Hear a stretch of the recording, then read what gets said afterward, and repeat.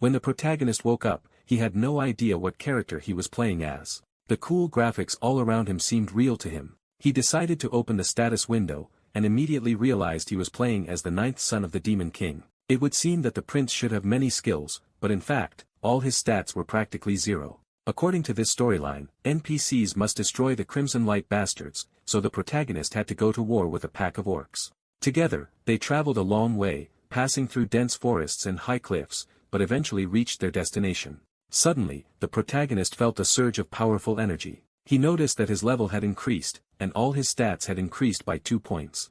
Remembering his character's storyline protection, Ganju confidently entered the dark cave. Here, the gang managed to find a ton of treasure, some of which the protagonist placed in his inventory. Sensing something was wrong, the Crimson Light tribe general decided to punish the wanderers. His army immediately began to slaughter the protagonist's gang. The boy tried to fight back, but his sword was too weak. The protagonist's HP was depleting rapidly. To escape this hell, he decided to quit the game, but he couldn't find the appropriate button. This simply meant he was stuck in a virtual reality world. In the real world, Ganju was nothing special. His only passion was video games, so he decided to replay the remake of his favorite childhood game, which told a story about humans and demons.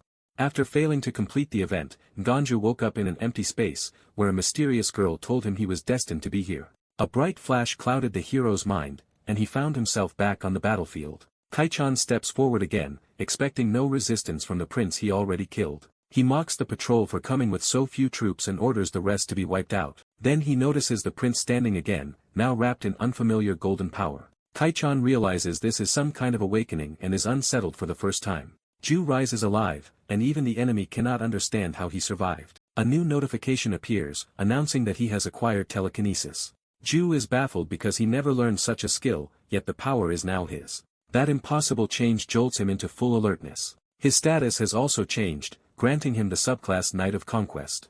Kaichan reacts with alarm and orders his men to kill the prince immediately. Karak sees the change too and is stunned. The loyal orcs instantly shift from confusion to fierce devotion, throwing themselves into protecting their prince. Ju becomes the center of the battlefield as both sides recognize that something fundamental has changed. He steadies himself with the broken sword still in hand and turns back to the interface for answers. He knows Knight of Conquest is not a normal class option, which means this power lies outside the game knowledge he trusted. That mystery forces him to ask why this impossible role was given to him. As golden power gathers, he realizes the answer is already inside him, as if forgotten spells and instincts are awakening from somewhere deeper than memory. He understands that the power of conquest is the power of a king. Accepting that role, he invokes the king's banner and releases a commanding wave of power that surges across the battlefield and stuns everyone around him. A new conquest skill spreads the king's blessing over a chosen area, and the orc troops immediately feel their strength surge. Empowered by that buff, the orcs charge the red-skinned enemy with orders to wipe them out. Their first clash turns brutal as the strengthened orcs start smashing through the opposing front line. The momentum keeps building, and the enemy is driven back by raw force. Across the battlefield, the buffed orcs overwhelm scattered foes and turn the fight into a rout. The enemy side realizes too late that the orcs have suddenly become far stronger than before. Their leader can only stare in disbelief at how absurdly the balance has shifted.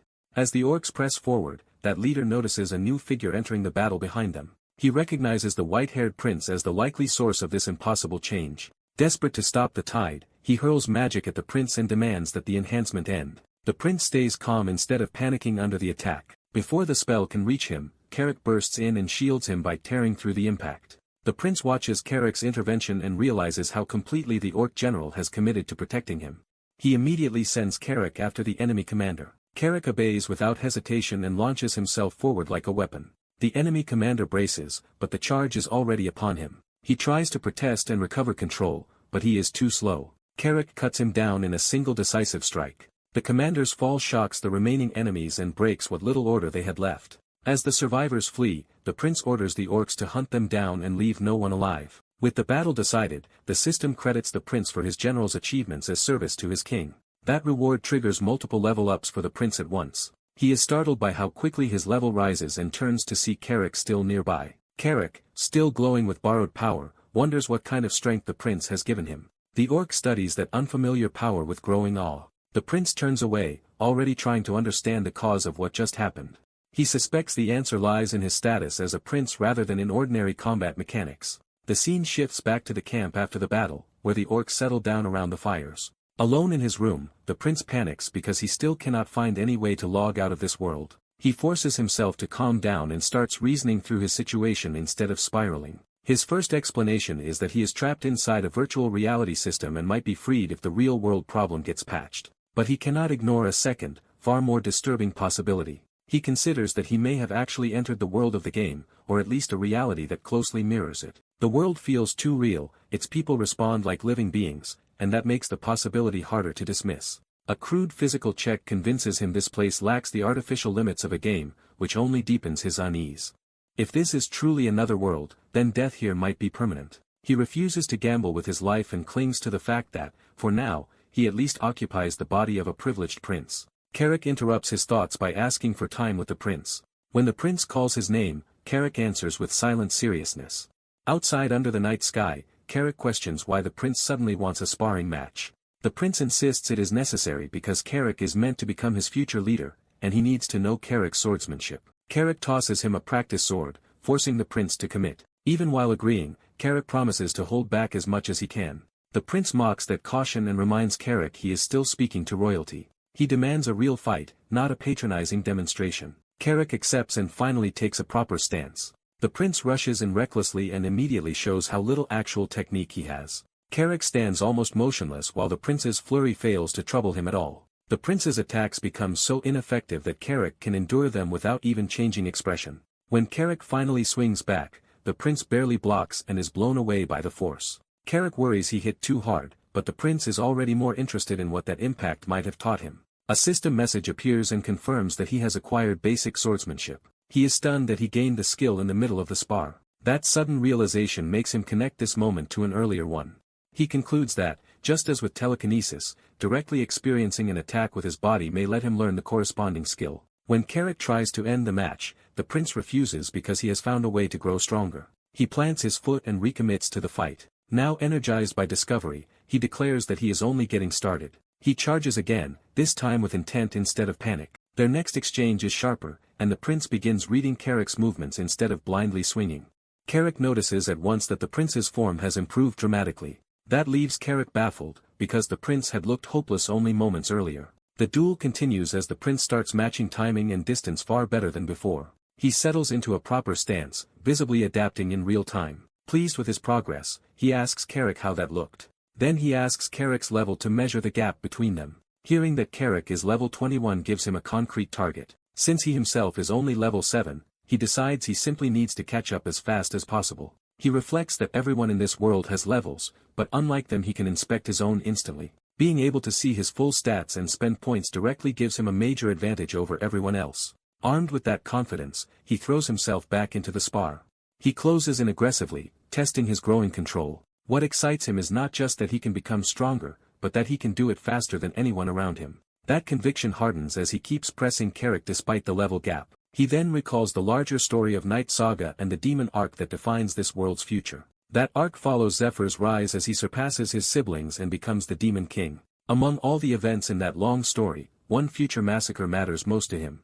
In year 517, Zephyr kills all of his siblings to secure his goal, which means the prince himself is fated to die. Since it is only year 512, he still has time before that disaster arrives. He decides his top priority must be preventing that future, ideally by becoming stronger than Zephyr. Carrick later finds him in the forest and tells him a meeting is about to begin. The prince has forgotten entirely, and Carrick reminds him everyone is already waiting. That leaves the prince confused about what kind of meeting this is. By daylight, the camp is calm again as he heads to the gathering. He arrives awkwardly and tries to hide how unprepared he feels. Two older siblings are already there, and they note that he has come unusually early. The seventh prince, Chris Moonlight, greets him warmly and tells him not to be so formal with family. The eighth princess, Caitlin Moonlight, points out that this is actually their first proper meeting. Chris still invites him to address them by name, treating him with unexpected ease. The prince remembers that these two, children of the fourth Queen Elaine Moonlight, had been troublesome figures in the game. He also remembers that they are doomed to die a year before the final massacre. In the original story, Zephyr and the Demon King's other children kill them first. The reason is tied to a hidden truth about Caitlin's birth. That secret is that Caitlin is not a legitimate daughter. Instead of hostility though, she scolds the prince for ignoring the patrol plan and taking unnecessary risks in battle. She moves closer to inspect him herself. Her concern turns physical as she checks whether he was injured.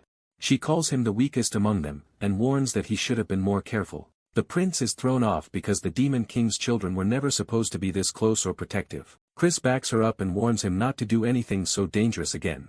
Their kindness leaves him genuinely shaken because it contradicts everything he expected. He pauses and starts reassessing what he thought he knew about them. Remembering that lycanthropes often produce aura users, he wonders if he can learn aura the same way he learned other skills. He abruptly asks Chris for a favor. With suspicious enthusiasm, he asks to be hit. Both siblings are horrified by the request. The moment hangs in baffled silence. That silence gives way to a memory of the previous battle against the Lightning Tribe. Explosions had torn through the enemy ranks and thrown the battlefield into chaos. The larger fight had become a massacre with bodies falling on both sides. A massive red-skinned general carved through the fighting with overwhelming power. Enemy warriors could only scream as he closed in. He crushed attackers with devastating strikes and scattered them effortlessly. Even direct counterattacks barely slowed him as he kept cutting enemies down. His sheer presence terrified everyone around him. One enemy soldier broke completely under that pressure. The general answered with another violent blow that shattered the ground itself. He drove his troops onward by ordering them to kill everything and promising rewards for the highest body count. The orcs answered that call with a ferocious charge.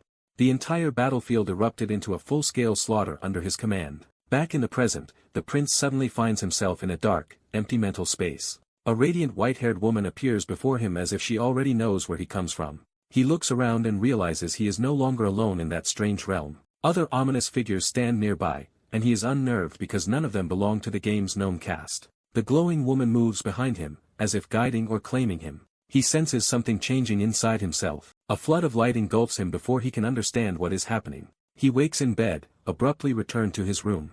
Disoriented, he wonders whether the whole encounter was only a dream. Carrick's sudden voice beside him startles him badly. The prince complains, while Carrick simply notes that he seems fine. Carrick then asks why the prince had begged the princess to strike him in the first place. Before the prince can answer, a strange energy begins to gather around him. A system notice confirms that he has obtained Aura Level 1, and he immediately feels the new power awaken. Carrick is astonished that being struck by Aura could trigger an awakening, while the prince admits it was only partly that simple. Carrick also realizes the prince was the one who had suddenly become so energized during the earlier battle. When the prince asks what happened while he slept, Carrick says there is major news. The main force has already defeated the Lightning Tribe as well. That shocks the prince, because he believed only he, Chris, and Caitlin had been sent against the Scarlet Lightning Tribe. Carrick reveals that the true commander of the main force was General Bandal. The name hits hard because Bandal is one of the strongest warriors in the story and a favorite subordinate of Zephyr in the original timeline. The prince immediately sees an opportunity hidden in that revelation.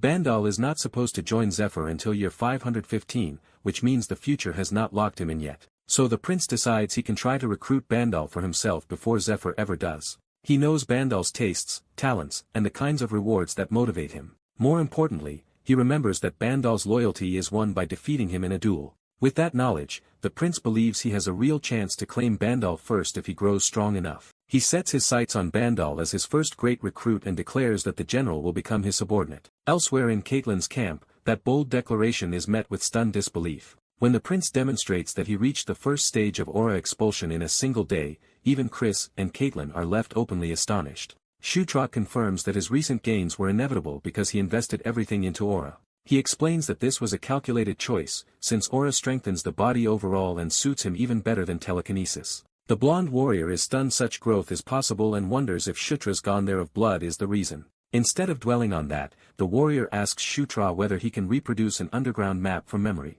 Shutra admits he cannot make one directly, but offers to copy what his mini-map shows if given writing tools. The group prepares this plan from their camp in the mountains. When the map is drawn, it turns out to be even more detailed than the one they already had. The blonde warrior is delighted and openly praises Shutra's usefulness.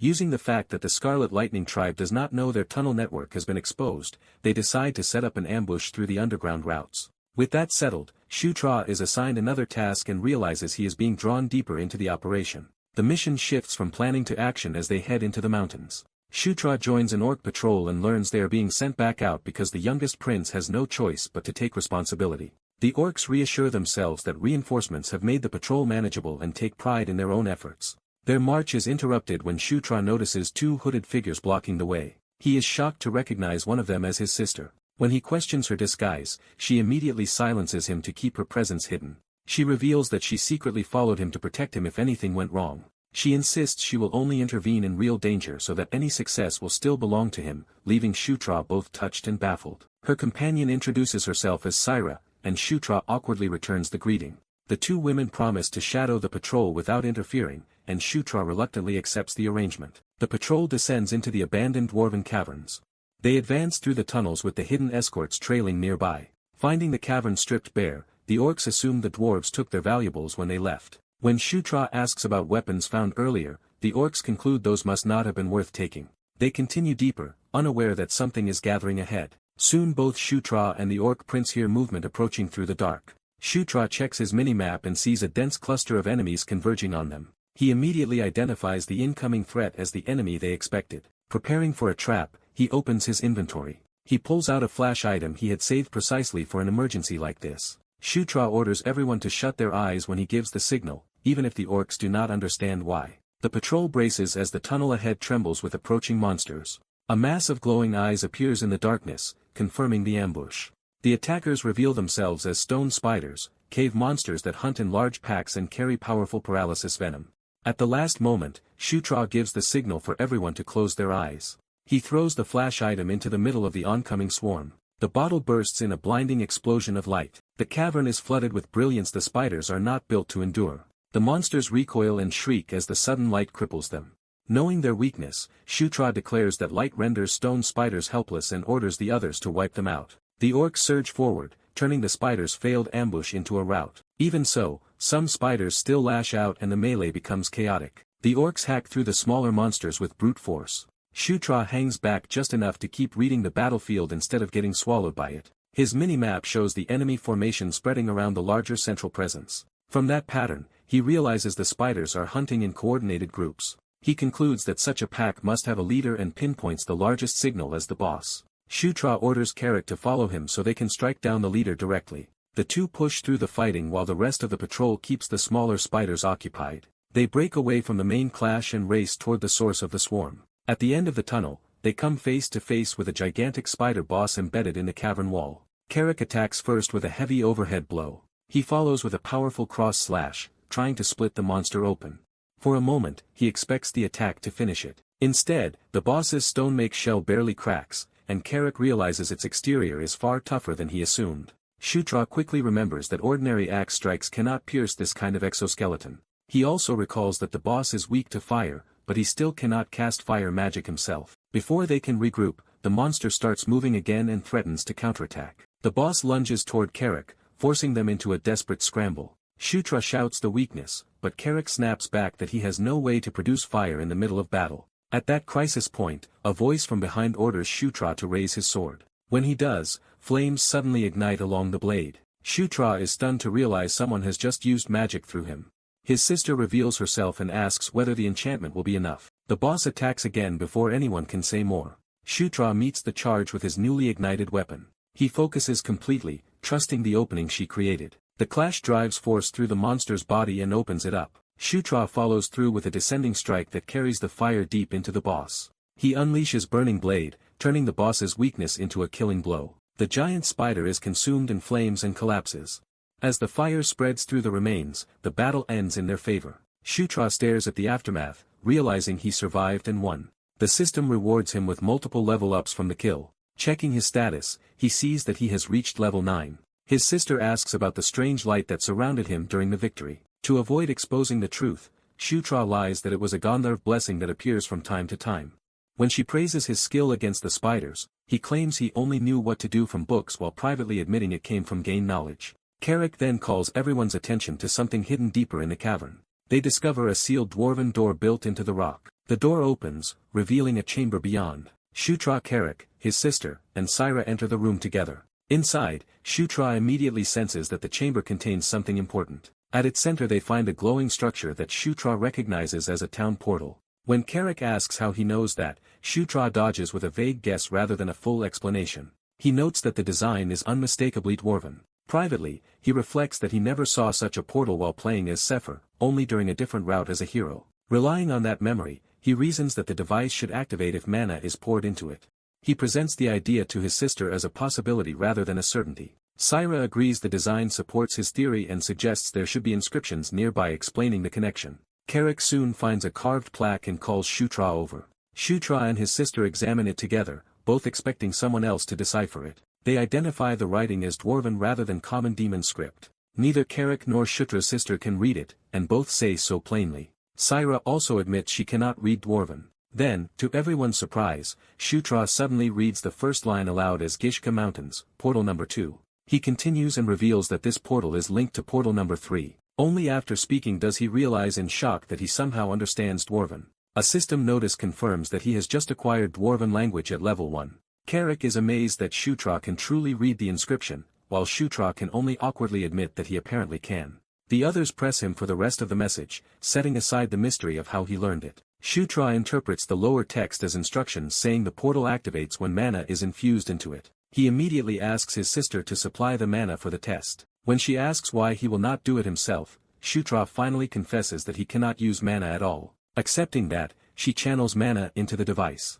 The orb responds at once and begins shining intensely. Its light swells until the whole chamber is filled with blue radiance. A three-dimensional map of the Gishka Mountains rises from the portal, astonishing everyone. Using the projection, Shutra identifies their current position and the location of portal number 3, concluding that Dwarven tunnels should exist there as well. Carrick immediately sees the military value, realizing they can use those tunnels to strike the Scarlet Lightning tribe from behind. They decide not to act rashly and instead return so the plan can be discussed with higher command. Back at camp, the discovery of a hidden portal in the mountains still feels unbelievable. The blonde warrior greets Shutra with overwhelming gratitude and calls him a blessing to their cause. He insists on rewarding Shutra and promises to grant any request within his power. Shutra tries to refuse, but the warrior presses him, saying a leader must properly reward merit. When the warrior adds that rejection would genuinely hurt him, Shutra realizes he has to ask for something. He cautiously asks whether even an unreasonable request would be allowed. Then he makes his real demand.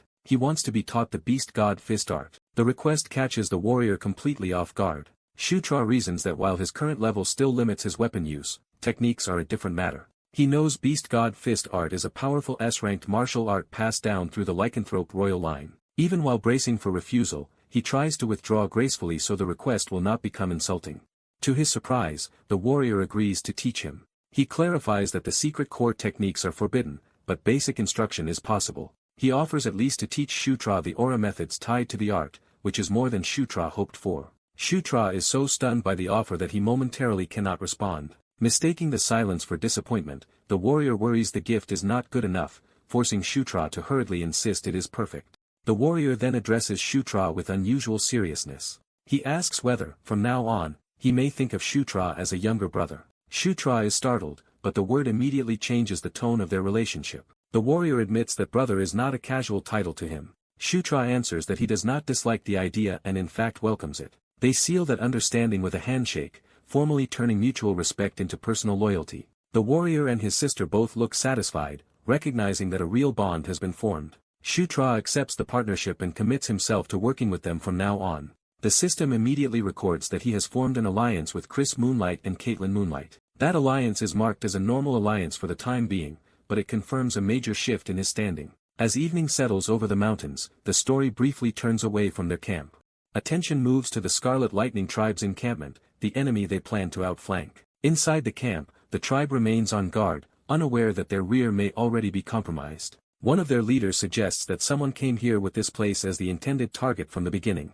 He brings that suspicion before their captive princess. Bound within a ritual circle, the sixth princess, Felicia Doomblade, is confronted and asked why she came. Elsewhere, Shutra reviews his status and notices that charisma has become the one stat lagging behind the others. He recalls that all of his stats originally rose evenly, but charisma eventually started increasing more slowly. That inconsistency makes him question how this world system differs from the original game. He remembers that appearance and charisma were separate in Night Saga, with charisma measuring how favorably others respond to a person. Given how smoothly his relationships have been improving, he decides the slower charisma grows still makes sense. What matters more to him now is that he is close to reaching level 10. He remembers that in Night Saga, hitting level 10 is when key characters' unique skills advance, and he prepares for what that milestone might unlock for him. Shutra heads out in high spirits, privately hoping that reaching level 10 will finally improve one of his abilities. When his orc attendant confirms everything is prepared, Shutra agrees to depart at once. He brushes off questions about his good mood,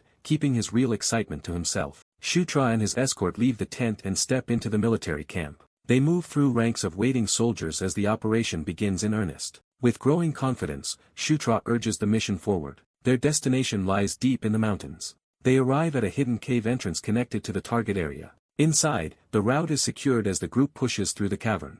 They reach a sealed chamber where the dwarven portal has been installed. A larger strike team gathers before the gate, led by Prince Chris and accompanied by Caitlin, Shutra, Carrick, and robed specialists. Chris immediately asks whether the portal investigation is complete. The mages confirm the gate links directly to the Eska River in the Gishka Mountains, exactly as expected. They further report that the dwarven-made device is functioning without problems. Satisfied, Chris orders the operation to proceed. The mages pour power into the portal core to activate it. The gate flares with blinding light as the connection stabilizes. A full passage opens, revealing the rocky terrain on the other side. Shutra stares in amazement as the legendary gate becomes real before him. He can hardly believe he is seeing such a thing outside the game he remembers. Caitlin snaps him out of it, and he hurries after the others through the portal. Shutra crosses over into enemy territory. The team emerges in a red canyon beyond the gate and advances toward an overlook. Shutra pauses when he senses something unexpected ahead. From the ridge, they find the Scarlet Lightning camp spread out below them. Chris is pleased that the encampment is exactly where he predicted. Estimating roughly 5,000 troops, he decides their rear supplies should be the primary target. His plan is for General Ban All to distract the enemy from the front while their infiltrators burn the food stores from behind. A hooded ally hesitates, sensing that something about the camp feels wrong. The group realizes the camp holds far fewer soldiers than expected and begins to suspect the main force has already moved. Shutra catches the distant sound of fighting and turns toward it. A battle is clearly underway somewhere beyond the camp. Chris tells Shutra to focus aura into his eyes so he can see the distant clash more clearly. Shutra follows the instruction and sharpens his vision. With enhanced sight, he finally makes out the battlefield in the distance. Caitlin identifies one side as the Lightning Tribe, but the opposing force is unfamiliar and clearly not Bandal's scheduled army. Shutra notes that the skirmish is too small to be the planned main engagement. The distant fight rages on between the two unexpected forces. Shutra spots pale, smaller fighters mounted on Dracos cutting through the tribe's warriors. He realizes the attackers are dark elves, shocking the others. Caitlin confirms his read, adding that the Draco riders fit the dark elves perfectly. Chris notices the dark elves are already retreating from the skirmish. Their withdrawal is so sudden that he wonders whether their commander has fallen. The whole situation makes little sense to the group, and Shutra grows increasingly uneasy. He cannot understand why dark elves would be operating here at all. The story shifts back to their own command camp. Through a communication device, General Bandal reports that Chris's side has successfully located the dwarven portal. Bandal praises the result and asks how Chris knew a portal would be hidden there. Chris credits the discovery to Shutra, while Shutra awkwardly downplays it as luck. Bandal warmly acknowledges Shutra and promises he will finally receive proper recognition at the Demon King's castle. Chris then asks Bandal about the small battle that broke out in front of the Lightning Tribe camp. Bandal says it was likely an unsanctioned clash started by dark elves acting on their own. When Chris asks whether they were reinforcements from the Demon King's castle, Bandal says the situation is still unclear and that their stated scouting mission went wrong. Bandal interrupts the speculation with news of a more urgent problem. He reveals that the leader of the Dark Elves' independent unit was captured by the Scarlet Lightning Tribe. That revelation alarms Shutra, who immediately asks who the captured commander is. Bandal answers that it is someone Shutra knows very well. He names the prisoner as the sixth princess, Felicia Doomblade. Chris and Caitlin are stunned by the identity of the captive. Felicia is introduced as a Dark Elf princess and Shutra's sister. Shutra recalls that in the game, Felicia and Sylvan served the faction of the fourth princess Anastasia Necrian, so he always regarded her as an enemy. Now he struggles to understand why Felicia has appeared here and whether she is interfering to gain merit. Chris asks whether the Scarlet Lightning Tribe even realizes the Dark Elf they captured is Felicia. Bandal admits they have not confirmed that yet. When asked what should be done, Bandal says they will rescue her if possible, though he leaves room for negotiation only if the enemy yields first. Chris makes clear he has no intention of bowing first to secure her release. Bandal accepts that stance and promises to keep gathering information from his side. The communication ends, leaving Chris's group to decide their next move. Chris dryly remarks that their brilliant older sister has managed to become a prisoner. Caitlin insists that if Felicia is still alive, they have to save her. Chris warns that a rescue could cost them lives and jeopardize the whole operation. Caitlin refuses to accept abandoning family and demands they save Felicia no matter what. Chris falls silent, clearly conflicted. Shutra tries to speak up, sensing the tension between them. He realizes there is more history here than he understands. Preparations continue outside as Allied troops gather for the assault. Chris calls everyone together and presents a revised plan. Once Bandal draws out the Scarlet Lightning main force, their side will strike the encampment from the rear. Chris will create chaos in the center while Caitlin and Shutra each lead squads to carry out the mission. When Shutra asks if that mission includes rescuing Felicia, Chris says yes, but only after they burn the food stores and armory. He adds a hard limit. If the rescue becomes too dangerous, they must retreat rather than sacrifice more lives for Felicia. Caitlin angrily challenges that cold calculation, insisting her authority as a commander matters too. Shutra notices that Chris sounds far less committed to saving Felicia than Caitlin does. He begins to suspect some personal rift lies behind Chris's reluctance. Night falls over the mountains as the assault begins. The Allied force advances into position under cover of darkness. Bandal launches the frontal attack and sends his warriors charging. He drives them forward with a furious order to wipe out the Scarlet Lightning tribe. From the ridge, Chris watches the battlefield below. He studies the enemy camp one last time before springing the trap. Inside the camp, the Scarlet Lightning soldiers remain spread out and vulnerable. Chris commits to the strike. Explosions suddenly erupt across the encampment from the rear. The blasts throw Scarlet Lightning warriors into chaos and shatter their formation. Bandal seizes the opening and charges straight through the confusion with his troops behind him. Consumed by battle fury, he orders total slaughter. Shutra's unit waits for the exact moment to move while the attack unfolds. When Carrick asks why they are still holding back, Shutra says they are waiting for the signal. The signal comes as Allied forces crash into the disoriented defenders. Carrick and the others carve through the enemy line as the rear assault begins in earnest. Bandal himself barrels forward behind them, keeping the pressure on the camp. He judges the moment and decides the diversion has done enough. Bandal orders a retreat, ending the frontal strike once the camp is fully destabilized. From above, Chris sees the enemy base engulfed in flames and the battlefield thrown into disorder. With the diversion complete, he orders his infiltration force to move. Shutra and Caitlin steel themselves to follow the plan exactly. Chris leads the charge into the burning camp with both squads behind him. The defenders are too shocked by the fires and sudden assault to respond cleanly. Allied orcs and werewolves tearing to the scattered Scarlet Lightning troops. As they run, Caitlin and Shutra warn each other to stay alive. Shutra summons his tactical map while moving through the chaos. Using the map, he redirects his squad toward the food storage on the left. Carrick throws himself into the fighting with savage enthusiasm. He cuts down a Scarlet Lightning warrior and drives the squad's advance. The enemy tries to counterattack in close quarters. Carrick catches the threat a moment too late. Shutra saves him by hurling a dagger into the attacker before the blow can land. At that instant, Shutra gains a new skill, dagger throwing LV1. He immediately recognizes the usefulness of the skill and takes confidence from it. When Carrick asks when he learned to throw daggers, Shutra brushes it off while privately realizing he somehow gained the skill from practicing the night before. They reach what appears to be the food storage, and Carrick asks if they should burn it now. Shutra suddenly remembers Felicia and realizes she could die in the flames if she is imprisoned nearby. He decides they must find her before setting the place ablaze. Shutra consults the map again while running. Reasoning from game logic, he concludes Felicia should appear on his map as a neutral marker rather than an enemy. He spots the clue he was hoping for. Shutra orders Carrick to follow him toward the marked location. He forces his way into a nearby tent that should hold the prisoner. Inside, he finds the right place but not the person he expected to see standing free. A familiar voice calls his name from within the tent. Shutra discovers Felicia bound by magical restraints inside a prison circle. Felicia, the sixth princess, is shocked to see him there. She can only ask why Shutra has come.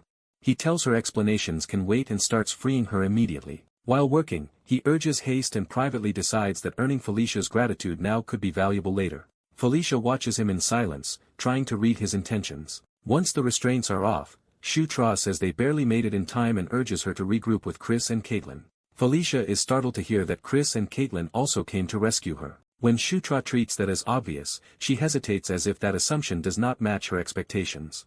She begins to explain that Shutra does not understand the family's power struggle, but Carrick interrupts with news that enemies are closing in. Shutra cuts the conversation short and tells Felicia to run with him. As they flee, Felicia is thrown off by how naturally he calls her by name. Shutra rushes ahead through the burning camp, focused on escape. Felicia suddenly warns him that danger is behind him. A blast strikes Shutra from behind before he can react. The hit leaves him reeling in invisible pain. Carrick shouts his name as flames erupt where the attack landed. The fire swells between them, cutting off the path and worsening the chaos.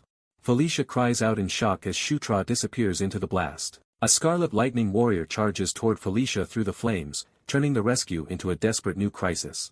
Felicia bristles in frustration as the battle around them refuses to go as expected. Her irritation snaps into alarm when she senses a sudden change in the situation. A burst of power erupts nearby, catching her completely off guard. She turns toward the smoke, unable to understand what just happened. Someone steps forward through the aftermath with new power gathering around him. Shutra gains mana control and fire arrow, and immediately realizes his abilities are becoming real. Instead of panicking, he grins at the opportunity in front of him. He unleashes his first fire attack with reckless confidence. The thrill of real combat only makes him bolder. He keeps firing, driving the attack into the ogres in rapid succession. The barrage lands cleanly and burns through multiple enemies at once. Shutra laughs in disbelief and excitement now that he knows the magic truly works.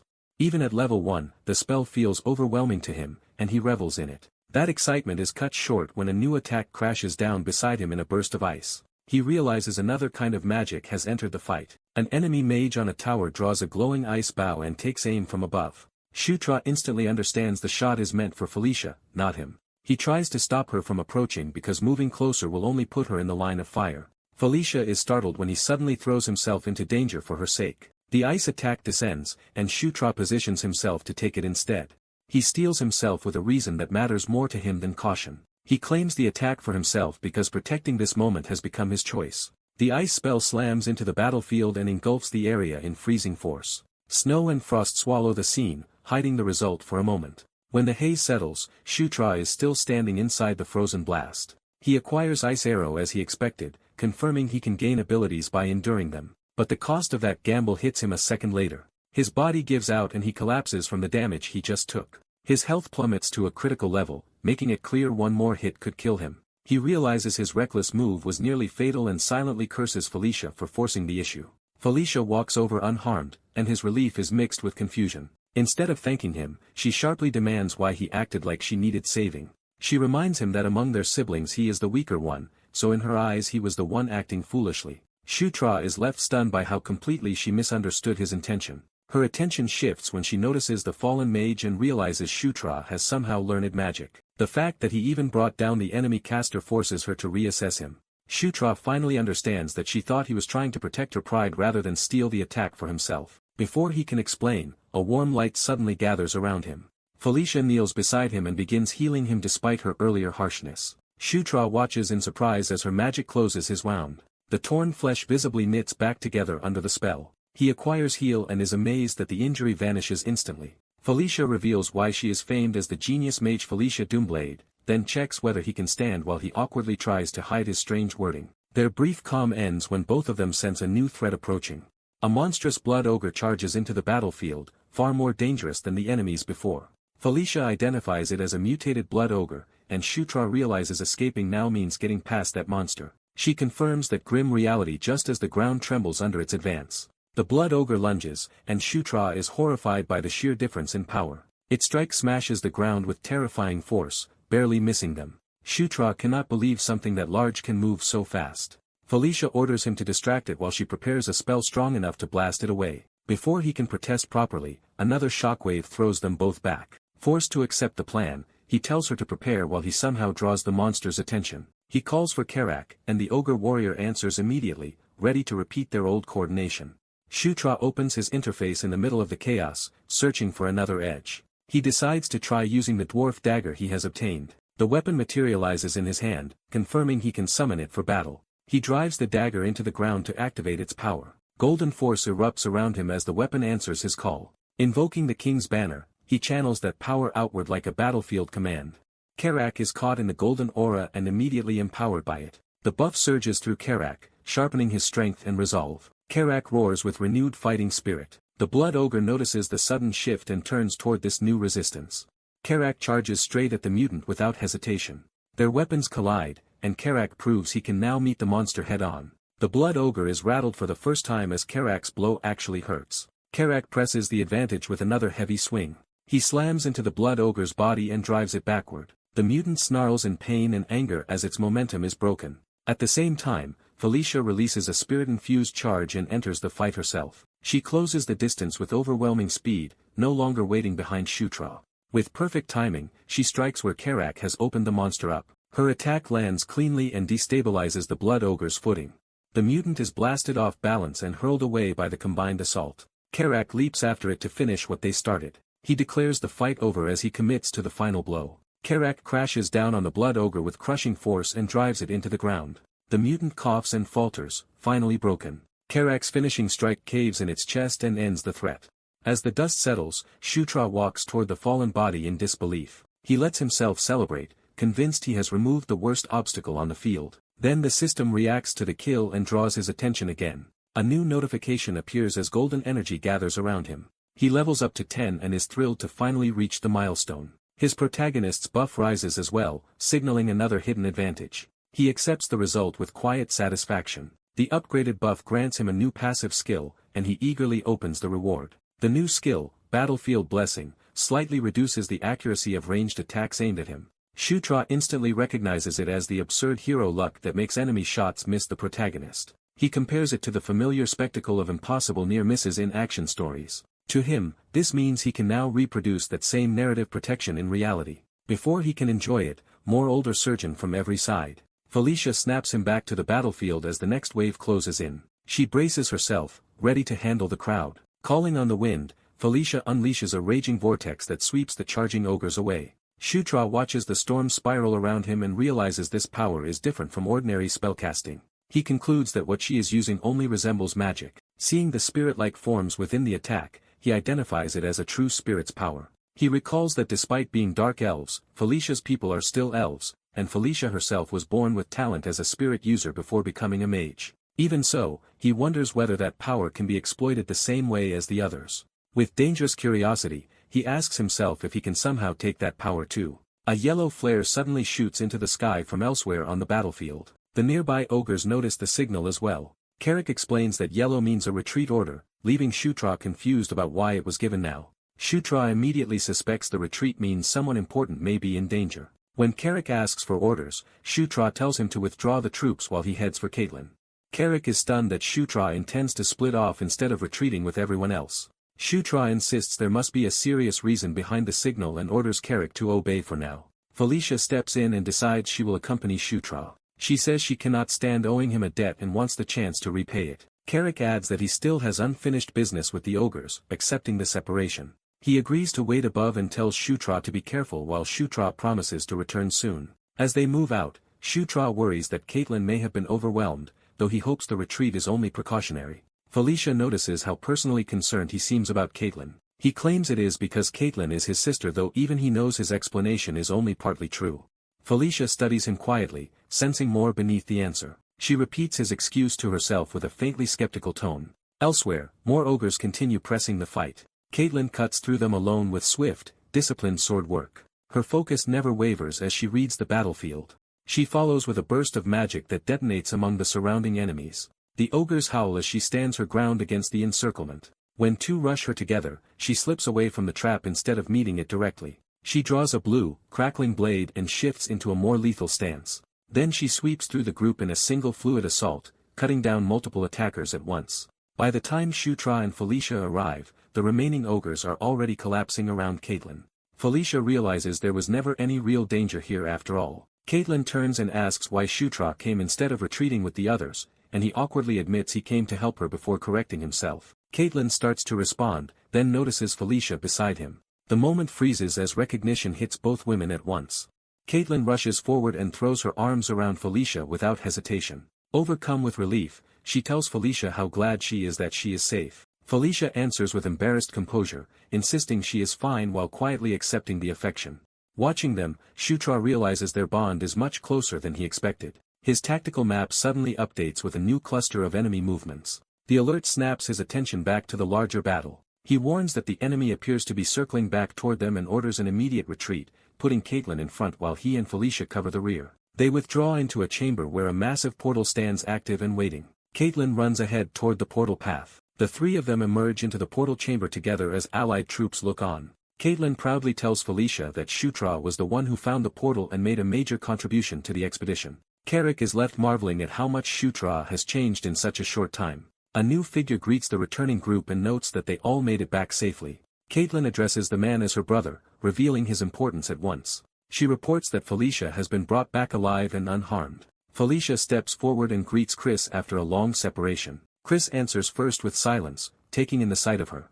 Then he finally speaks, acknowledging the long time that has passed and calling her by name. The reunion hangs in a tense quiet, signaling that what comes next matters more than the battle they just escaped. In their hideout, the group learns that General Vandal also won his battle, while Yakuzan abandoned his burning camp and fled instead of being captured. Shutra is reminded that Yakuzan is the great chief of the Red Thunder tribe, making his escape a serious unfinished threat. They realize Yakuzan has not truly surrendered and could still recover if he regroups his scattered allies. To prevent that, the prince decides they must strike Kairam, Kaiken's older brother, before he can join forces with Yakuzan. With the briefing over, the conversation turns to Felicia, and her brother asks how she ended up here. Felicia explains that she had been researching nearby ruins, heard of the battle, and was captured while trying to help. Her brother doubts that explanation and presses her on whether she is telling the whole truth. Felicia pushes back lightly, asking whether he truly does not believe he studies her closely, sensing that something about her answer is off. Felicia meets that suspicion without flinching, and the tension between them lingers unresolved. Rather than pursue it further, he ends the exchange and tells everyone to rest after the hard day. The others accept the pause, but Felicia remains quiet, leaving her brother's doubts unsettled. That night, the camp settles into a brief calm as the mixed force eats and recovers underground. Alone, Shutra happily reviews the skills he has gained so far, pleased by how quickly he is growing. He notes that only aura is immediately useful in battle and dismisses the rest for the moment. Felicia arrives at his room after changing clothes and asks to come in. When he asks why she came so late, she hesitates instead of answering directly.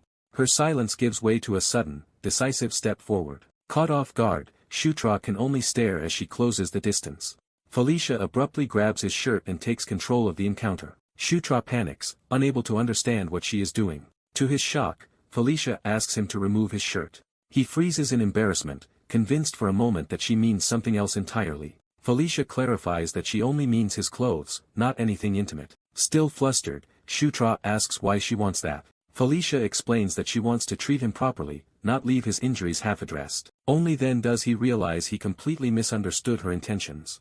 As she prepares a spell, Felicia admits that what she did earlier was only emergency first aid. She warns that he may still have internal injuries and begins healing him again, while he privately laments getting his hopes up for the wrong reason. During the treatment, Shutra asks about the strange glow he saw from her body earlier, and she brushes it off as something that happens sometimes. He lets that mystery rest and instead says he has a favor that only she can grant. Shutra makes clear that this request depends specifically on Felicia's unique abilities. Felicia waits for him to explain, wary but listening. Shutra reviews the healing-related skills he could learn through her, realizing she can help him acquire cures for ailments as well as ordinary healing. The prospect excites him because it would greatly expand his usefulness. Felicia quietly agrees to help, and Shutra successfully acquires cure poison, and cure disease from her. With that success behind him, his attention shifts to the other prize he has wanted all day, Beast Fist. Caitlin confirms that she will teach him the werewolf branch of Beast Fist, and Shutra is thrilled. He learns that Beast Fist is a martial art symbolic of the lycanthropes. More importantly, the werewolf style is the foundation of the higher divine Beast Fist, which explains why Caitlin chose it for him. Caitlin explains that Beast Fist uses both external and internal aura, and begins with internal aura control. Following her instructions, Shutra closes his eyes and focuses inward on his aura. He quickly senses it, confirming that he can grasp the technique. As he concentrates, he comes to understand aura as the power of life flowing through the body. He also realizes that aura approaches the power of the soul itself when pushed to its limit. The insight strains him, but he forces himself to keep hold of the sensation. That breakthrough unexpectedly grants him a new passive skill called Protagonist's Body. The sudden reward catches him off guard in the middle of training. He learns that Protagonist's Body drastically improves the efficiency of training skills learned through physical practice and unlocks new traits as it levels. Shutra is stunned to realize he has gained another absurdly powerful advantage. Comparing it to his other rare passives, he concludes that this new one is just as valuable as the gifts he already possessed. The level-based trait system convinces him that the skill may become even more broken over time. He can barely contain his excitement at the implications.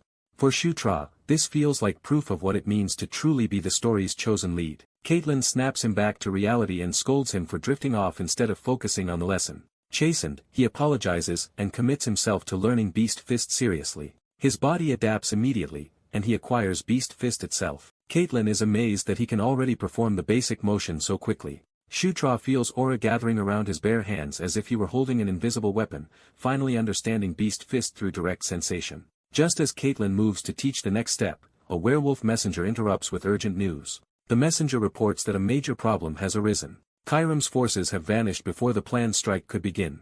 The report shocks the entire group and throws their strategy into doubt. They conclude that Kairam must have seen through their plan, and Caitlin demands to know what they do next. Using intelligence from Vandal's side, they identify the place where your cousin and Kairam are likely to rendezvous. Because the terrain strongly supports that prediction, Shutra argues they need to act decisively. The prince chooses to unite with General Vandal and fight the Red Thunder tribe together in a full-scale war. By morning, they arrive at the main camp of the Red Thunder tribe suppression force. General Vandal formally welcomes Prince Chris to the camp. Chris greets Vandal as an old acquaintance, and the reunion is cordial but brisk. Vandal extends the same courtesy to the princesses, but Chris cuts through the pleasantries and asks after his subordinates. Shutra watches the exchange with quiet interest. Seeing Vandal in person gives him a strange sense of familiarity, as if he recognizes him from the game he once knew. He introduces himself directly to Vandal, trying to bridge that distance. Vandal pauses, sizing the boy up before responding. He accepts the greeting and acknowledges Shutra by his full title as the Ninth Prince. Soon after, Shutra experiences a vivid vision of a radiant woman descending in light. Her calm face and mismatched eyes make the apparition feel important rather than random. The vision shifts to a second woman clad in red armor and wrapped in flames, standing opposite the first. The red warrior radiates hostility and overwhelming power. The luminous woman answers that threat with serene confidence. The fiery woman's gaze suggests a conflict far older and larger than the current war. Shutra finds himself standing between the two forces, as if caught in the middle of their confrontation. He can only stare, unsettled by the intensity of what he is seeing. The vision frames their opposition as a clash of conquest and war. He jolts awake in his bed at camp, unsure whether the experience was a dream or something more. Still shaken, he questions whether what he saw was only a dream. He is certain he has seen the radiant woman before, which makes the vision harder to dismiss. What troubles him most is the identity of the woman in red. Before he can think further, a soldier calls him to move out with the army. Shutra leaves the tent and joins the marching force. Around him, the camp is already in motion as troops prepare supplies and deployment. As the battle begins, Shutra is assigned to the left flank. Vandal takes the center, Chris and Caitlin hold the right, and the Dark Elves are placed in the rear as a mobile detached force. The advance begins, and events accelerate too quickly for Shutra to process calmly. By the time he fully regains his bearings, the battle is already underway. He finds himself standing amid a vast battlefield packed with thousands of soldiers, suddenly confronted by the true scale of war. Vandal orders the army to take combat positions. He hardens the troops' resolve by promising to make the enemy understand real pain. Then Vandal launches the full advance. The opposing forces rush toward each other and collide. From the enemy's side, a hidden commander mocks them for charging in blindly. An instant later, explosions erupt among the advancing troops and tear open their formation. Vandal is stunned by the sudden attack and demands to know what has appeared. The army halts in confusion as the battlefield changes around them. A colossal beast emerges behind the enemy lines, towering over the soldiers. Vandal recognizes it in disbelief as a swamp mammoth. The monster's bombardment continues, blasting the ground with devastating force. The explosions spread through the battlefield and throw allied troops into chaos. Even the werewolves and frontline fighters are caught in the destruction. The barrage keeps widening, making it impossible to maintain formation. Shutra and the soldiers around him are forced into a desperate scramble just to stay alive. He realizes too late that they have walked into a trap. As more giant beasts appear, Shutra understands that the enemy knew their plans from the beginning. He identifies the creature as the swamp mammoth, a monster whose name barely captures its true scale. In practical terms, he recognizes it as a genuine battlefield monster rather than a mere beast. Trying to steady himself, Shutra braces in the middle of the chaos. The ground shakes under the pounding advance of even more enemy monsters. Then another threat arrives as lizard men join the ambush. Their sudden appearance spreads panic through the allied ranks. Shutra turns toward the new attackers, realizing the trap is even broader than he thought. The lizard men crash into the melee and begin cutting through the disordered troops. One of them lunges straight at Shutra before he can react. Karak intercepts the attack at the last moment and saves him. Karak angrily warns Shutra that one mistake here will get all of them killed. Shaken into focus, Shutra accepts the rebuke and reminds himself that this is real war, not a game. Elsewhere on the field, Chris fights his way through the enemy while trying to understand how badly they have been outplayed. He fears the enemy may have known everything and been toying with them from the start. Caitlin urges him to retreat now and wait for a better chance rather than keep leading troops for nothing. She warns that one more mistake could lead to annihilation and that casualties will only keep rising if they stay. Pressed by her argument, Chris realizes he must choose between pride and survival. At last he shouts for the entire army to listen. He orders the magic users to form a rear defensive line while the rest organize and withdraw. Chris reframes the retreat as a command to survive and return alive, putting his soldiers' lives above glory. The battered force falls back toward camp under that order. Back at the encampment, the wounded are immediately treated as the survivors regroup. Chris blames himself for being too complacent and not questioning the situation sooner. Vandal tells him regret changes nothing and says their only choices now are full withdrawal or requesting reinforcements from the Demon King's castle. Chris reluctantly agrees that he cannot sacrifice his subordinates to satisfy his own pride. Before they commit to that path, Felicia interrupts and says she has another idea. She explains that she originally came to this region to explore ruins at the edge of the Jishuka Mountains. Zutra recalls that in the game Felicia was a research-focused mage rather than a combat specialist, which makes this line of thought fit her strengths. He realizes her talents were always meant for investigation and ruin exploration. Felicia spreads out a map and points them toward a specific hidden site. She reveals that she has long been researching a 1,500-year-old ruin called the Lair of the Earth Dragon Enkidu. According to her, Enkidu was a lava-born dragon that stationed many guardians to protect its lair and treasures. Among those guardians were dwarves of the Jishuka Mountains, who forged weapons for that purpose. Felicia identifies one relic in particular, the Thunderbirthing Anvil, which can command guardian chimeras and unleash magic on the scale of an army. She marks the ruin's location as the key to turning the war around. Felicia concludes that if they want any chance of finding the Thunderbirthing Anvil is their only option. The group confirms that the legendary anvil that bursts thunder is exactly what they came to find, and they press for its precise location. But the information they have is frustratingly incomplete, leaving them with only proof that the relic exists somewhere nearby.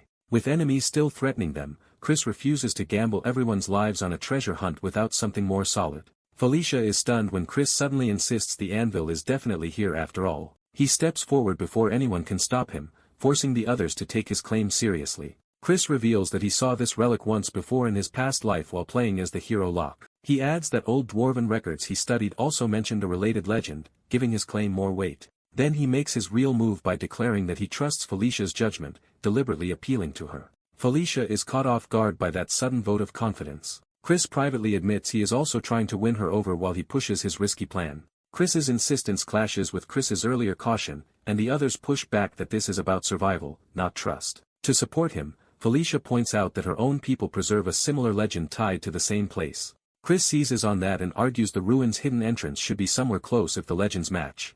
He stakes everything on his claim, promising to take full responsibility if he is wrong and begging for one chance to prove it. Once he wins them over, Felicia summons phantom steeds so the party can race toward the suspected site. The whole group takes to the air together and heads out at speed. As they travel, Chris notes with relief that he has at least succeeded in getting everyone moving toward the anvil.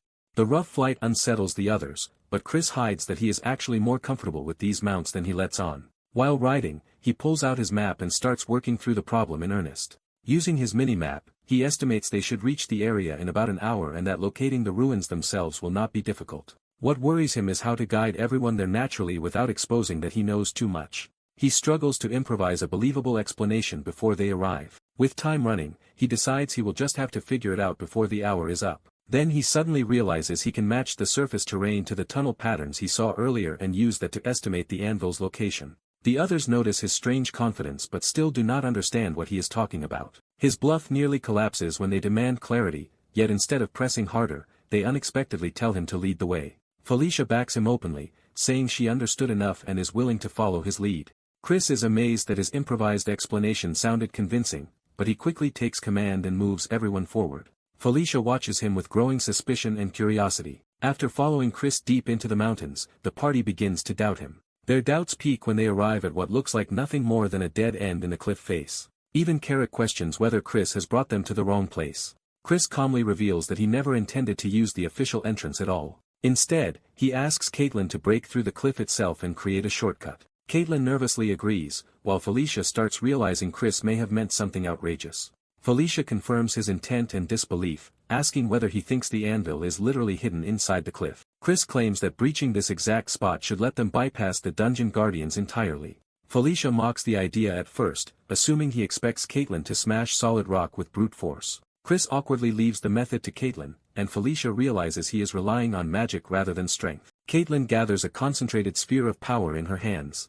Felicia explains that ruin explorers are trained in demolition and controlled blasting for situations like this. Caitlin unleashes the spell into the cliff with explosive force. Cracks race through the rock exactly where Chris predicted. The cliff face erupts outward as the hidden chamber behind it is blown open. When the dust settles, a concealed passage into ancient ruins stands exposed before them. Felicia can hardly believe Chris found the hidden route so easily. Seeing the interior, she realizes he truly did lead them straight to the relic's resting place. Inside, Chris identifies the central dome as the final safeguard protecting the Endel. Carrick suggests simply smashing the barrier, but Chris stops him because the relic itself could be damaged. Felicia agrees there must be a proper unlocking method and starts searching for clues. As the others spread out, she studies the chamber's layout more carefully. She notices that among 9 dwarf statues, only 3 hold weapons while the other 6 stand empty-handed. Caitlin guesses they may need to arm the remaining statues, but Felicia warns the mechanism is probably more specific than that. Chris reasons that because the existing weapons are dwarven-made, the missing ones likely must be dwarven weapons as well. When the others wonder where they could possibly get 6 such blades, Chris casually reveals that he already has exactly 6. He privately marvels that the spare weapons he once hoarded for no reason have suddenly become invaluable. He explains that he picked them up in the tunnels earlier as a precaution, astonishing Carrick. Chris jokes through the awkwardness while handing the heavy swords over. As the weapons are placed, the statues begin to react. One after another, the chamber's dormant mechanisms awaken. The statue's eyes light up, signaling that the lock has accepted the offering. Energy surges through the room and converges on the central dome. The final seal starts opening before their eyes. The whole group gathers around in tense anticipation as the barrier retracts. Chris stares in disbelief as the relic finally comes into view. The legendary anvil that bursts thunder rises from the center of the chamber. For a moment, Chris struggles to process what he is seeing. Then he realizes the so-called anvil is actually a forge, and the legend had been mistranslated all along. Felicia remembers that the records mentioned one final activation procedure still needed to truly use the forge. She immediately takes charge, assigning positions around the disc while leaving Chris and Carrick where they are. She explains that they must infuse mana into the disc in a precise clockwise sequence, gradually increasing the output. The group spreads into formation around the forge and prepares to follow her instructions. Felicia begins the ritual and orders everyone to focus. Mana from all sides pours into the forge, surrounding it with crackling lightning.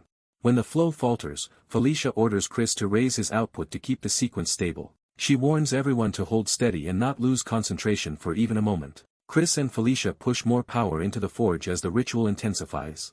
The forge starts to respond physically, shifting under the pressure of the accumulated mana. Chris strains to maintain control as the energy surges through him. The burden grows heavier, but he refuses to let the ritual fail. Outside the ruins, a pillar of lightning erupts into the sky, announcing that something immense has awakened. Inside, Chris senses the disturbance and realizes the activation has triggered something beyond the chamber. A shared vision suddenly overtakes the group, replacing the ruins with a scene from the distant past. They witness a colossal beast slamming into the earth amid chaos and destruction. The vision expands into a battlefield littered with fallen warriors and devastation. Chris is shaken as the vision begins speaking directly to those present. He hears a voice addressing retainers and senses something powerful descending from above. The vision shows a hidden camp below the cliffs, as if revealing the place they stand from another age. Chris realizes the voice and the scene are not random memories, but a deliberate message. Then the source appears, a massive black dragon descending like a god of ruin. The dragon declares itself the guardian of the nest of the great Enkidu. It proclaims that between the demon realm and the human realm, it stands as gatekeeper.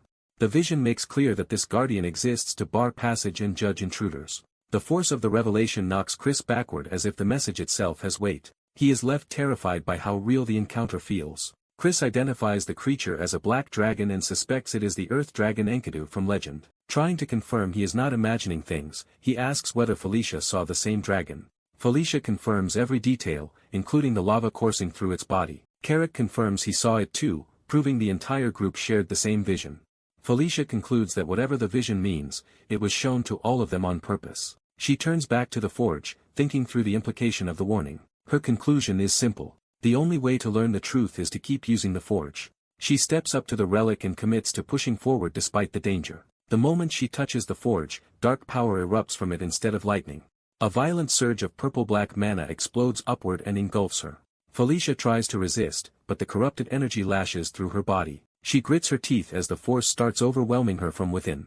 Chris rushes to her side in panic, calling out to his sister as she loses control. Felicia begs him to stop her before the power consumes her completely. Chris reaches into the torrent and tries to pull her free. Instead, the forge detonates with a greater burst of corrupted mana that engulfs them both. The others can only watch in horror as Chris and Felicia disappear inside the blast. Chris screams as the power tears through him. Within the darkness, a new command is spoken: conquer the mana of the earth dragon Enkidu. The forge declares that this is a trial imposed on those who came uninvited. Chris realizes the trial is not about survival alone but about dominion itself. The voice defines conquest as the act of ruling, turning the trial into a test of authority over Enkidu's power. Outside the blast, the remaining companions brace themselves as the corrupted energy continues to spread through the chamber. When the surge finally contracts, Chris is left kneeling at the center, transformed by the power he endured. A dark weapon and Enkidu's mana now answer to him, showing that he has seized part of the dragon's power. Still dazed and marked by the corruption, he calls weakly for Felicia. At the same time, the vision shifts to the cliffs above, revealing a hidden encampment nearby. Red-skinned orcs are shown watching the area from above, proving the party has been surrounded without knowing it.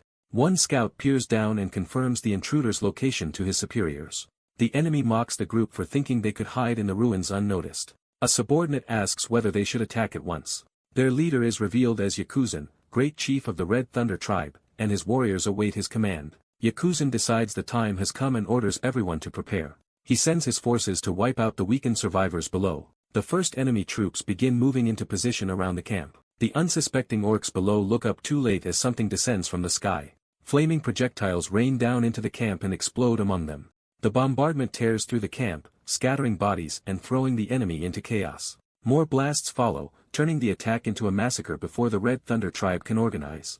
As the survivors panic, monstrous war beasts and charging raiders appear through the fire. The Red Thunder warriors surge forward, expecting an easy slaughter of the camp below. But Chris's allies arrive on the battlefield at the same moment, cutting into the attackers' momentum. Chris realizes with alarm that Caitlin and Felicia are absent, and without them his side could be overwhelmed. Yakuzan watches the destruction with satisfaction, convinced the demons have no chance. He openly mocks them for challenging an enemy they were never strong enough to defeat. Then he orders his shamans to finish off whoever remains alive. Before they can cast, a strange purple force seizes one of the attacker's hands and stops the spell cold. The shaman is horrified to find his body no longer obeying him. A gigantic mammoth-like beast, now wrapped in the same purple power, begins to move under an outside will. Its eyes flare with controlled mana, showing it has been forcibly dominated. The charging Red Thunder warriors look up in confusion as the beast turns on them instead. The possessed mammoth crashes into their ranks and tramples them in a single devastating sweep. Even Yakuzan is forced to stop and stare as his own assault collapses into disorder. He can only demand to know why his own beasts have started attacking his army. From behind the chaos, Chris's side regains hope as the tide of battle begins to turn against the invaders. The blonde warrior realizes something is terribly wrong and falls silent in shock. The white-haired prince braces himself, dreading the implication of what he has just sensed. He understands that the missing anvil has been found, and its power is reacting to him. Dark thunderous mana gathers around his weapon as the artifact answers his touch. What forms in his hand is not ordinary power but the hammer meant to pair with the anvil. The others confirm that he is holding the thunder hammer, the counterpart to the anvil. They reveal that Enkidu itself has chosen him as its wielder. The prince can barely believe that such a relic has accepted him. Pressed by his allies, he is told to stop hesitating and use the weapon immediately. He steadies himself and begins to test the hammer's power. As Enkidu's mana flows through him, he instinctively understands how the artifact is meant to be used. Its principle is not simple destruction but the power to conquer and force obedience. He grasps that conquest leads to rule, not merely victory. The anvil that bursts thunder is controlled through domination over those within its domain. Armed with that insight, he raises the hammer with new confidence. He decides to test this authority on the swamp mammoth outside. The hammer answers with a massive surge of thunder that reaches the beast. The swamp mammoth comes under his control. At once, the mammoth turns its attacks on the Red Thunder tribe, throwing their battlefield into chaos. The tribe is blindsided as the guardian they relied on suddenly starts slaughtering them instead. Panic spreads when they realize the attack is coming from their own side. The mammoth charges through their ranks, crushing and scattering warriors. Watching the reversal, one enemy leader realizes the prince and princess have succeeded. He seizes the opening and orders his own forces to wipe out the Red Thunder tribe. The two enemy factions immediately begin cutting each other down. The battle turns into a brutal melee as the Red Thunder tribe is struck from both sides. From above, the Red Thunder chieftain watches his advantage collapse. His men cannot explain the mammoth's betrayal, only that someone is wielding overwhelming mana. Faced with an unknown controller, his subordinate urges a retreat until they can recover. Before they can withdraw, another violent impact interrupts them. The blonde warrior crashes into the battlefield, arriving like a finishing blow. He declares that the Red Thunder chieftain's end has come. He offers a quick death if the chieftain surrenders, asserting total dominance. The chieftain rejects the offer and lunges in fury, determined to kill him. The blonde warrior meets the attack with cold focus. He cuts through the assault in a single overwhelming exchange. The chieftain is struck down before his followers can react. The surviving enemies break when they realize their great chieftain Yakujin is dead. The blonde warrior orders the rest to flee, satisfied that only minor cleanup remains. He reflects that without the prince and the princess, the battle could have gone disastrously wrong. Even after victory, his thoughts stay with the two of them and whether they survived their part of the plan. Back inside the ruin, the prince's control over the mammoth continues to display the outside battle in real time. His companions confirm that the Undo lets him command the guardians and even see through them. They begin to explain what this means for the Red Thunder tribe's fate. The conclusion is grim. With the Undo's power, the tribe has been completely defeated. The strain of sustaining that power suddenly overwhelms Felicia. Though she tries to reassure everyone, she can only promise she will recover after rest. The group moves to help her, but they quickly notice someone is missing. They realize Zutra has slipped away without telling anyone. Elsewhere, Zutra catches his breath and is greeted by multiple level-up notifications. He notices that controlling Ankida's artifact has raised his level and increased his conquest skill. He opens his status to inspect the changes more closely. He finds that Conquest has reached level 2 and a link skill called Under the King's Banner has leveled with it. He concludes that strengthening Conquest also strengthens its related abilities, which only benefits him. A new skill called King's Knights catches his attention, and he guesses it may be a summoning ability. Before he can study it further, someone calls his name. Caitlin finds him and demands to know where he went. He awkwardly realizes he disappeared without warning and tries to play it off. His apology is cut short when she smacks him for worrying everyone. She scolds him for vanishing in such a dangerous place, and he can only apologize. Once her anger cools, she says his safety matters most and decides they will camp in the ruin for the night. She explains that returning immediately is no longer possible because a new problem has arisen. Zutra asks what could be serious enough to delay them. The answer is that Felicia has lost consciousness. After her recent captivity and the effort she forced from herself, her body has finally given out. Caitlin admits that although Felicia claimed rest would be enough, no one knows when she will wake. Without Felicia, they also cannot summon the Phantom Steed, so they are stranded for now. Zutra accepts the situation, though he remains worried about Felicia. Night settles over the mountains as the group waits in uneasy silence. Inside the ruin, everyone collapses into exhausted rest while keeping watch over Felicia. Zutra sits apart, unable to relax despite the long day. He realizes that leveling up seems to have fully restored his health. Since he feels no fatigue at all, he starts wondering whether he should use the night to explore instead of waiting. A sudden idea takes hold of him. He remembers that ruins are essentially dungeon runs, which means deeper chambers should hold hidden weapons or treasure. He also knows such places are usually full of traps and guardians. Still, he draws on Enkidu's hammer again as he considers his advantage. If he is the ruler of this ruin, then its dangers may no longer apply to him. He reasons that the Undul's authority is limited to this ruin, but within it that authority should be absolute. That means he may already have a free pass to plunder everything inside. He notices Karak sleeping nearby and decides to bring him along. He wakes the orc and gets his attention. Rather than explain everything, he simply tells Karak to come with him. They slip deeper into the torchlit ruin.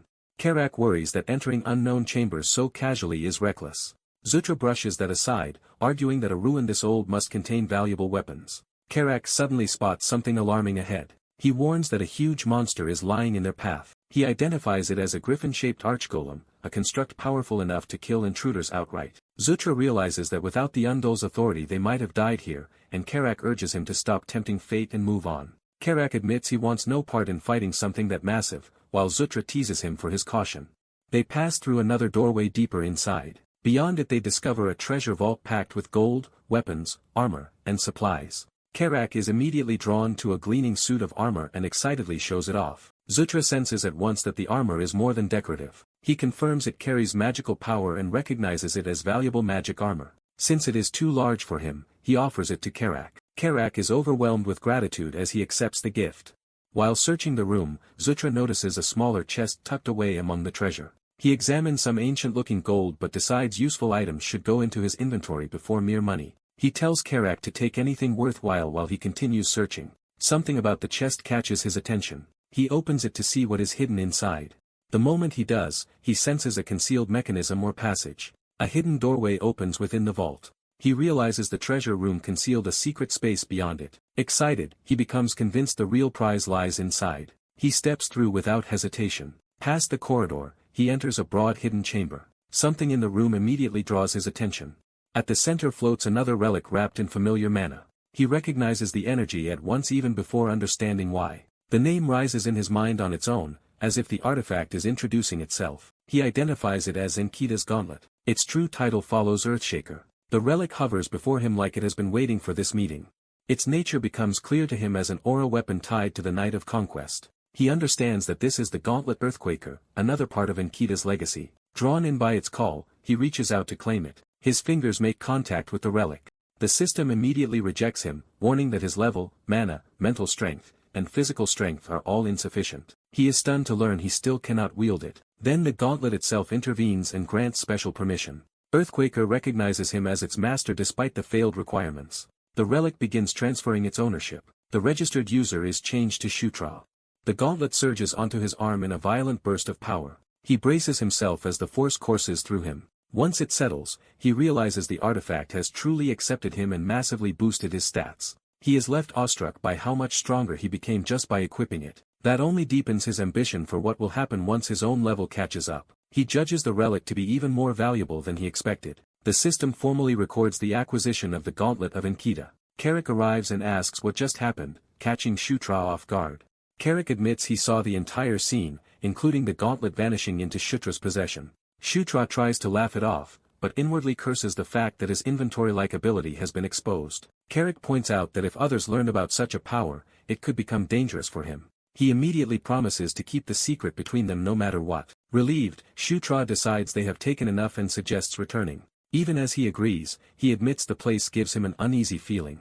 He chooses not to push his luck any further and heads back. The two leave the vault with their haul. On the way out, Shutra notices something they still need. He stops Carrick and turns back with sudden urgency. Carrick cannot tell what he has spotted. Shutra realizes the answer is a recovery item they desperately need right now. He quickly brings a potion to Felicia's lips. Healing light spreads through her body as the medicine takes effect. Felicia stirs and begins to wake. As she opens her eyes in Shutra's arms, he gently asks if she feels any better, and she weakly recognizes him. Shutra wakes drained but relieved, and Caitlin rushes to check what happened to him. Caitlin explains that his sister saved him by bringing a mana recovery potion.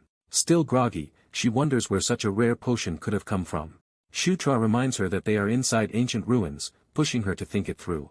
She realizes the ruins themselves provided it. Shutra proudly reveals that, as master of the ruins, he could obtain what they needed from within them. He tells her to rest, confident her mana will recover fully once she sleeps. Before drifting off, Caitlin calls to him one more time. She quietly thanks him, moved by his help. By dawn, the group has returned from the ruins to the orc encampment below the cliffs.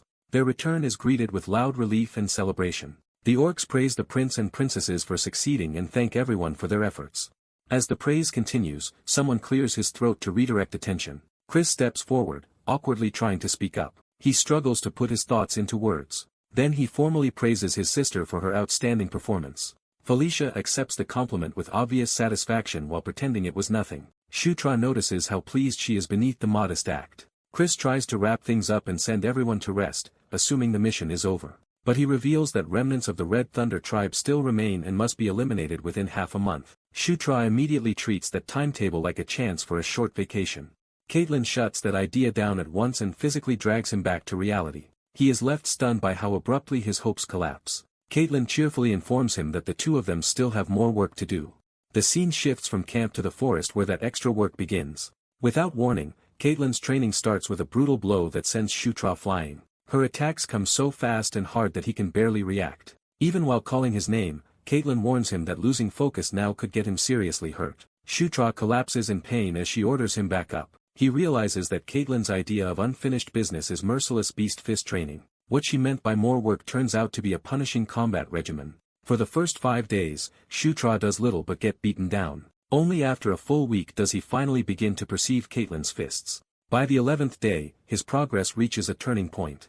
He finally manages to counter during their exchange instead of only enduring it. Caitlin recognizes that he is at last keeping pace with her. Shutra credits that improvement to surviving all the punishment she put him through. The brutal routine pays off as both Beast Fist and Aura rise to level 5. Satisfied, Caitlin says he is now ready for initiation into Beast God Fist. She admits she has never seen anyone advance this quickly. Shutra is thrilled that he can finally learn the lycanthrope's secret technique, Beast God Fist. Caitlin begins the next stage by teaching him a new way to command aura. She warns him to follow every detail exactly and miss nothing. He agrees without hesitation.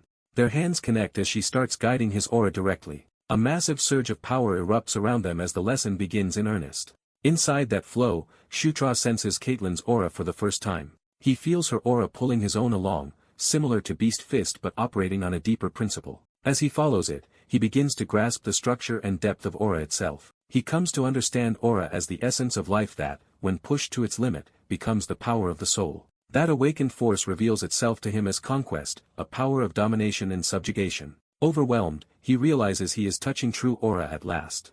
The breakthrough explodes outward in a violent pillar of energy. The system confirms the moment by leveling up both Beast Fist and aura again. Caitlin is openly impressed by what he has achieved. Shutra sees the result for himself as he acquires Beast God Fist. Now holding both Beast God Fist and Earthshaker, he recognizes his arsenal has grown dramatically. He tests that new power with a single punch. The strike tears through the clearing and leaves a crater around him. The system rewards the surge in strength with another level up, bringing him to level 14. Shutra declares that this is only the real beginning, while an orc elder watches from the shadows. The hidden observer silently judges his progress. The next morning, the training ends and the group prepares to move on.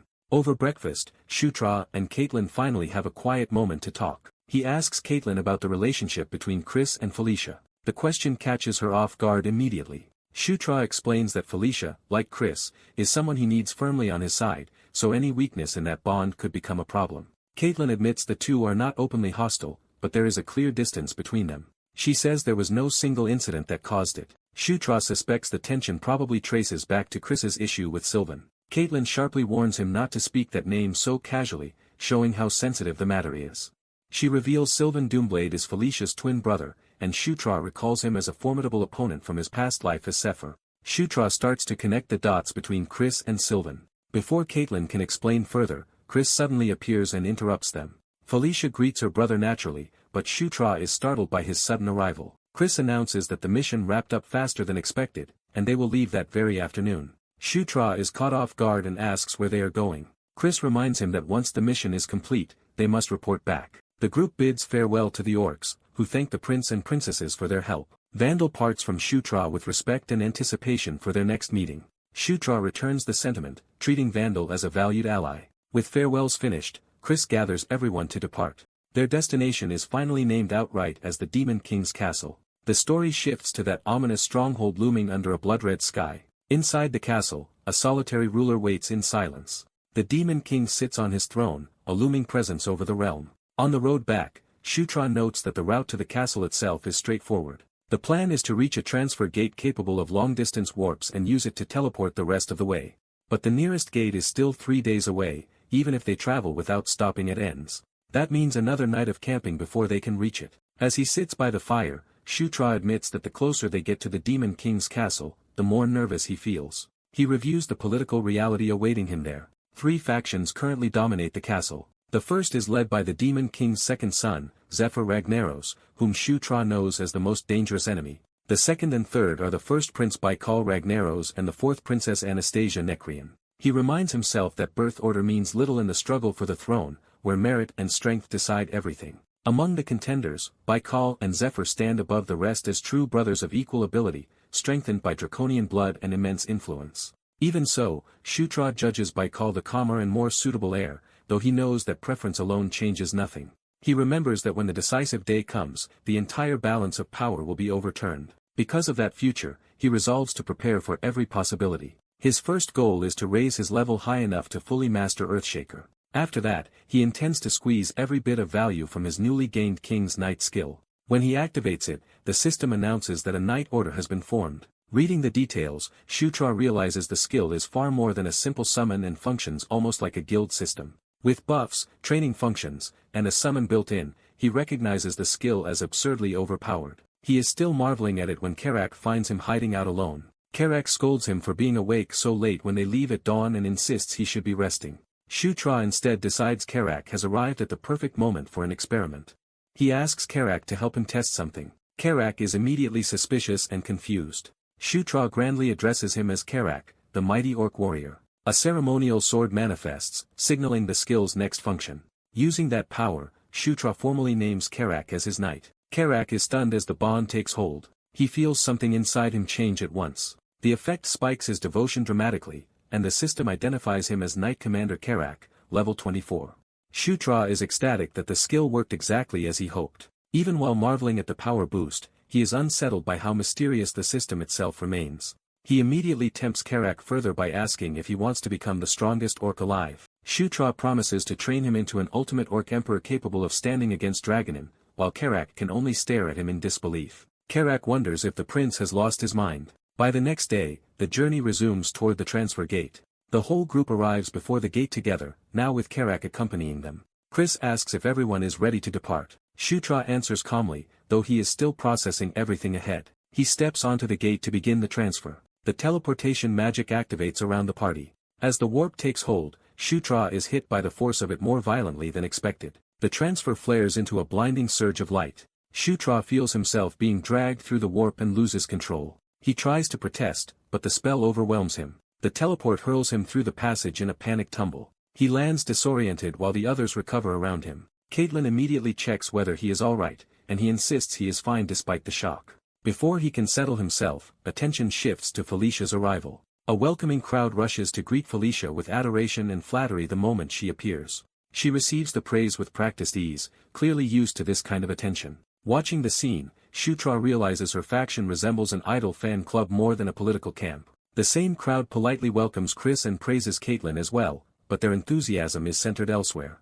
Shutra notices no one is especially interested in him and is half amused, half offended by it. As the others are swallowed by their own circles, he and Karak are left standing apart. Shutra finally understands just how little standing he currently has inside the Demon King's castle. He brushes it off, since it only confirms what he already suspected. Turning to Karak, he asks if his new knight is ready. Shutra decides that if he has no place here yet, he will build one himself step by step. The castle looms over that resolve as the stage for his next struggle. He is led not to luxury but to a neglected corner of the castle. Their assigned quarters turn out to be little more than a dusty storage room.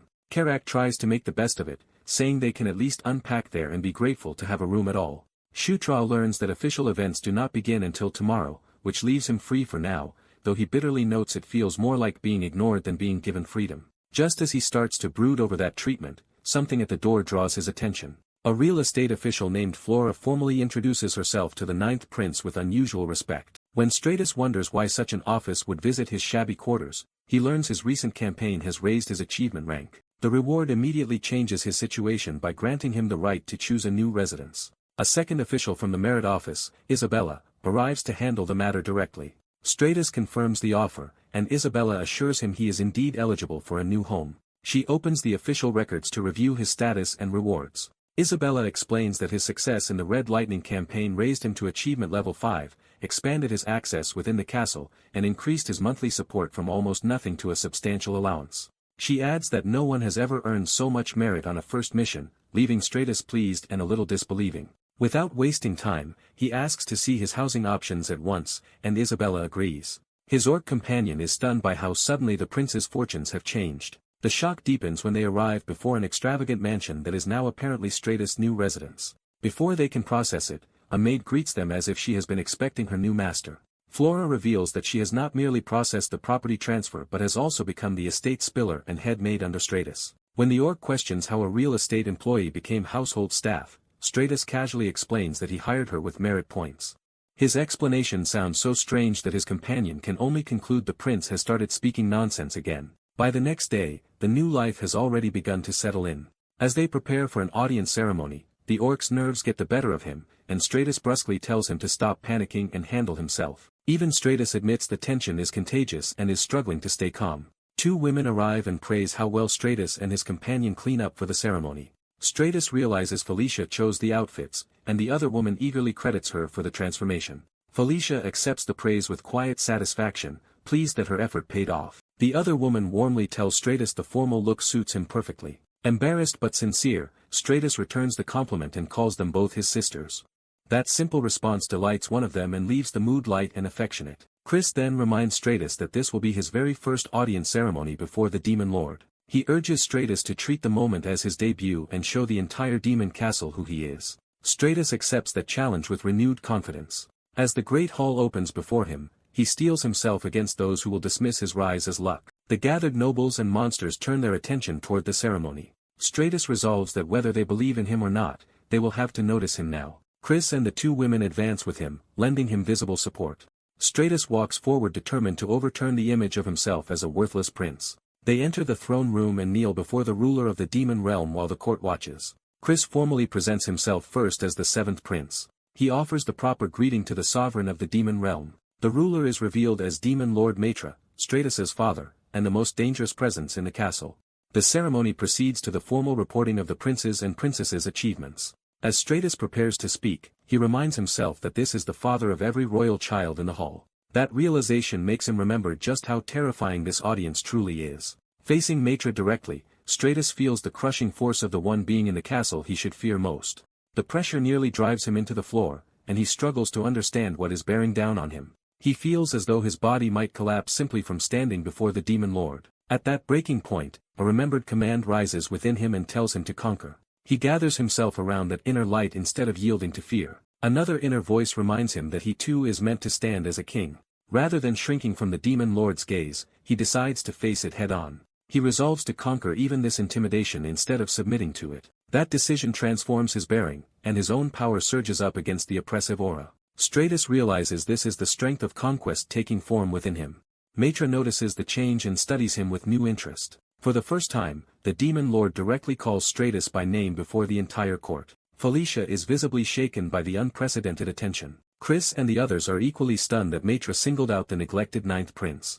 Stratus can only kneel there in disbelief as the hall falls silent around him. Matra tells him he expects great things from his future achievements. The court immediately realizes something extraordinary has happened, because the Demon Lord never addresses royal children by name during these ceremonies. That makes everyone question why the prince once dismissed as insignificant has been chosen. Stratus understands that the words themselves were simple, but coming from Matra they carry enormous weight. He recognizes them as rare and valuable acknowledgement. He answers with a vow to meet his father's expectations, ending the ceremony after leaving a powerful impression on the entire court. Back at his new residence, the next morning begins with his companion urgently waking him. An official letter has arrived from the merit office, immediately putting them both on edge. Stratus opens it, puzzled that the merit office would contact him again so soon. One look at the contents makes him go rigid. His companion demands an explanation, but Stratus is still trying to understand what the message means. He realizes the order is effectively a direct mission from the Demon Lord himself. The castle's setting gives way to the urgency of a new assignment.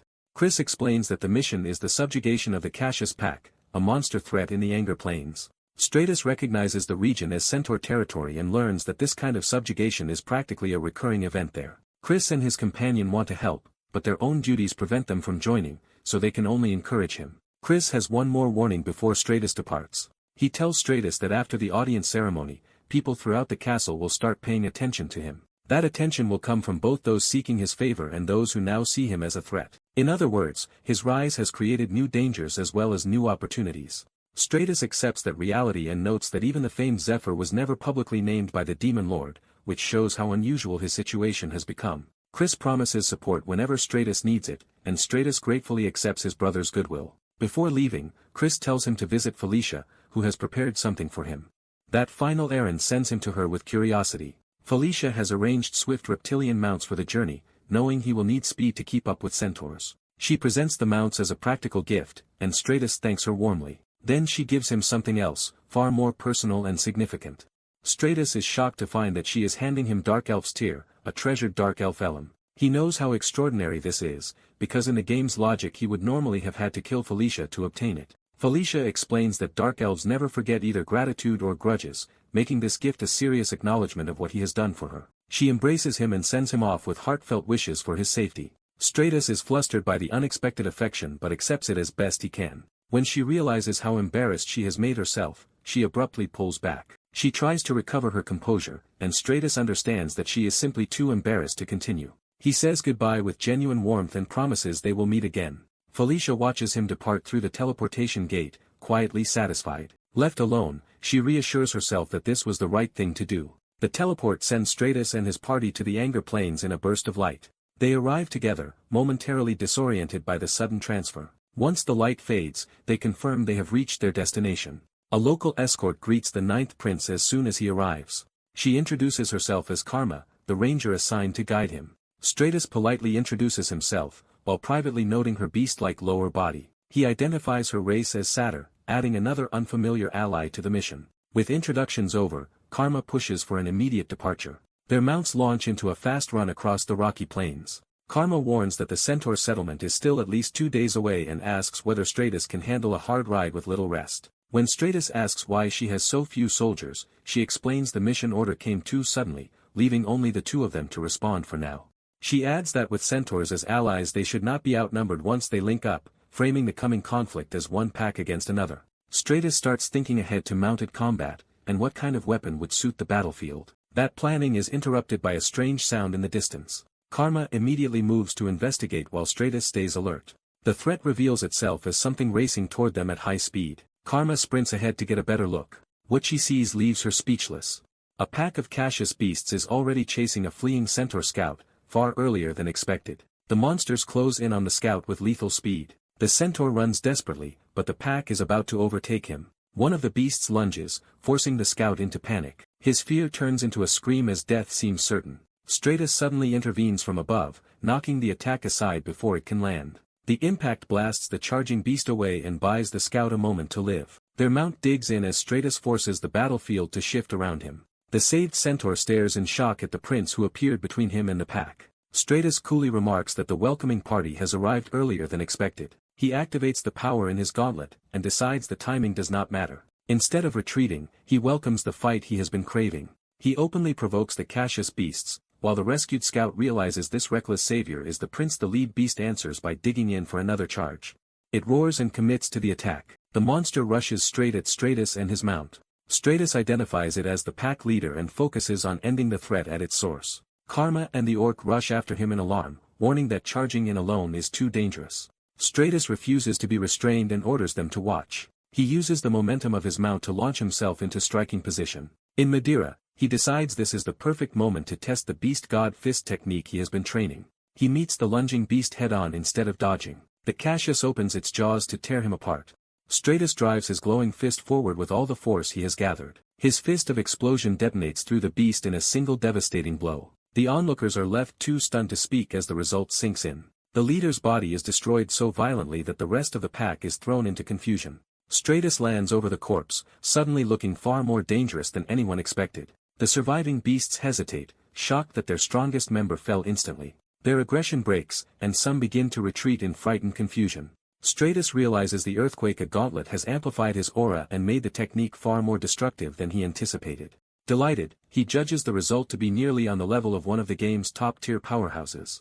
Karma, the orc, and the rescued centaur erupt in praise, amazed that he saved them by blowing off a Cassius's head in one strike. The rescued scout introduces himself as Swift Wind and takes over as escort to guide them onward to the centaur settlement on the Angle Plains. Behind them, the slain beast's body begins to dissolve with ominous energy, hinting that the threat is not as simple as it seemed. At last the group reaches the centaur settlement on the Angle Plains. They are told that 4 centaur tribes live in these plains, divided into Fierce Wind, Heavy Rain, Rough Night, and the dominant Raging Flame. Among them, the Raging Flame tribe holds the greatest power, and its chieftain serves as high chieftain over all the others. That leader steps forward and introduces himself as Savage Eyes, high chieftain of the centaurs. Stratus immediately recognizes the name from the game and knows this is no minor figure. What should have been a meeting with an ally now carries a darker implication, because he remembers Savage Eyes not as a future friend, but as a future enemy. As the camp whispers about the deadly aura of the 9th Prince Shutra, he prepares to meet the tribe's feared leader. Savage Eyes studies the prince with wary interest, measuring whether the rumors about him are true. Shutra drops the pretense and asks for a blunt assessment of the crisis facing the plains. He is brought into the chief's tent to discuss the matter in private. The chief immediately makes clear that the situation has already turned dangerous. He explains that the Cassius herd migrated south far earlier than it should have, signaling an abnormal threat. Scouts are still investigating, but Shutra realizes this is already diverging from the game's original course and may open a new path with Savage Eyes. The chief plans to gather warriors from all 4 tribes within 3 days and crush the beasts once their forces are united. Shutra decides to wait for that outcome for now, while privately hoping this altered timeline may let him win over an ally he never could before. Before ending the meeting, the chief turns the conversation toward the prince himself. He asks whether Shutra truly killed the Cassius with a single punch, testing both the rumor and the boy's nerve. Shutra confirms it without hesitation, and his confidence strengthens his belief that Savage Eyes might be recruitable this time. He even offers to demonstrate his strength later, thinking of how he won over previous companions. That boldness earns a subtle shift in the chief's attitude. The chief parts from him on unexpectedly favorable terms, leaving the prince encouraged. Outside, the camp notices his presence and reacts with surprise. Word has already spread that the ninth prince is the one who crushed a Cassius skull in a single blow. Shutra's growing fame, including the Bandal incident, becomes impossible to ignore even to his companions. He boasts that it is all due to his natural charm, then immediately realizes he may have overdone it. With nothing more to discuss for the night, he is told to rest. The quiet of the tent settles over him as the camp sleeps beneath the stars. Shutra lies down expecting an ordinary night after a productive meeting. His sleep is interrupted when a strange green light begins to gather around him. He stirs awake, sensing that something supernatural has entered the room. A sudden surge wraps around the Earthshaker armament on his arm, and he realizes the disturbance is connected to it. As the power intensifies, he is shocked that the reaction is happening without his understanding or control. A luminous spirit appears and addresses him by his full title, making clear this visitation is intentional. Shutra instantly recognizes that this is no ordinary apparition. The spirit tells him she needs his help, placing an urgent burden on him before he can even understand her identity. Still startled, he demands to know who she is. She identifies herself as a fragment of the Watcher Inkle. Her divine presence becomes more tangible as the room gives way to her power. She names herself Green Wind, tying her existence directly to Inkle's fragment. Shutra is stunned, because Green Wind is a legendary being from the game's lore. He remembers that Green Wind was revered by centaurs and satyrs as one of the nature spirits of the plains. He also recalls that the region's lush life was sustained by Green Wind's power. Before he can process more, Green Wind pulls him into a spiritual space linked to her domain. There she reveals that the temple before them is her true home. She explains that it is also where the fragment of the Observer Inkle, the source of her existence, resides. That claim makes Shutra pause, because a fragment of Inkle should mean something far beyond a mere local spirit. He realizes that if she truly refers to the Observer Inkle, then this concerns one of the 6 Elder Dragons. In the world's lore, Elder Dragons were godlike beings that players were never meant to encounter directly. Shutra is rattled that he obtained Ankita's Earthshaker only recently, and is now being drawn into another Elder Dragon's legacy. Green Wind cuts through his confusion, and warns that monsters from the north are already moving toward her temple. She reveals their goal is not simple destruction but the theft of the plains verdure, which would consume both her home and her soul. Then she insists that Shutra is the one capable of protecting it, despite his doubts about his current strength. She points out that he already carries Ankita's power, implying he is no ordinary child anymore. To remove his hesitation, she promises that Inkle's fragment can make him stronger still. She gives him a token and orders him to show it to her children, trusting they will aid him. When he returns to himself, the token materializes in his hand as proof the encounter was real. Green Wind assures him that her children will recognize the relic and lend him their strength. Left alone again, Shutra is overwhelmed by how abruptly his situation has escalated. He immediately reports to the chief that Green Wind's temple lies northeast and will soon be attacked by the Cassius. The chief accepts the urgency at once, though he notes that marching on the prince's word alone would normally be reckless. His hesitation vanishes when he senses the sacred power accompanying Shutra's claim. Seeing the glowing token, he recognizes it as Green Wind's holy relic. That proof is enough for him to submit to the spirit's will and ask what must be done.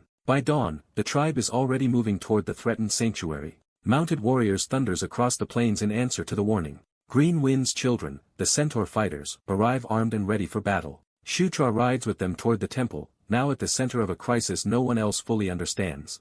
As the sanctuary comes into view, he confirms that this hidden structure must be Green Wind's temple. The green aura around it proves they have found the right place. Shutra notes that without his special guidance he never would have discovered such a concealed site. But the sight ahead immediately raises a worse question. The Cassius have somehow found the temple as well, which should have been nearly impossible. Shutra concludes that some hidden factor is at work beyond the gained knowledge he relied on. The chief sees that the enemy force is larger than expected and asks the prince for a plan. Remembering Green Wind's words, Shutra decides the key lies inside the temple, where Inkle's fragment must be waiting. He orders the others to keep the monsters away from the sanctuary while he heads inside. With Karak and Karma at his side, he rushes forward toward the entrance. The chief rallies his warriors with a strict order that not a single enemy is to reach the temple. He commits the entire tribe to battle without reserve. The defenders charge to intercept the oncoming horde before it can break through. The archers lose a first volley to thin the beast's advance. Arrows tear into the front ranks and briefly slow the swarm. The centaur warriors follow up by crashing into the weakened line. Their charge cuts through the beasts and opens a path toward the temple. Using that opening, Shutra and his companions race past the melee toward the sanctuary. Karak confirms their only objective is to get the prince inside, and Shutra agrees. Karak vows to carve a route for him no matter what stands in the way. He immediately throws himself into the enemy line to make good on that promise. His sweeping strike clears multiple beasts at once and widens the gap. Karma joins in, cutting down attackers that try to close around them. Seeing his companions perform so well, Shutra briefly believes they are about to reach the temple cleanly. That confidence lasts only until a new threat interrupts their advance. Shutra senses danger too late as something massive descends on him from above. A giant horned brute smashes down into their path and shatters the momentum of their push. The impact throws Shutra away from the route to the temple and separates him from the others. The brute roars its challenge, making clear it has singled him out. It charges straight at the prince before he can recover his footing. Shutra curses himself for losing focus at the worst possible moment. Karak intercepts the blow with his club, shielding the prince from a direct hit. Shutra checks on him at once, realizing Karak took the danger meant for him. Karak refuses to stay down and forces himself back into the fight. The brute attacks again, trying to crush both of them before they can regroup. Karak answers with a brutal counter that tears into the monster's body. Even so, the exchange leaves Karak visibly strained and wounded. Shutra notices the cost immediately and stops treating the fight like a game. He invokes the king's flag, choosing to empower his ally rather than attack alone. Golden power surges through Karak, restoring his fighting spirit and raising his strength. Shutra declares that the real attack begins now, turning support into their decisive weapon. With the buffed Karak, they slam into the brute with overwhelming force. The enemy is caught off guard by the sudden reversal. Karak drives the monster back with a crushing blow that sends it reeling. He presses the advantage without giving it time to recover. The brute swings wildly, but Karak now meets it head-on instead of yielding ground. Blood spills as the monster starts to lose the exchange. Karak raises his weapon for the finishing strike. He smashes the brute into the earth with enough force to crack the ground beneath it. Dust and debris swallow the battlefield for a moment after the impact. Karak orders Shutra to leave the rest to him and continue to the temple, and the prince entrusts the lion to him. Shutra breaks away and sprints for the sanctuary while the battle rages behind him. He crosses the threshold and enters the temple alone. Inside, Greenwind's voice urges him onward without delay. The Earthshaker armament begins reacting again, and Greenwind tells him Enkidu's power will guide him. Following the armament's pull, Shutra realizes the energy is leading him deeper into the temple. A stream of green light winds through the interior like a living guide. It leads him past roots and ancient growth hidden within the sanctuary. At the temple's heart, he discovers a colossal sacred tree saturated with Enkidu's power. The branches stir as if the tree itself has awakened to his presence. Shutra stops in awe, sensing that this is the true core of the temple. A branch extends toward him, offering something held within its grasp. When he sees the object clearly, he understands he has reached the fragment's vessel. It is a dragon heart, the source of a dragon's magic, hidden within the tree. Shutra realizes that the so-called fragment of Ankle is in fact a dragon heart tied to the elder dragon's power.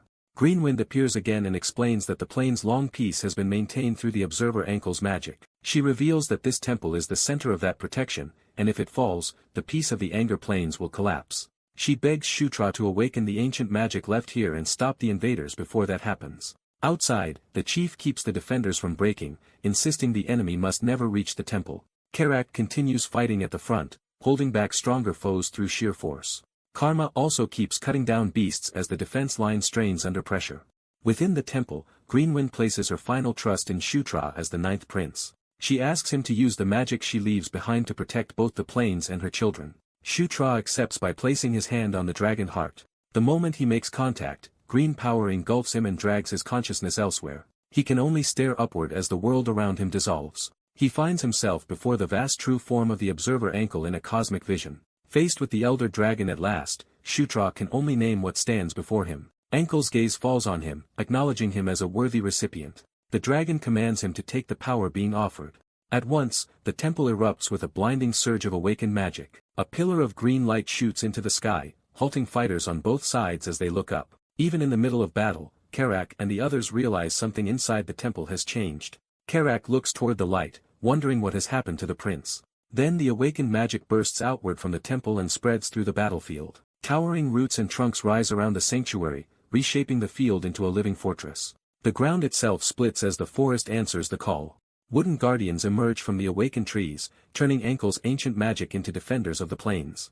The invading beasts suddenly find themselves surrounded as the battle enters an entirely new phase. As beastmen and wolves are about to be overwhelmed, giant tree guardians suddenly descend into the battlefield. The new arrivals immediately turn the tide by striking down the attackers. Their assault continues in a sweeping counterattack that scatters the enemy line. Inside the sanctuary, Green Wind announces that the ritual has succeeded and Ankle's ancient magic has awakened. She gratefully credits the ninth prince for making that awakening possible. The prince places his hand on the source of that power to receive it. Ankle's energy begins pouring into him in a brilliant surge. Green Wind is startled when the transfer behaves in an unexpected way. She realizes the awakened magic is not simply activating but flowing directly into the prince. Alarmed, she suspects he is trying to absorb Ankle's power itself. The prince endures the torrent as it tears through his battered body. Green Wind urgently warns that if he keeps going, the strain will destroy him. Instead of stopping, he gains strength and even rises in level as the power settles into him. The energy begins repairing the damage he had already suffered. His recovery continues as the transfer stabilizes. Green Wind realizes with shock that the same power threatening him is also healing him. More level increases follow as his body adapts to the influx. Then a deeper will speak through the power, defining his role as one meant to conquer. That will commands him to subdue even mighty beings and force them into obedience. It goes so far as to promise dominion even over the lingering remnant of an elder dragon. The revelation crowns him as one before whom such power must kneel. The absorbed force manifests within his chest like a living dragon heart. The sacred tree responds to the transformation with a burst of life energy. The radiance settles, leaving the sanctuary changed but calm. The prince drops into a braced stance as the awakening finishes. He steadies himself, now carrying a new presence within. A system message names him the Knight of Conquest and grants him dragon body. Additional rewards follow, including dragon blood and immunity to poison. Checking his status, he finds that he has become dragonborn. The system explains that a dragonborn is one who has awakened the dragon gene and can wield dragon magic. It further notes that, like Zephyr before him, his hidden lineage allowed that awakening despite mixed blood.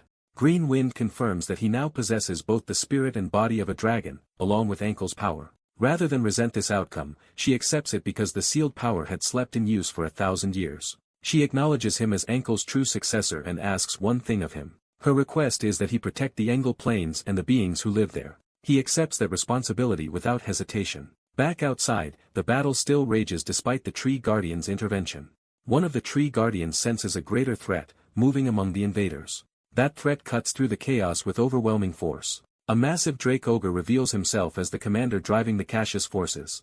Watching from above, the prince identifies the Drake Ogre as the true enemy leader. He immediately leaps down to confront him himself. Landing beside Carrick, he gives the orc a task before charging ahead. The Drake Ogre barrels forward, crushing resistance as he advances.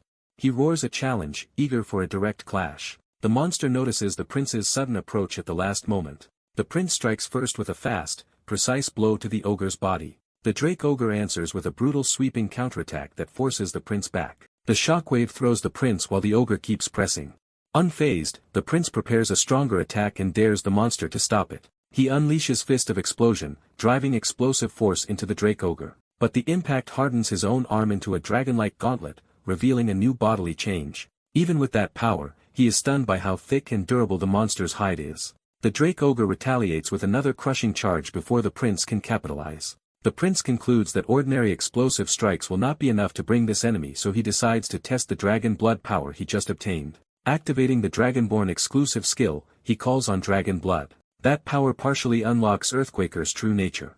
Realizing this is his best chance, he commits everything to a single decisive blow. The Drake Ogre rushes him with a full force overhead attack. The prince entrusts the next move to Carrick while holding the enemy in place. Carrick responds by summoning the king's knights to join the assault. The sudden reinforcement crashes into the Drake Ogre and disrupts his momentum. The monster snarls in frustration as the opening appears. The prince tells him to look forward to what comes next and drives in with the awakened weapon. For the first time, the Drake Ogre shows real fear. The prince promises that this strike will be nothing like the last one. He invokes Earthquaker's secret art. A colossal ring of force erupts around him as the technique fully forms. He slams that power into the Drake Ogre in front of the stunned defenders. The Centaur warriors can only watch in disbelief. Carrick sees that the prince has truly turned the battle. The Drake Ogre is smashed into the ground by the overwhelming impact. As the dust settles, the prince levels up again from the victory. The system confirms that he has defeated the boss Drake Ogre, Mustafa. He also earns the title Drake Ogre Slayer. Breathing hard, he realizes that without the level up restoring him, the technique would have dropped him on the spot. He further understands that Gigantic Piston was only a partial release and that Earthquaker still hides an even greater ultimate move. Carrick reports that the enemy beasts are breaking and trying to flee now that their leader is dead. The Centaur champion seizes the moment and cuts through the remaining wolves. He orders a pursuit, refusing to let survivors regroup for another attack later. The defenders charge after the retreating enemy with orders to wipe them out completely. By nightfall, the battlefield lies silent under the stars, filled with the dead. The victors celebrate around campfires, drinking after surviving the assault. Carrick and the others join the reverie as relief replaces battle tension. Laughter echoes through the sacred grove while the prince returns to the sanctuary. Green Wind greets him with amusement, noting how much he seems to be enjoying himself. He explains that he came back because he still has questions for her, and she agrees to answer them. Before that, she asks him to release her from the control he unknowingly placed on her. She explains that because he absorbed Inkle's mana, she has become bound to him as a spirit born from that magic. He pauses, trying to understand what that means in practice. An awkward silence follows when neither of them knows how to undo the bond. He finally admits he has no idea how to release her. Green Wind is stunned that he asked for release without even knowing the method. She scolds him for acting like a master while being completely ignorant of spirit contracts. He hurriedly calms her down and decides to first assess her condition. She answers in the simplest possible terms by declaring that she belongs to him and obeys him. He clarifies that he means whether the bond has harmed or changed her in any troubling way. She says her abilities are intact, but if she vanished, the Engel planes would lose the life force she embodies. He starts searching for a way to keep her tied to the planes without forcing her to remain trapped there. His first idea is to ask whether she can simply stay in the planes instead of following him. He insists he is not trying to cast her aside, only to spare her unnecessary separation from her home. But she hears it as abandonment and is visibly hurt. He quickly corrects himself and asks directly whether she wants to come with him, which she treats as the natural duty of a bound spirit. He realizes with dismay that he has accidentally formed a full spirit contract. Thinking it through, he asks whether, as the living embodiment of the plane's grand spell, she could create a substitute for herself. The idea surprises her because it offers a way around the problem.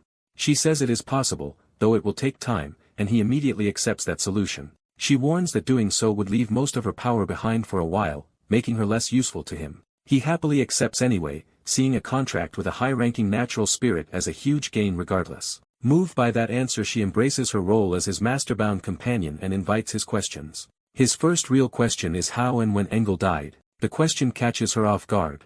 She explains that she is only a fragment reborn from nature and does not hold all of Engel's memories. Still, one memory remains clear to her. Engel was murdered 1,000 years ago. She cannot identify the killer, but she is certain it was not another elder dragon. That revelation leaves the prince shaken because it means something else was capable of killing a godlike elder dragon. Greenwind then asks him to stop speaking to her so formally, since it makes her uncomfortable now that he is her master. He changes his tone and asks whether, as Engel's successor, he could contain another elder dragon's power too. She says that should normally be impossible, but he may be an exception. Because he already balances Engel's power with the opposing force of Enkidu, she believes he may be able to wield other elder dragon powers as well. He is stunned by how absurdly favorable that possibility is, but presses on with one last question. He asks whether she knows anything about the mysterious power he himself possesses.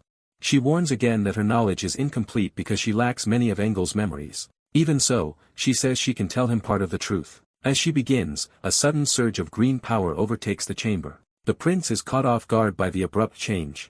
Speaking with a voice no longer entirely her own, Greenwind addresses him as the knight of conquest born under the destiny of kings. That deeper voice declares that his gift is the power to conquer and rule over all creation. It names that force as something destined to belong to him. Morning arrives over the sanctuary as the revelation ends. The prince loses consciousness and drifts down in the aftermath. He wakes groggily, unsure how the conversation ended. Remembering that he had been speaking with Greenwind, he realizes there is a gap in his memory. Greenwind confirms that he is finally awake again. She explains that Engel's lingering consciousness surfaced through her during the night, and that the prince blacked out because of the power involved. She repeats the message that emerged. He is the conqueror knight chosen by the king. That power is the force that conquers and rules all things in the universe. In simple terms, she tells him that this overwhelming dominion is his true power. He pieces it together as the king's power and the essence of the conqueror knight, wondering whether Engel had known this all along. Greenwind then says that as his permanent spirit, she must finally tell him what she withheld before. She summons a magical map to show him where his next path lies. She reveals that in the northernmost part of the Anger Plains rests a relic of Engel. That relic is another elder dragon weapon, a shield called the Shield of Life. She recounts that over 1,000 years ago Engel entrusted the shield to the bravest and most righteous centaur warrior, who led many victories without injury. But his invincibility ended when he slept without the shield and was assassinated by a woman sent by someone who coveted it. Since only that warrior could wield the shield, his followers buried it with him in a northern tomb. Over time the weapon passed into legend, and the centaurs renamed it after that fallen hero. Its new name is White Eagle. The prince is stunned because White Eagle is supposed to be only a legendary weapon recorded in the Night Saga lorebook. After realizing the shield he found was actually an elder dragon's weapon, the prince immediately asks where White Eagle's tomb can be found. The spirit tells him she can locate the tomb near the northernmost edge of the Anger Plains, which only sharpens his interest. Before they leave, she insists on first making a replacement component for her own damaged body. When he asks how long that will take, she estimates 2 days thanks to the temple's protective magic. He is pleased that the delay is short enough to keep the expedition possible. He decides they must go regardless, convinced that obtaining White Eagle will make everything afterward much easier. With that plan set, time moves on outside the temple. As he works among his people, the prince frames a northern trip as part of subduing the remaining Cassilis herd. But he also realizes the Demon King's castle will soon notice the temple's protective magic has been activated and send investigators. He estimates relic specialists could arrive within a week if the report goes out today. That makes him think they should depart before outside scrutiny reaches them. But news arrives that someone from the Demon King's castle has already come. The prince is caught off guard that the castle responded so quickly. A tense pause follows before the visitor is revealed. When he sees who has arrived, his composure breaks in shock. The woman immediately notices his reaction and hints that he looks like he has seen someone impossible. He blurts out that she is Felicia, his sister, and cannot understand why she is here. Before he can press further, the orc chief urges everyone to exchange proper greetings first. Another young woman formally greets the 9th prince. She introduces herself as Daphne, daughter of the 5th consort Echo. The prince is startled because Daphne should be a dryad-born druid, not the person he first mistook her for. He recalls that Daphne is one of the 3 consort's children who must be secured for the future. Felicia explains that Daphne is a capable druid who can assist with the mission tied to the guardian spirit of Anger Plains. The prince tries to steady himself and decides he should make a good impression despite his confusion. He asks Felicia why she is here instead of investigating the thunder-forging Undul in the Zashika Mountains. And she says his task ended too quickly for that plan to continue. Felicia bluntly tells him that his rapid success is drawing attention. The orc chief confirms that finishing the Cassilis mission in 2 days is extraordinary when it normally takes 2 weeks. Felicia adds that the strange events surrounding the mission would have tempted most observers to spy on or attack him, so she came personally instead. The prince realizes her visit was partly meant to protect and assess him. Felicia admits that is not the whole reason, because she is also curious about the temple's magic and why Cassilis behaved differently. The prince takes her concern as proof that beneath her cold manner she still cares about him. Felicia cuts past that and asks what he plans to do next. He says he intends to scout the north for any surviving Cassilis remnants, while privately focusing on finding White Eagle. The red-bearded chief immediately declares he will accompany him, arguing that a mission this important requires the great chief's presence. The prince reluctantly accepts that logic and agrees to go together. Felicia also decides to join, reasoning that studying a living Cassilis is more useful than examining a dead one. The prince outwardly welcomes the extra help, though inwardly he realizes his excuse about hunting remnants has trapped him into a crowded expedition. Even the orc chief senses that the situation is about to become far more complicated. A few days later, the group heads north. Their journey is interrupted by the sudden roar of a monstrous beast. The escort reacts at once as enemies rush in from the surroundings. The orc chief grimly notes that trouble was inevitable. The prince sees his instincts confirmed as wolves and other monsters close in on the traveling party. The escorts engage the attackers and the skirmish spreads across the field. A wolf nearly catches the prince from behind, forcing him to react in frustration. He is baffled by how these monsters appeared so suddenly after the area had supposedly been cleared. The survivors around him share the same alarm, insisting these creatures should have been wiped out before. The threat escalates when winged reptilian monsters descend from above. The prince identifies them as likely Geist and immediately recognizes how troublesome flying enemies will be. Rather than stay grounded, he activates wind magic and rises to meet them in the air. Using Blessing of the Wind, he lightens his body and moves with the speed of the wind. The guardian spirit is stunned that he can use her wind magic as if it were his own. He launches himself straight toward the airborne monsters before they can press their advantage. One Gazed is caught off guard by his sudden speed. He crushes it with an explosive punch and sends it plummeting. Without slowing down, he dashes after the next target. He vents his irritation on the swarm, determined to clear the sky. The guardian spirit can only stare as her role keeps shrinking while he borrows her power so freely. Meanwhile Daphne is left standing amid the chaos, visibly shaken by the violence around her. Up close, her fear is obvious as she struggles to keep herself composed. A gaze suddenly dives straight at her, turning her panic into immediate danger. She can barely raise a hand in time to react. The orc chief reaches her first and cuts the attacker down, shielding her with his own body. At the same time, Felicia calmly begins casting, deciding the situation has become useful for drawing something out. She says she had intended to find a hidden enemy anyway and now has a reason to force it into the open. Her magic detonates across the battlefield in a brilliant blast. When the light fades, monsters lie scattered all around the group. Felicia points out a faint purple aura lingering on the fallen creatures and asks the prince if he can see it too. She identifies the phenomenon as a form of cursed magic. Felicia explains that the aura grants power while consuming life force and severing emotion, making the monsters stronger but more hollow. From that, she concludes someone has been controlling them from afar. The prince is shaken because the manipulator they defeated before should have ended this threat, leaving him wondering who is behind it now. The orc chief interrupts his thoughts and draws attention back to Daphne. He notes that Daphne stayed tense through the entire fight and suspects this may have been her first true battle. The prince agrees and realizes this Daphne seems far less seasoned than the one he remembers from another life. Daphne says the spirits are terrified and that the ominous power grows stronger the farther north they go. The guardian spirit confirms she also senses a sinister source in the north and believes some entity there is generating the purple aura. Felicia proposes going all the way to the northernmost point and the chief suggests first checking the observation tower on the northern border. The prince admits his original goal was only to retrieve White Eagle, but the situation has become too dangerous to ignore. He agrees that the tower is their best next step and leads the group there.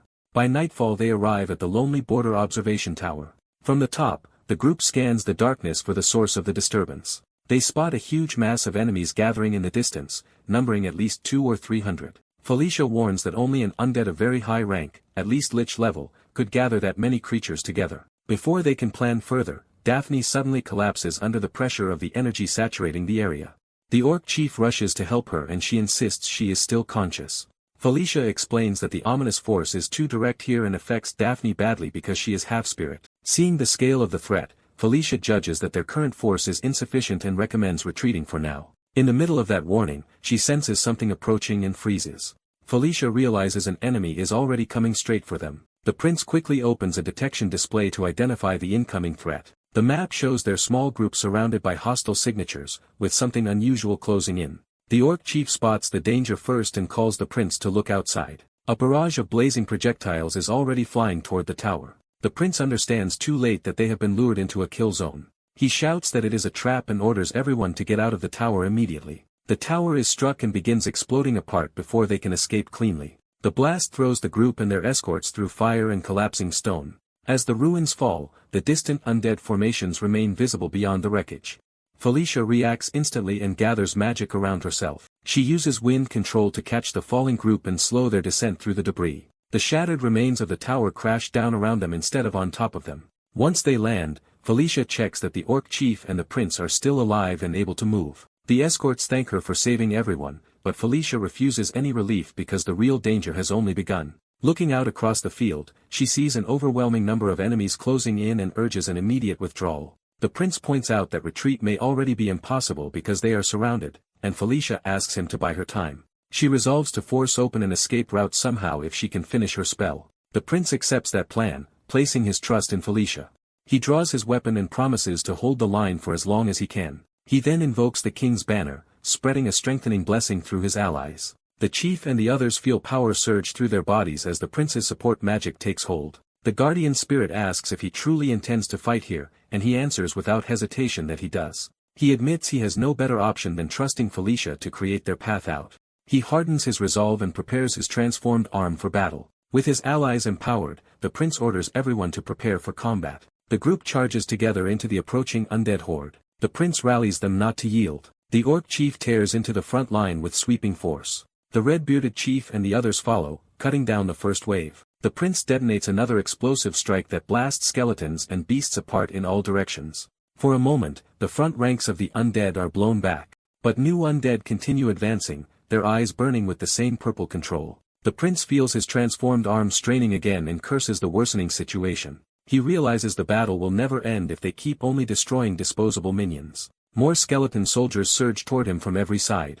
He concludes that their only hope is to find and kill the commander controlling the army. Just as he reaches that decision, a fresh rain of purple attacks begins falling from above. The barrage tears through the battlefield and catches both allies and enemies alike, proving a far deadlier force has entered. The orc chief recognizes the same unnatural attack pattern returning and embraces himself. A violent shockwave rips across the field and leaves bodies and rubble strewn everywhere. One of their fighters is left badly wounded amid the devastation. Then the true commander finally appears, rising from the carnage in a shroud of purple power. It is a towering skeletal king in heavy armor, far beyond the lesser undead around him.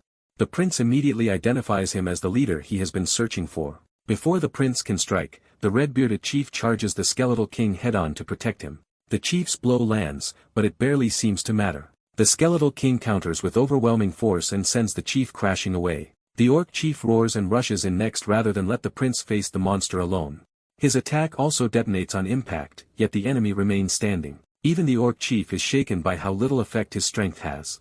The skeletal king answers with a colossal downward strike that smashes the ground and batters the chief back. The orc chief staggers but refuses to fall completely. Seeing an opening, the prince uses wind-enhanced speed to launch himself straight at the skeletal king. He commits everything to a finishing blow, convinced this must be the enemy commander. His explosive fist crashes into the skeletal king with tremendous force. For an instant, it seems the hit might have worked. Instead, the skeletal king casually catches and overpowers him, slamming him back down.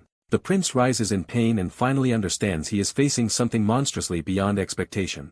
The skeletal king coldly judges the prince strong, but still beneath his level. Felicia stops the prince from throwing himself back in and tells Stratus to rest for the moment. The skeletal king pauses at that name, as if the prince's identity has suddenly caught his attention. The young prince is stunned to realize the woman before him is his sister. Felicia steps forward in full power and declares that she will personally face the skeleton king. She openly challenges the undead ruler and makes clear that he must deal with her now. Without hesitation, Felicia launches the first magical assault. Her opening blast crashes into the skeleton king with overwhelming force. The monster endures the hit but is clearly hurt and enraged by it. He roars and tries to reassert control of the fight through brute force. Felicia stays airborne and immediately prepares another spell instead of giving him room to recover. She shifts to wind magic and drives another attack into him. Even as he charges back at her, she keeps pressing him from close range. Seeing the counterattack coming, Felicia decides to use Blink. She vanishes from his reach and reappears above him with a new spell ready. From that position, she pelts in with repeated magical strikes. The prince watches as Felicia keeps the skeleton king pinned down almost by herself. He realizes she is even stronger than he expected and is genuinely dominating the monster.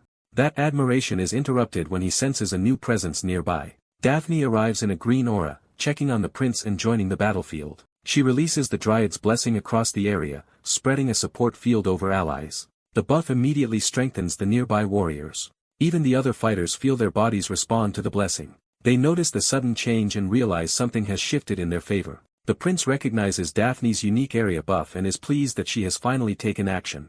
As the blessing settles in, the system grants him a new activation skill. Colored spirit lights begin circling him, signaling another unexpected change. The new power surges into him all at once. He receives Spirit Bloom, a skill that infuses him with the spirit's power and boosts all his abilities. Feeling strength flood through his body, he immediately understands this is no ordinary buff. He realizes that, impossibly, both the spirit of life and the spirit of wind now dwell in him together, something his unusual body alone makes possible.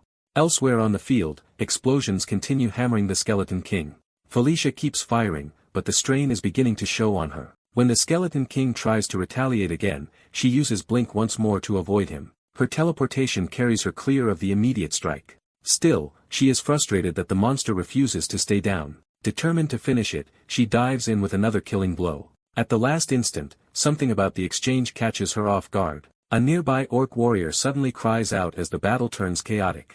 The skeleton king swings through the confusion, forcing Felicia to break off. The clash throws one of the allied fighters aside. The skeleton king notices a new threat entering his range. The prince appears beside Felicia, praises her effort, and takes over the next move. Felicia is startled to see him join the fight so directly. He tells her to leave the finishing blow to him. He charges in with Fist of Explosion and slams the skeleton king head-on. The impact knocks the giant monster crashing to the ground. An allied orc immediately boasts that his own punch deserves the credit and starts arguing over who really dropped the boss. He escalates the joke by declaring he will be the one to take the skeleton king's head. But his confidence vanishes when he realizes the monster is still dangerous. A massive purple attack erupts before anyone can capitalize on the opening. The prince shouts a warning as the counterattack descends. He tries to move, but the blast is too sudden and too fast. A dark curse begins spreading across his face as the attack catches him. He understands too late that something is terribly wrong with the energy hitting him. Felicia sees him thrown away and realizes the situation has reversed. For the first time, she panics at the thought that he may be lost. The Skeleton King looms over the fallen prince and calls him by name, savoring the moment. Far from the main clash, the forest remains quiet for a heartbeat. A small green spirit races through the woods with urgent purpose. It reacts when it finally senses what it has been searching for. The spirit locates a hidden grave deep in the forest. There it finds the warrior's tomb and the relic buried within it. Back on the battlefield, ominous purple pillars continue rising as the undead power spreads. The Skeleton King advances through the devastation, still in control. His cursed energy keeps building instead of fading. Felicia refuses to let him focus on anyone else and drags his attention back to her. She reminds him that she is still his true opponent. Then she unleashes a triple blast to overwhelm him again. The Skeleton King withstands the barrage better than expected. His own purple projectiles cut through the attack and keep coming. Felicia realizes too late that he has turned the exchange back on her. She reaches for Blink again, but the timing is no longer in her favor. The Skeleton King breaks through and closes the distance. His strike smashes through her defense and sends her reeling. Felicia curses the setback as she struggles to recover. The monster slams more power into the ground, widening the destruction around them. The battlefield shakes apart under the force of the impact. As Felicia lands in the middle of the undead horde, the Skeleton King roars and the surrounding monsters close in. The prince lies motionless nearby while purple cursed rain continues to fall. A calm voice calls to him and orders him to rise. The voice insists this is no time for him to remain down. The Dryad spirit appears before him and urges him to awaken Ainsl's power at once. Still dazed, he demands to know what she means and how he is supposed to do that. A bright green light answers before words do. The spirit tells him to remember, because he already knows the answer.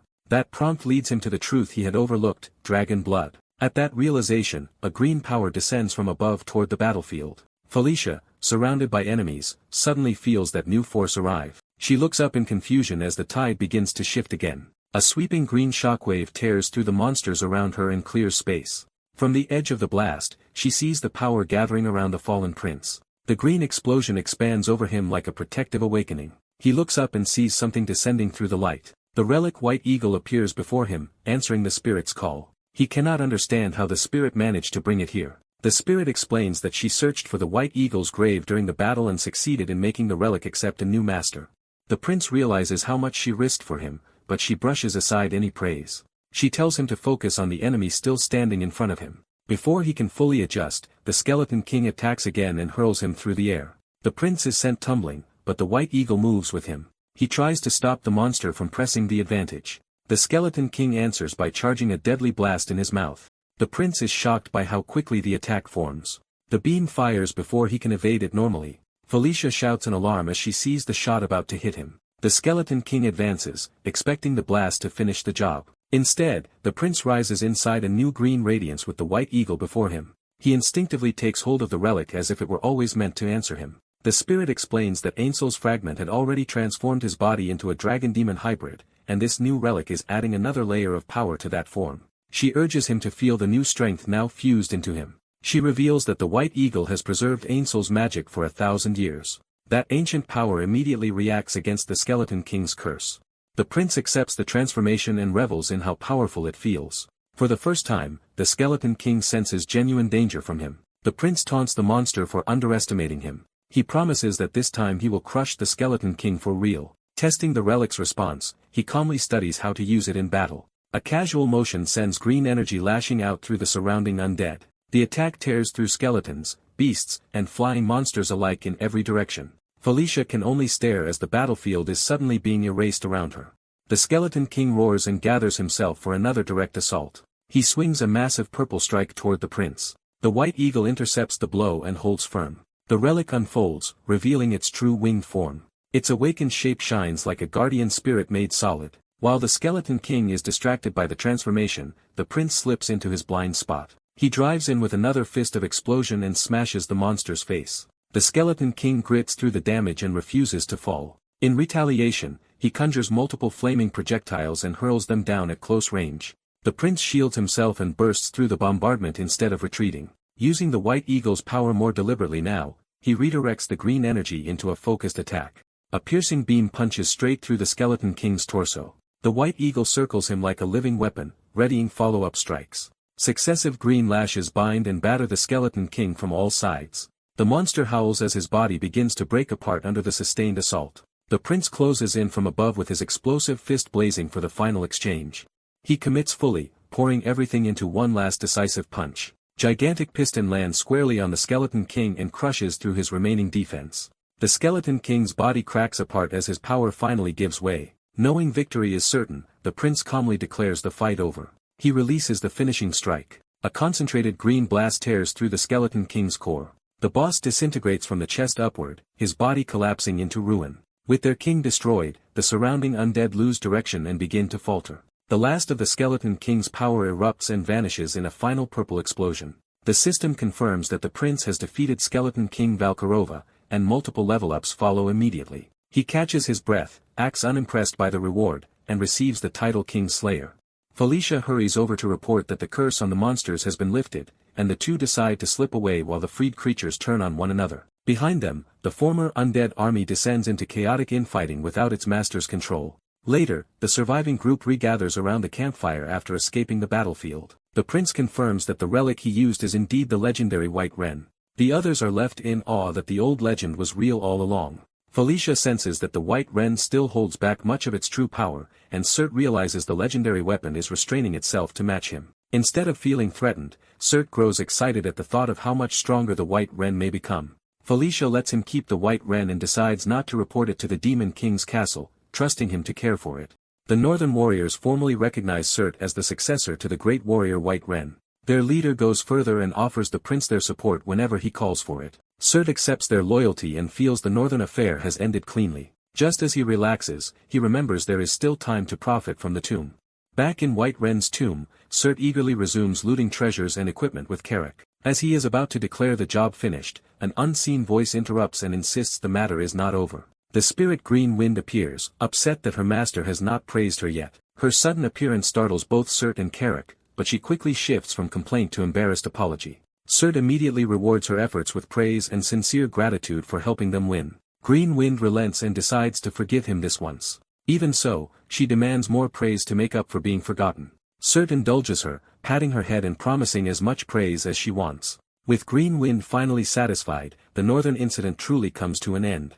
But even after the victory, Cert cannot shake a lingering doubt. He questions whether Valkarova was really the source of the mysterious purple aura. If Valkarova was not the true cause, then someone else may have driven the attack and known the hidden shrine's secret. The possibility leaves Cert quietly unsettled. He resolves that one day he will uncover the true identity behind the purple aura. After returning from the northern border, life becomes busy and time passes quickly for everyone involved. Fierce Eyes prepares to return north with warriors from all 4 tribes, as if the real campaign against the Cassius Pack is only beginning. Cert joins Fierce Eyes in the north, and together they wipe out the Cassius Pack over the next 15 days. Once that work is done, the story shifts back to the Demon King's castle.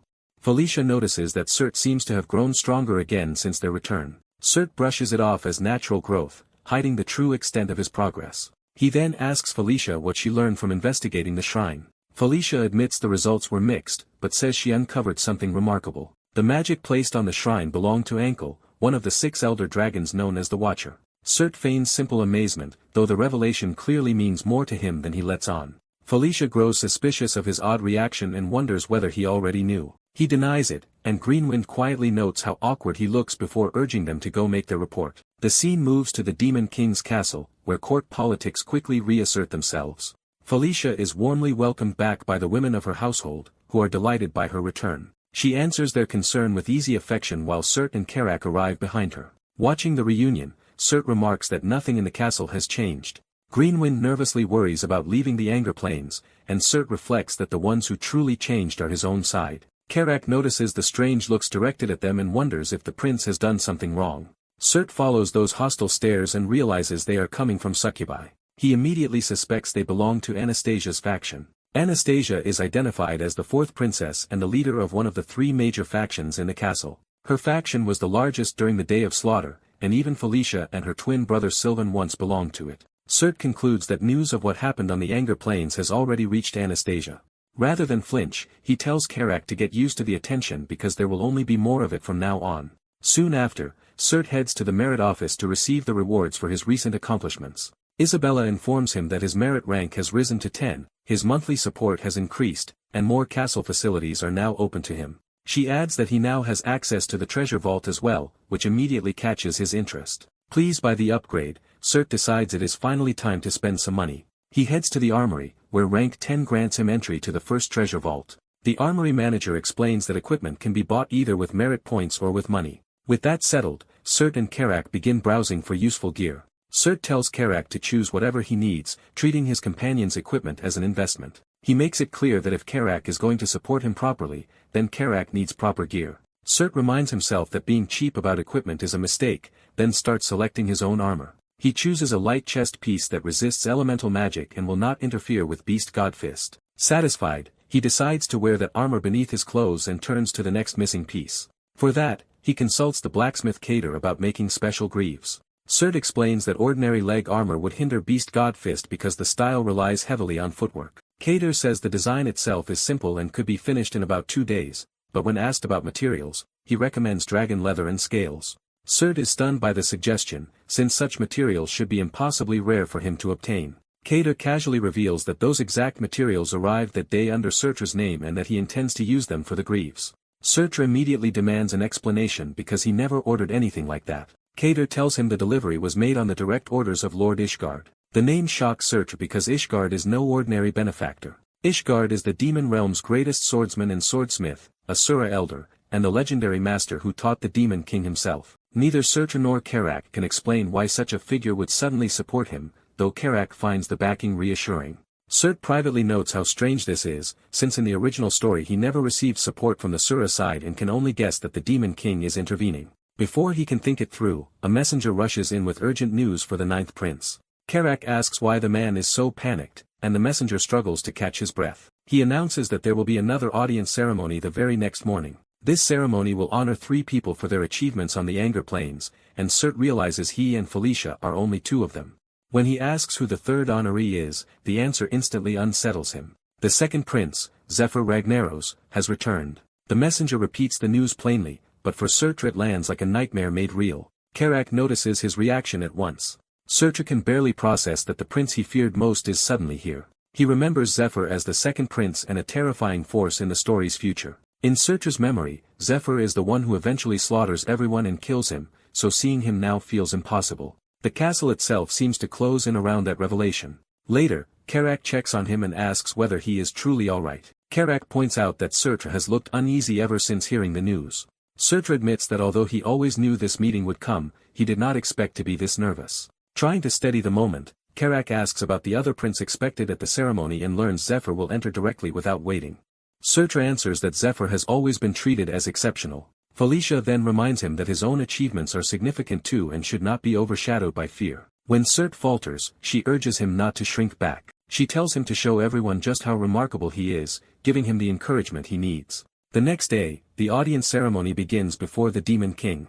The Demon King presides over the hall in full authority, setting the tone for a formal reckoning of merit. From the floor, Surtra and Felicia face the throne while the court watches. They are called forward together as the 6th princess and 9th prince. Surtra forces himself onward, reminding himself that this confrontation was inevitable. As he advances, he feels the weight of the nobles and factions watching from every side. Among those observers, Anastasia's camp watches with quiet interest. Anastasia herself sits back with composed confidence, already treating the ceremony as a game of influence. Surtra steels himself and decides he has to overcome this fear because the road ahead will only get harsher. The official then calls for the next prince to enter. Zephyr Ragnaros walks into the hall, and his arrival immediately dominates the room. Each step announces a presence that no one can ignore. Surtra recognizes at once that this is the meeting he has dreaded. Zephyr answers with a faint, unreadable smile. To Surtra, this is not just a prince but the central figure of the Demon Realm arc from the game. He names Zephyr in his mind with the gravity of someone facing a destined enemy. The ceremony proceeds into formal reports of the prince's and princess's achievements. Zephyr's accomplishments are so overwhelming that they alone would have justified the entire ceremony. Felicia's and Surtra's achievements are then announced, and their northern exploits seize the court's attention. Yet the true turning point of the day is not the praise but what comes after it. The Demon King suddenly addresses Surtra directly and declares that he will assign him a mission. Felicia is visibly startled by this unexpected turn. Even Zephyr lowers his gaze, as if measuring the meaning behind the order. Everyone realizes this is something unprecedented. Surtur is stunned because the Demon King is issuing a mission to him openly during the ceremony itself. The mission is to explore the Thunderdome fortress of the Dwarven High Kingdom. A newly discovered mining passage leads there, and Surtur is ordered to secure the route and investigate the fortress interior. He must depart within 7 days, and Surtur immediately recognizes the fortress from his knowledge of the game. He knows it as an important dwarven facility he once visited in Night Saga. The officials explain that the mission originally belonged to General Cashball's exploration unit, but Cashball died inside the fortress, likely from toxic gas, and the mission failed. Surtur is therefore instructed to prepare countermeasures against the gas and ultimately secure the fortress. The assignment leaves him baffled because the choice makes little sense on the surface. He cannot understand why a mission failed by a Draconian-born general is being handed to him instead. It seems even stranger because Zephyr, who has Draconian blood on his mother's side, would appear to be the more natural choice. Felicia wonders whether this means the Demon King has personally marked Surtur for special attention. When Surtur asks what she means, she explains that missions like this were always Zephyr's domain. Since even a general failed, she judges the task far too dangerous for Surtur to handle alone. She presses him to admit that much, and he reluctantly agrees. Felicia immediately decides she will accompany him on the mission. The decision hangs in the air as the implications of the new mission settle over them. Felicia tries to sound casual about joining, but Carrick points out that Surtur never actually asked her. Surtur accepts her offer anyway and thanks her, pleased to have her support. A blue-haired young man then steps forward and politely asks to accompany the ninth prince as well. He introduces himself as Katarov and leaves the choice to Surtur. Felicia recognizes him immediately, but Katarov reveals that the mission roster has already been decided, so he cannot actually join them. He apologizes for intruding and prepares to leave, which only deepens the oddness of his appearance. Felicia criticizes him for refusing to come, since a competent male siren like him would have been useful. She even notes that Katarov is one of the strongest magic-type sirens among the few males of his kind. At that moment, Surtur's insight activates and he sees through the surface. He realizes Katarov is secretly one of Anastasia's followers, planted close to him for hidden purposes. Katarov is in fact a fanatical infiltrator and spy, and his polite request was really a report to Anastasia. Surtur concludes that Anastasia's faction is deeply concerned enough to send even Katarov to monitor him. Elsewhere, Anastasia receives that report with calm interest. She judges that Surtur is proving far more cautious than expected. Later, as they prepare, Carrick asks Felicia what she knows about the Thunderdome fortress. She explains that the dwarves who built it were not Enkidu's treasure keepers but a different dwarven nation entirely, one with a far more warlike history. That dwarven high kingdom fought dragons to defend its cities and treasures and even succeeded in killing several true dragons. When Carrick reacts in shock, Felicia clarifies that ordinary dragons and elder dragons are practically different species. Carrick innocently asks whether that means Felicia can slay dragons too, and she starts to answer with qualified pride. Carrick immediately cuts through the boasting, and the tense build-up ends on a blunt, comic note. An orc elder humors the princess as she recalls that even the mighty dwarf high kingdom was destroyed in the war against dragons. Proud of her expertise, Felicia explains that Thunderdome Fortress is a famous subject in dwarven relic studies. Her scholarly pride quickly turns greedy as she realizes the buried fortress could contain enormous treasure. While the others tease her for getting carried away, Shutra identifies the ruin as one of the game's famous jackpot dungeons. He recalls that the fortress collapsed during dragon battles, leaving high-grade weapons and treasures sealed inside. But for him, the real prize is something he urgently needs. That prize is a dragon-killing weapon designed to be lethal even to those with dragon blood, the Dragon Slayer sword. Because Zephyr carries dragon lineage, Shutra decides he must secure such a weapon before facing him. He hardens his resolve and commits to obtaining it no matter what. The party reaches the mountain entrance to the buried fortress. Before going in, Shutra equips a ranked dragon scale greaves, gaining strong fire resistance and mobility. Satisfied with the upgrade, he readies himself for the dungeon ahead. Felicia checks that the whole group is prepared to enter together. Shutra gives the order to move out. They step into the ruined interior, where dust and old lights still linger in the long tunnel. The party advances cautiously through the ancient corridor. When the air thickens, Carrick mistakes it for fog, but Felicia recognizes it as toxic gas leaking from the mines. Even Felicia admits the poison is denser than expected, so Shutra agrees they should slow their pace. Carrick notices the gas color is wrong for ordinary mine poison, raising a new concern. Before anyone can process that warning, several party members begin choking and collapsing. The sudden poisoning drops Carrick and the others to the floor almost instantly. Shutra and Felicia are caught off guard as the gas overwhelms the group. Felicia realizes the poison itself has changed into a more dangerous type and curses the trap. She immediately casts wind magic to drive the toxic cloud away from the party. Her spell gathers the poison into a violent vortex. The compressed gas detonates with explosive force instead of dispersing safely. The blast hurls Shutra and Felicia back and leaves them reeling. As he struggles to stay conscious, Shutra calls out for Felicia. The corridor fills again with swirling poison and dust after the explosion. Most of the party lies unconscious in the contaminated hall. Then shadowy, tusked humanoid monsters emerge through the haze and close in on the fallen group. One of the creatures steps forward, revealing the threat is now physical as well as poisonous. More of the monsters rush toward the incapacitated party. Their leader recognizes Shutra's group as the ones who killed General Kashabal. Shutra realizes these enemies are connected to that earlier battle and are targeting them deliberately. A flying shield spirit called Green Wine suddenly intercepts the attack, surprising the monsters. Green Wine slashes into the attackers before they can finish the helpless party. The spirit tears through multiple enemies in a rapid sweep. As Shutra gets up, Green Wine dryly notes that his act of fainting was very convincing, and he snaps back at it. With Green Wine's help, the monsters are cut down in quick succession.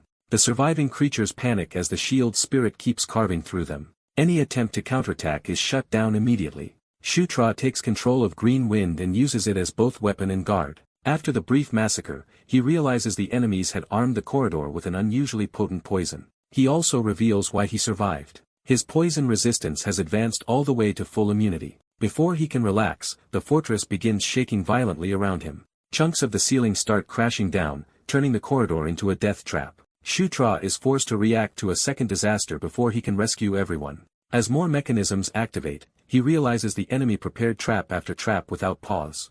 He orders Green Wind to stay behind and protect the unconscious party members. At the same time, he decides the others must be evacuated first, even though he still does not understand the full situation. Using dragon blood power, he lifts Felicia and prepares to move at high speed. He blasts upward through the collapsing corridor, carrying her clear of the worst of the cavern. While moving through the chaos, he spots what he was searching for. He identifies a hidden doorway as the true entrance to Thunderdome Fortress. Green Wind smashes through debris to keep the route open.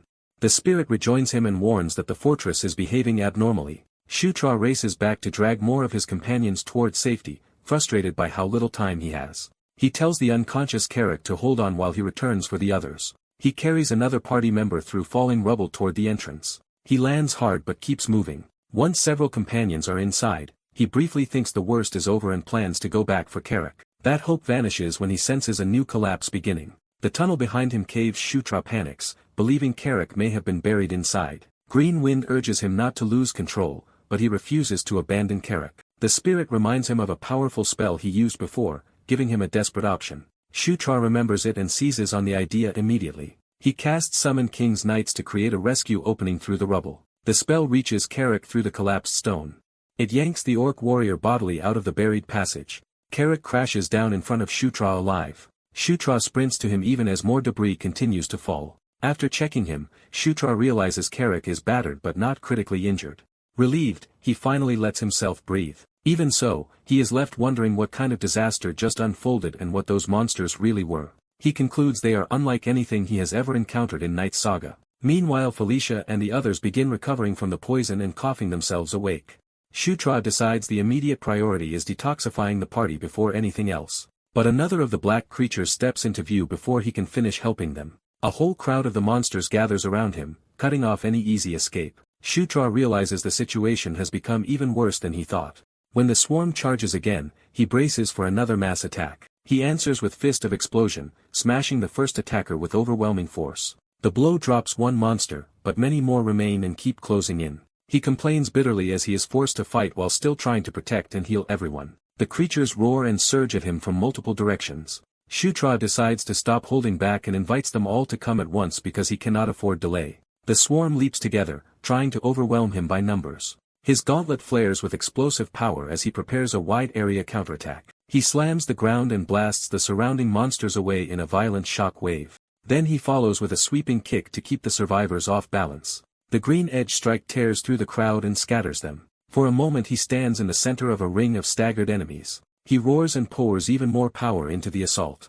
Felicia, half conscious, notices his strength with stunned disbelief. As he begins healing her, he gently checks whether she is alright. Surrounded by dead monsters, she asks what happened outside while he was gone.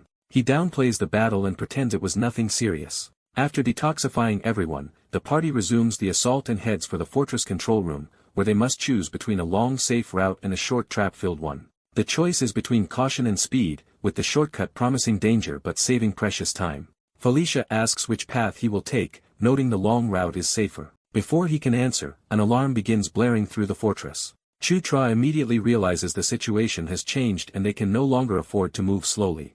Carrick asks about the sound, and Chutra identifies it as the warning for an attack on the fortress's most important facility. He explains that someone else is already attempting the dungeon, shocking Felicia. Chutra orders Carrick to take the lead with his shield and move toward the control room at once. When Carrick hesitates, Chutra reassures him that strict obedience will keep him alive. The shortcut immediately proves deadly as a dragonhead trap awakens in the corridor ahead. Carrick blocks a blast of dragon fire with his shield while the others shelter behind him. He endures the flames but is clearly pushed to his limit. The next trap launches a storm of spikes and heavy weapons, and Carrick absorbs that barrage too. He barely keeps his footing as the corridor pelts him from every side. By the end of it, Carrick is exhausted and shaking from the strain.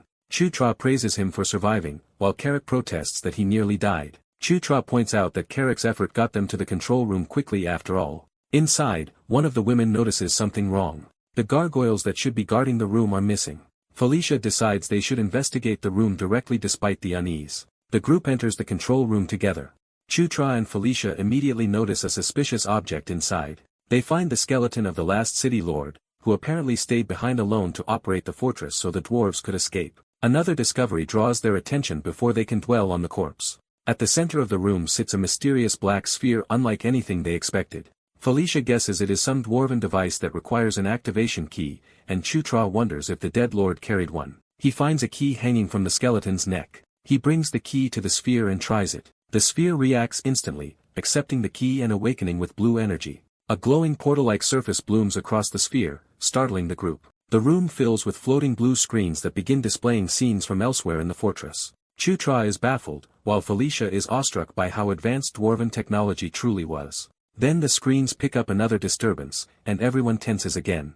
Carrick asks about the new sound, and the green-haired woman directs attention to one of the displays. The monitor reveals a nearby battle raging elsewhere in the fortress. Felicia recognizes the black creatures from Chutra's earlier fight and notes that they are swarming the gargoyles. Chutra realizes those black monsters are the true force assaulting the fortress and starts wondering what they want. Then Carrick spots a huge dragon on another screen, and Chutra turns in shock. The sight makes him realize exactly what he is looking at. The display shows a dead dragon with a glowing weapon still embedded in its chest. Chutra understands at once that he has finally found the relic he came for. The weapon is revealed as the greatest creation of the Dragon Slayer series, the Dragon Slayer Spear Ascalon.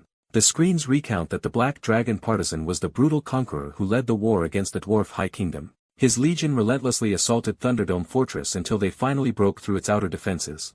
After infiltrating the fortress, Partisan charged ahead and unleashed his full power, making a fatal mistake. In a single arrogant moment, he exposed himself to a counterattack. The fortress's strongest dwarf warrior, Tiny Spark, seized that chance and drove Ascalon into Partisan's chest. But Partisan's death sent his legion berserk, forcing the dwarves to abandon the fortress and flee.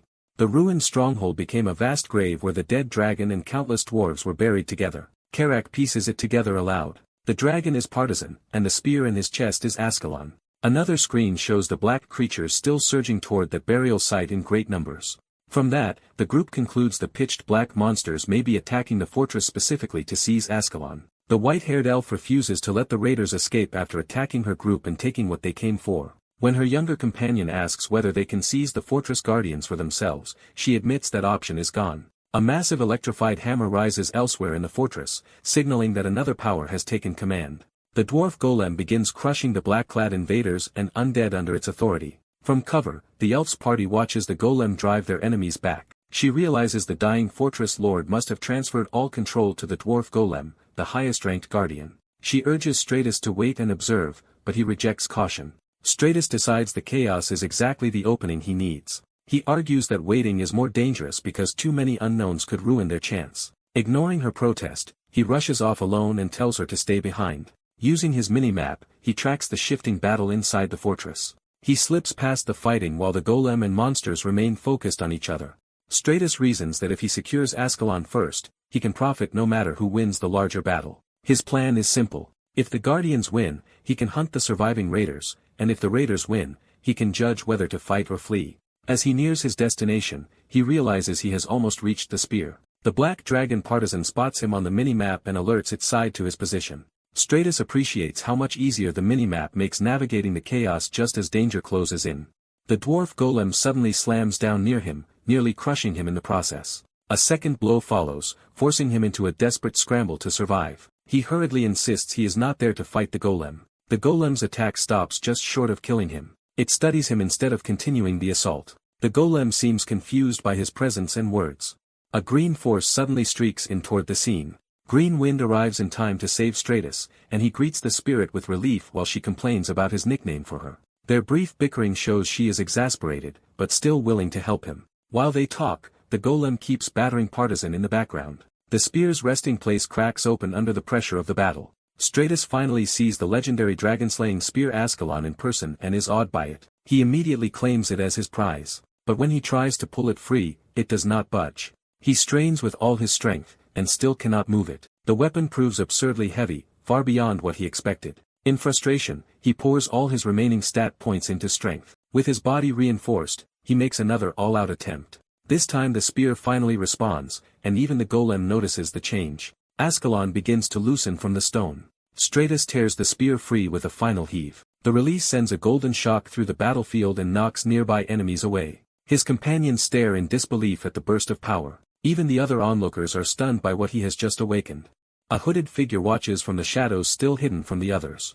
Ascalon reveals itself as a masterpiece of the Dragon Slayer series, forged to destroy the heart of the Black Dragon partisan and carrying the dwarves' hatred and resolve. Stratus realizes he has completed the main objective by obtaining the spear. That victory is interrupted when a huge purple-eyed dragon shape manifests behind him. The hooded figure channels a sphere of sinister purple death energy. That energy is driven into the dragon's remains. Partisan is violently reanimated as a zombie dragon. Stratus is horrified that Partisan, dead for centuries, is somehow standing before him again. He turns and notices the hooded caster controlling the resurrection from a distance. He demands to know who this new enemy is. Before he can react further, the revived dragon's power surges. The zombie dragon lashes out and blasts him backward. Purple energy continues pouring into the dragon, rapidly stabilizing its revival. Stratus recognizes the threat and fears he already knows what kind of power this is. He identifies it as the same purple death energy his group encountered before. The dragon's body swells with that energy until it erupts outward. The shockwave tears through the chamber and scatters everyone nearby, friend and foe alike. Green Wind catches Stratus before the blast can finish him off. He is left reeling, unable to understand why this is happening. He cannot reconcile Partisan's revival with the same death energy from the Angle Plains. Green Wind hurls him clear as the battlefield becomes even more dangerous. The dwarf golem charges the revived dragon to stop it head-on. It smashes into the dragon with thunderous force. Stratus is baffled when the Guardians and the revived dragon begin fighting each other. His allies finally reach him, calling out an alarm as they regroup around him. He explains that someone used sorcery to revive Partisan, even though the dragon should have remained dead. Felicia demands to know who would do that and why, but Stratus has no answer. The only thing he knows is that this purple death energy matches the same force they encountered before. He forces the group to focus on survival and says they must kill the dragon quickly while its mana is still unstable. He identifies the glowing core in the zombie dragon's chest as the key controlling its mana flow. He concludes that destroying that core is the only way to bring it down. The dragon begins condensing power in its mouth and chest at the same time. Stratus realizes too late what attack is coming. He warns everyone to move because the dragon is about to unleash its breath. The zombie dragon fires a devastating blast of purple breath through the fortress. The beam punches through walls and tears open the structure. When the dust clears, the dragon remains standing amid the destruction, still charging with death energy. It looms over the ruined chamber, fully asserting itself as the new dominant threat. Sheltering behind rubble, the party realizes the supposedly incomplete dragon is already far stronger than expected. Stratus admits the longer the fight drags on, the stronger the dragon will become, and he struggles to see a path to victory. Ascalon suddenly reacts in his hands, surrounding itself with gold and script and changing form. The spear reshapes into a heavier, drill-like dragon-killing weapon. Stratus understands that Ascalon is adapting to the battle. His companions are stunned to see the weapon transform. Seizing the moment, he asks Felicia to draw the dragon's attention for a second. He believes he now has a way to finish the fight.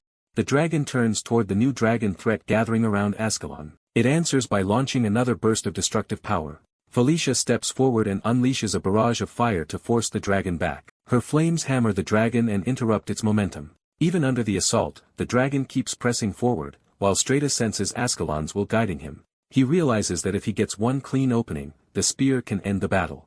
The dragon notices him preparing and shifts to stop him. Its attack crashes down before he can complete the strike. Felicia and the others cry out as Stratus is nearly overwhelmed. Shattered and coughing blood, he curses his failed timing. He recognizes that he rushed in too early and exposed himself. The dragon follows up with another crushing blast that tears apart the ground around him. For a moment, Stratus goes still as if gathering himself again. He opens his eyes with a new realization. He notices the dwarf golem still battling the dragon and understands it can create the opening he needs. The golem raises its hammer for another thunderous strike. It slams the dragon with a wall of lightning. The golem keeps pressing the attack without hesitation. It drives the dragon back with repeated electrified blows. The dragon roars in pain and fury under the barrage. The golem holds the line alone, buying Stratus precious time. Green Wind checks on Stratus while Felicia watches the golem stand in disbelief. Felicia angrily calls out Stratus for claiming he could finish the dragon and then nearly getting himself killed, and he can only apologize. She urges a retreat, insisting the dragon is beyond what they can handle. Stratus refuses to give up, even while coughing, and she demands to know what he can possibly do in his condition. He admits his mistake was rushing, and says that because the situation is urgent, they need to be even more deliberate. He asks Felicia to help him one more time. He promises that this time he will not make the same mistake. Before she can object further, he calls Green Wind and commits to the plan. He mounts the spirit and prepares for a fast, controlled approach. Together with the golem, they re-engage the dragon from multiple angles. Stratus orders Green Wind to circle widely so the dragon will not notice his approach. The golem continues trading blows with the dragon to keep its focus forward. The dragon gathers another breath attack, trying to wipe out everything in front of it. Its beam shatters the golem's body, finally breaking the guardian apart. Even damaged, the dragon remains exposed for a brief instant. Felicia answers by pouring more fire into the battlefield to keep the dragon occupied. Her flames engulf the dragon and create the distraction Stratus asked for. The dragon notices too late that something else is moving through the blaze. Green Wind's green arcs slash across the flames and pin the dragon's attention away from Stratus's true line of attack. The dragon snarls, confused and irritated as it tracks the decoy movement. It begins charging yet another concentrated breath blast. Green Wind signals that the opening has finally appeared. Stratus launches himself straight toward the dragon's exposed core. The dragon invokes dragon blood and floods itself with purple power to survive the incoming strike. Stratus stays calm, deciding he does not need a perfect battle, only a single successful hit. He commits everything to that one chance. Trusting Ascalon's will and remembering an earlier lesson, he drives the weapon forward with absolute focus. Ascalon releases gigantic piston, turning his thrust into a massive golden drilling strike. Felicia can only watch in shock as the attack lands. The spear punches through the dragon's core, and she realizes Stratus has truly done it. The zombie dragon collapses, and the system confirms the defeat of the boss, zombie dragon partisan. As golden notifications rise around him, Stratus gains multiple levels from the kill. He marvels at Ascalon's true power and receives the title Dragon Slayer. For a brief moment, he allows himself a satisfied smile. Then a new voice praises him for actually bringing the dragon down. Stratus turns an alarm toward the speaker. The hooded observer steps forward, regretting only that he waited because the second prince never arrived. Stratus identifies him as the one who revived Partisan, but the man dismisses the accusation as irrelevant. Blue energy begins swirling around the newcomer's weapon. He declares that he will clean up whatever remains, making clear that Stratus is his next target. Stratus is startled by the appearance of blue flames, a power he did not expect. A massive wave of blue fire erupts across the fortress, announcing that an even more dangerous battle is about to begin. In the middle of the ruined sanctuary, the ninth prince faces a lethal attack that suddenly loses its force. He is left stunned, unable to understand why death that was already upon him has stopped. As the hostile power vanishes outright, his attacker is left coughing and off balance. Before the masked enemy can recover, a new strike cuts into the scene with overwhelming force. The prince turns in confusion as the attacker is knocked away from him. A calm new presence steps in, making it clear that someone far stronger has arrived. The newcomer announces that he has intervened just in time, and the prince immediately recognizes the weight of that rescue. The prince starts to speak, already realizing who could command such power. His suspicion becomes certainty when the legendary Sword Lord appears before him. The Sword Lord greets the ninth prince directly, confirming that he knows exactly who the boy is. The prince recalls that Ishigard, the Sword Lord, was the final guardian of the Azura Sanctuary and even the Demon King Matra's master, a figure comparable to an elder dragon. What shocks him most is that this man was supposed to exist only in the story's background, never as someone he could actually meet. Even in the original course of events, the Sword Lord never stepped into the foreground, not even during the greatest upheavals of the realm. To the prince, Ishigard is a hidden monster of the setting, someone even the Demon King once sought out for guidance. The Sword Lord casually acknowledges the sixth princess as well, showing that he knows both royals personally. He treats Felicia like a child he once knew, lifting her up and teasing her about how much she has grown. Felicia, embarrassed and furious, demands to be put down at once. Ishigard only laughs, amused that despite her growth she still throws the same childish tantrums.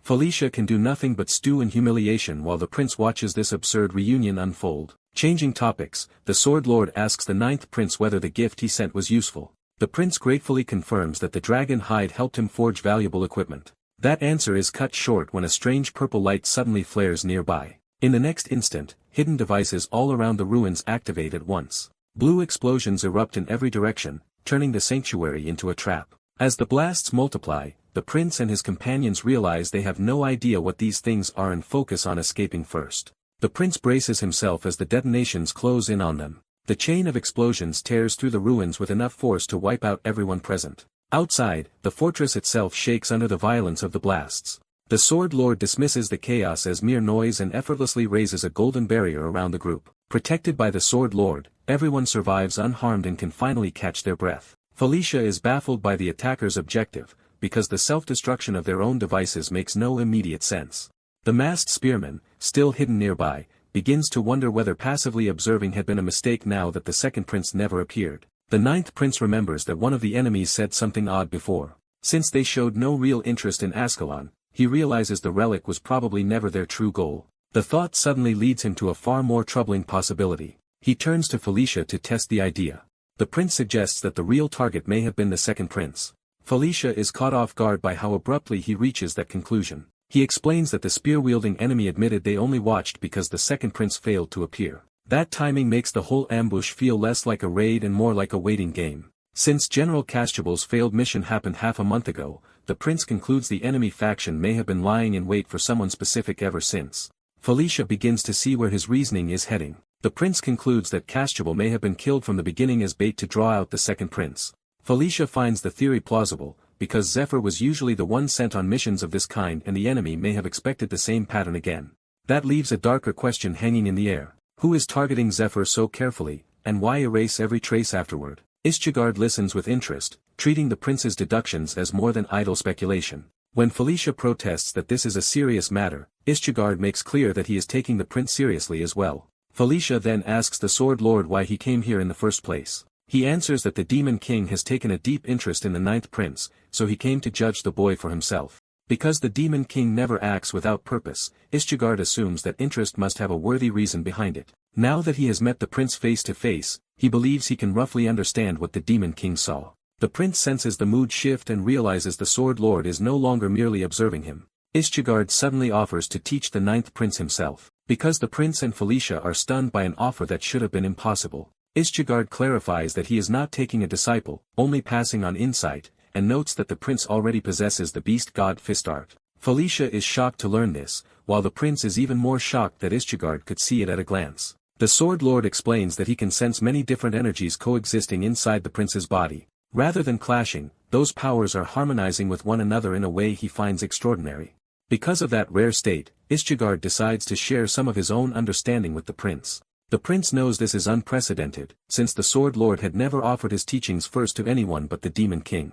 Seeing no reason to refuse such a miracle, the prince formally asks for instruction. Ishigard begins the transmission by directly pouring his aura into the prince. The prince immediately feels that this is a completely different kind of teaching from what he received for the beast god fist art. He remembers that earlier martial training felt distinct, while this new power enters him in another form entirely. The Sword Lord's aura floods every corner of his body, filling him from within.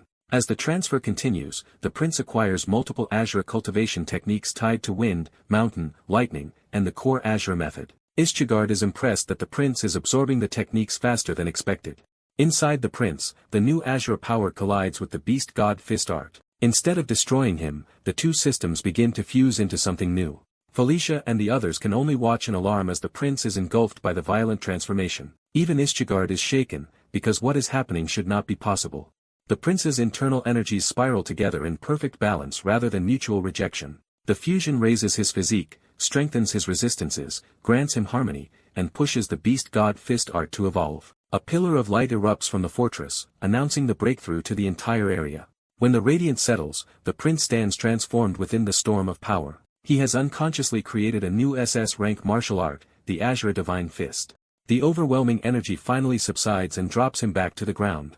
Felicia demands an explanation, and Ishchigard admits this outcome went far beyond what he intended. He explains that the prince unconsciously merged the beast god fist art with the Azure cultivation technique into one art. The prince realizes how absurd this is, because in the original story only the hero's sword art ever reached SS rank. Now his own martial path has evolved into an SS rank art on that same level. Ishchigard openly praises him as someone far greater than he had imagined. He says he does not need prayers or explanations, because what interests him now is the prince himself. The Sword Lord asks whether the prince has given this new technique a name. The prince answers that he has, calling it the Azure Divine Fist Strike. Ishchigard approves of the name, but warns him to keep today's event secret whenever possible. Since the prince is already attracting too much attention, revealing this would only make the royal court even more wary of him. With the teaching finished, Ishchigard turns back to practical matters and says they should gather the real spoils of the ruins. He reveals that the dead dragon itself is the treasure they should be taking, leaving the others speechless. He proposes dividing the dragon remains among them and asks what they plan to do with such materials. When they suggest sending them to the Demon King's forge, Ishchigard offers a better option, a craftsman he personally trusts. He asks whether they know the name Amida. Felicia does not, but the prince instantly recognizes the name with shock. He identifies Amida Ignatia as the greatest blacksmith in the demon realm, one who wields the last flame. The prince hides his excitement, because he knows exactly how valuable that connection is. To him, meeting Amida is another hidden event that should have been nearly impossible to trigger. He recalls that Amida Ignatia is a mysterious figure whose identity is never fixed. Rumors say Amida may be a shape-shifting mage, or perhaps not one person at all but a shared name used by a clan. Even in repeated playthroughs, encountering Amida was extraordinarily rare, so the prince knows how lucky he is. Ishchigard offers to tell him where Amida has been staying recently. The prince can barely believe he is being handed such a priceless lead. Ishchigard warns that Amida moves often and dislikes meeting people, but says his own name will secure at least one audience. The prince is thrilled, realizing that in a single visit he has gained both a new SS rank art and the whereabouts of Amida. After resting, the group thoroughly searches the treasure vault for everything else worth taking. Once the vault is cleared, they move deeper into the ruins. The next stop is the archives, a place Felicia insists they cannot leave unexplored. Inside the dusty records hall, Felicia's scholarly obsession overwhelms any discomfort, while the prince can only complain and endure it. The group enters a preserved archive chamber that has somehow survived the ages. Felicia is delighted to find the records in astonishingly good condition. She praises the dwarves' meticulous preservation with such joy that even the others can only stare at her enthusiasm. The prince begins to wonder just how ancient this archive really is. When he notices even stone tablets preserved among the records, he realizes the collection reaches back far beyond ordinary history. Curiosity finally gets the better of him, and he picks up one of the old tablets. The image carved into it feels strangely familiar to him at once. He recognizes two of the elder dragons, Enkel and Enkidu, and sees that the scene includes 6 elder dragons in total. That means the opposite side of the tablet must depict something equally important. When he turns to that side, he sees the silhouette of a woman he recognizes with a jolt. The inscription tied to her speaks of conquest. The next lion declares that all shall kneel before her, revealing a vision of absolute dominion. The prince is disturbed, because the figure should not belong in a 1,000-year-old dwarven record. He identifies the woman as Conquest, a presence he knows from elsewhere. That recognition horrifies him, because she has no business appearing in this ancient scene. The age of the painting only deepens the contradiction. He cannot understand what connection could have brought 4 people and 6 elder dragons together in one place. At that moment, Green Wind suddenly appears beside him and asks what has him so serious. The prince is startled by her abrupt arrival, but she immediately asks him to come closer because she has found something important. Green Wind proudly hints that she has done something worthy of praise. He leads him to another record hidden among the archives. The prince quickly realizes she has indeed found something significant. It turns out to be a record specifically about the elder dragons. The text explains that each elder dragon bore a nickname reflecting its nature,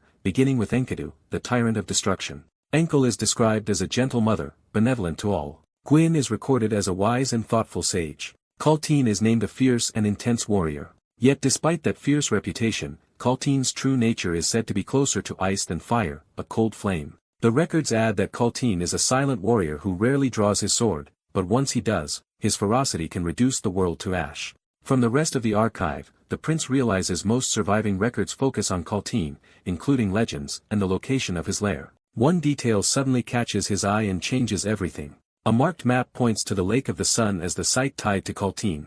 The prince is astonished that a fire aspect elder dragon would hide beneath a lake, which explains why no one found the lair before. Pleased with herself, Green Wind waits for praise while the prince pieces the clue together. He then realizes the marked location lies close to another destination already on his mind. The Lake of the Sun is near the Spider Forest region, exactly where Ishigard said Amida had been staying. It is also close to the Lycanthrope region, letting the prince fold several future objectives into one route. Satisfied, he finally praises Green Wind for her discovery. As he pets her head, he realizes the next stage of the journey could reward him with both Amida's help and Kalteen's armament. The group remains at the Thunderdome Fortress for 4 days before moving on. In that time, Felicia throws herself into the archives with tireless passion, never seeming to lose energy. The prince also searches the records for Elder Dragon lore, but aside from Kalteen he finds nothing useful on the others. Even so, he leaves with one clear gain in hand, his promotion among the king's knights and the momentum for a far greater hunt ahead. Carrick has grown powerful enough to radiate a visibly greater presence. Shutra checks the result of Carrick's training, and Carrick quietly weighs his own improvement.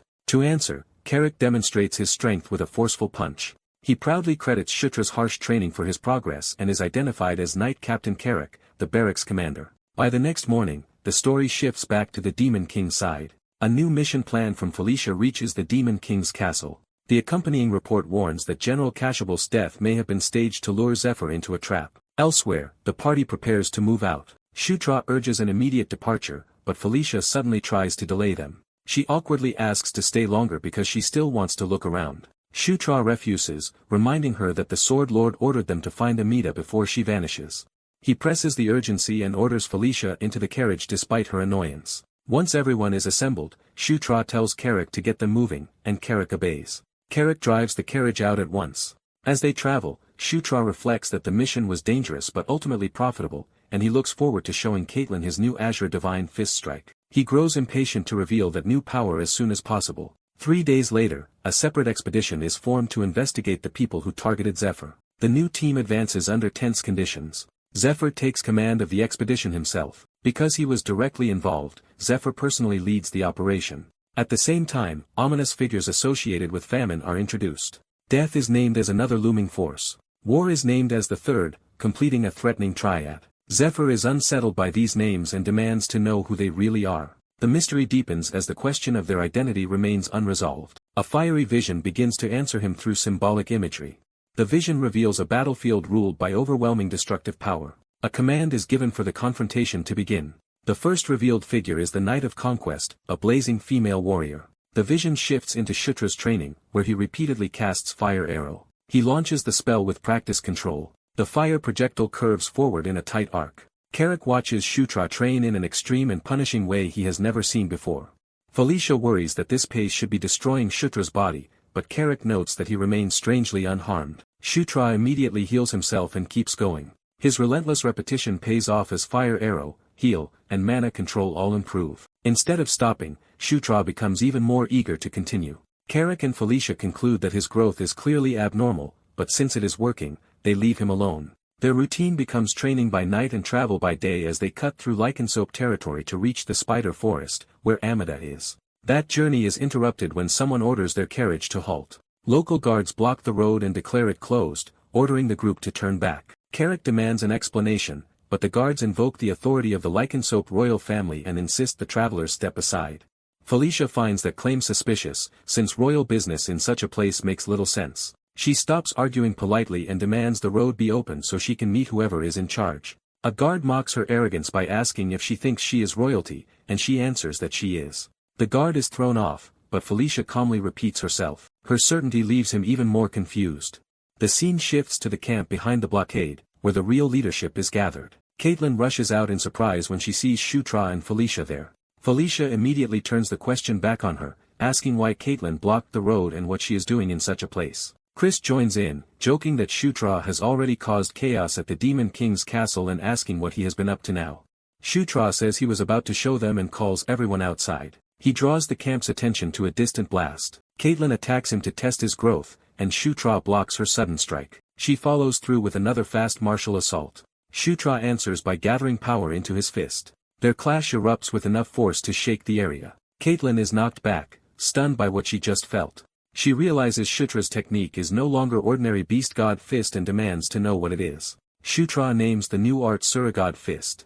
Felicia explains that it combines beast god fist with the swordmaster's Surami method, leaving Chris shocked that Shutra fused two advanced systems. Caitlyn excitedly asks to learn it too, but Shutra admits he created it unintentionally and cannot teach it yet. Chris concludes that Shutra has become so abnormal that even his own invention cannot be passed on, and Shutra takes it as praise.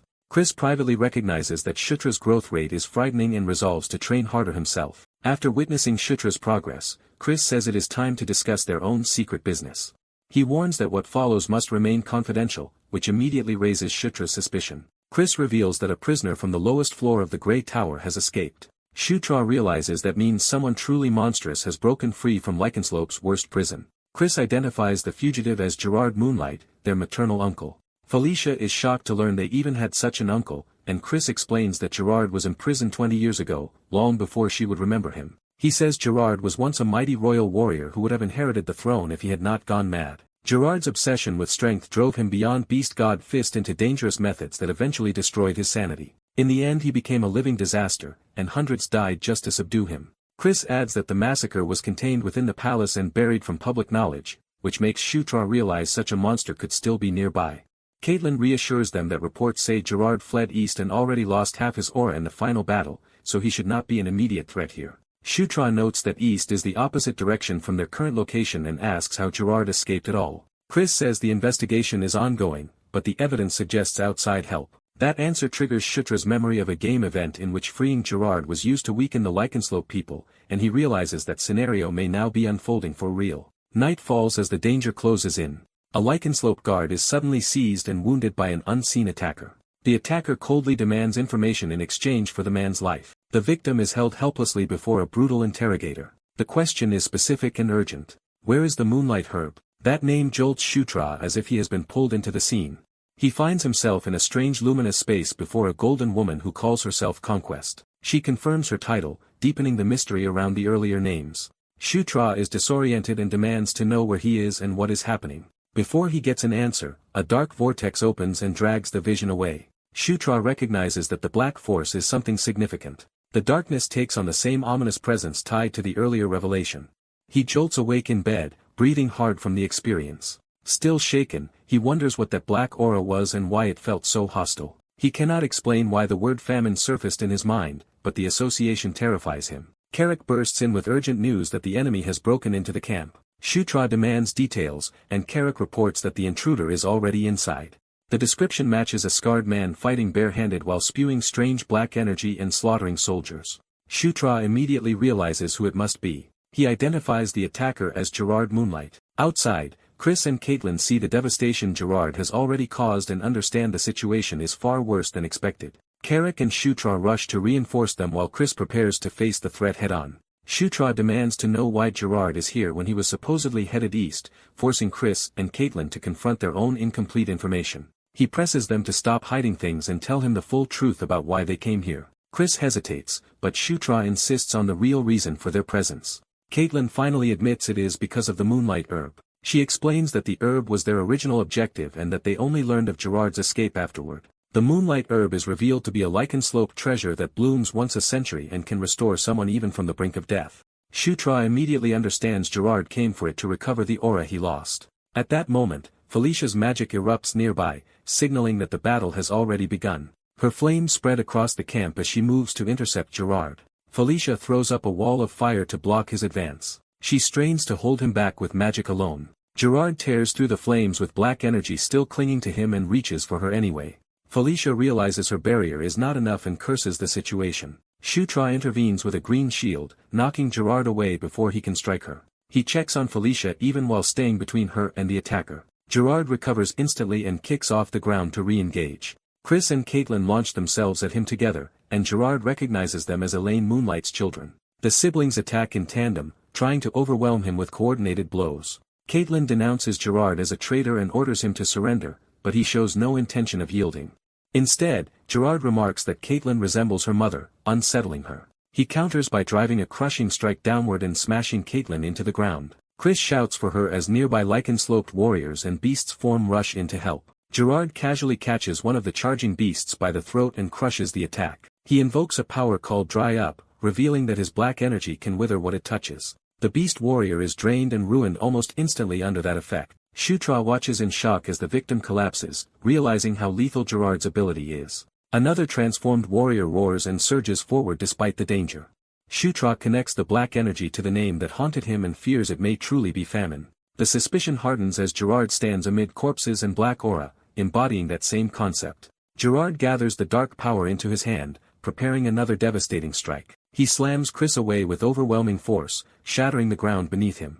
Chris is badly hurt by the blow. Seeing Chris fall, Shutra is rattled and realizes the fight is spiraling out of control. He remembers that Gerard was never this strong in the original game and concludes something has changed drastically. Gerard exploits Shutra's moment of distraction and seizes him by the throat. Shutra struggles helplessly as Gerard begins to choke the life out of him. Gerard prepares to use Dry Up on Shutra directly. Shutra braces himself, desperate and furious as the black power closes in. A sudden impact interrupts the attack. Caitlin and Chris crash back into Gerard together, forcing him off Shutra. Shutra collapses, gasping for air after nearly being killed. Gerard clicks his tongue in annoyance, more irritated than injured. Chris charges him and declares that Gerard is not family anymore but an enemy. Their clash detonates in a burst of blue force that tears through the battlefield. Gerard mocks Chris even while trading blows, treating the fight like a twisted family reunion. Chris rejects that completely, insisting the royal Gerard died 20 years ago and only a fugitive remains. Shutra responds by drawing on the king's banner, calling up a golden power. Under that royal authority, he surges in to support Chris at close range. Chris feels a sudden rush of strength and realizes Shutra's magic is empowering him. With power flooding through his body, Chris launches himself back at Gerard with renewed force. Gerard realizes Shutra's fighting style has suddenly changed, just as the boy surges back into the clash with new force. Shutra's counterattack catches Gerard off guard and drives him backward. Chris joins the pressure, and Gerard is forced to endure a coordinated assault instead of overwhelming them one by one. Their combined push finally halts Gerard's advance and blasts him away from the others. Unable to see the battle clearly, their ally is told that Chris and Caitlin have succeeded in forcing Gerard back. But Gerard immediately breaks through the pressure and strikes back at both Chris and Caitlin. Chris acknowledges their talent as Elaine's children and decides they are no longer opponents he can treat lightly. Gerard releases his restraint and prepares to use his full power. His body shifts into a more savage wolf form as his aura turns murderous. The transformation completes, and his killing intent locks on to Caitlin. Gerard lunges past the others in a direct rush toward her. Chris notices too late that Gerard's true target is not him. Gerard crashes into Caitlin before she can defend herself and lands a devastating blow. The shock of the hit leaves her unable to respond. Caitlin collapses with a fatal-looking wound, and the battle's balance instantly changes. Seeing her fall, Chris loses control and charges in with pure rage. Gerard swats Chris aside with ease, showing how wide the gap still is. Chris is hurled away and left exposed in midair. Gerard follows to finish him, while Chris can barely breathe. At the last moment, Surt brings up a shield to intercept the killing blow. The shield stops Gerard's strike, surprising him and buying Surtra a heartbeat. Even as the shield cracks under the impact, Surtra holds long enough to change the fight. An orc knight answers Surtra's call and charges in to reinforce him. The summoned ally slams Gerard and interrupts his momentum. Using that opening, Surtra gathers explosive power into his transformed arm. He commits to a close-range finishing strike before Gerard can recover. Surtra drives a massive punch straight into Gerard's chest with gigantic piston.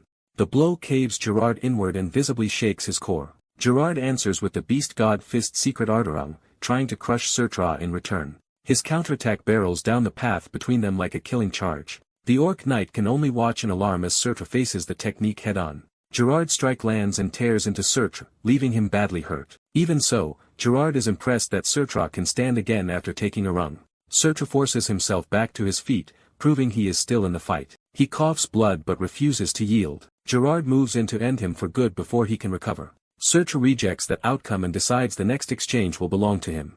He launches his own Beast God Fist Secret Arterung, turning Gerard's technique back on its owner. Gerard is stunned that Searcher can reproduce the move after seeing it once. Searcher's imitation of a rung crashes into Gerard with overwhelming force. As he strikes, Searcher gains the secret art for himself and taunts Gerard to endure it. Gerard reels in disbelief that an outsider can use a rung at all. Searcher presses in relentlessly before Gerard can regain control. He follows with Fist of Explosion and detonates another heavy hit at close range. Gerard is driven back snarling, wounded and furious. He roars and tries to overwhelm Searcher with brute force again. Searcher evades and complains that he had wanted to blow Gerard's head off outright. Gerard suddenly dives into the ground and disappears into the earth. Searcher realizes too late that his enemy has escaped underground. A violent eruption bursts from the forest floor as Gerard flees the battlefield. Searcher stares at the aftermath, unsure whether Gerard truly ran. With no sign of him left, Searcher can only conclude that Gerard escaped. System messages announce Searcher's level up, and he accepts the victory as one major obstacle cleared.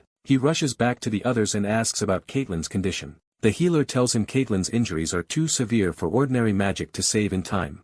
Searcher's own body gives out from the strain just as the crisis deepens. He diagnoses Caitlyn's internal damage and suspects she destroyed herself by forcing too much aura. When the others worry about him, Searcher brushes it off and tells them to focus on Caitlyn instead. Chris, though injured, hands over a box and insists it be used for Caitlyn and Searcher. Inside is a luminous flower that immediately draws everyone's attention. They recognize it as the legendary Moonlight Herb. A ritual begins around the herb as both Caitlyn and Searcher lie unconscious before the gathered group. The white-haired woman carefully brings the herb into the healing rite. The flower splits its power in two, as if choosing both of them. Twin streams of moonlit energy flow into Caitlyn and Searcher together. Caitlyn's body begins to respond first as the light enters her. Then both of them blaze with the same moonlit radiance, astonishing the witnesses. The onlookers realize the light is not from the ritual alone but from the two patients themselves. The herb rises into the air wrapped in moonlight, no longer merely being healed but transformed.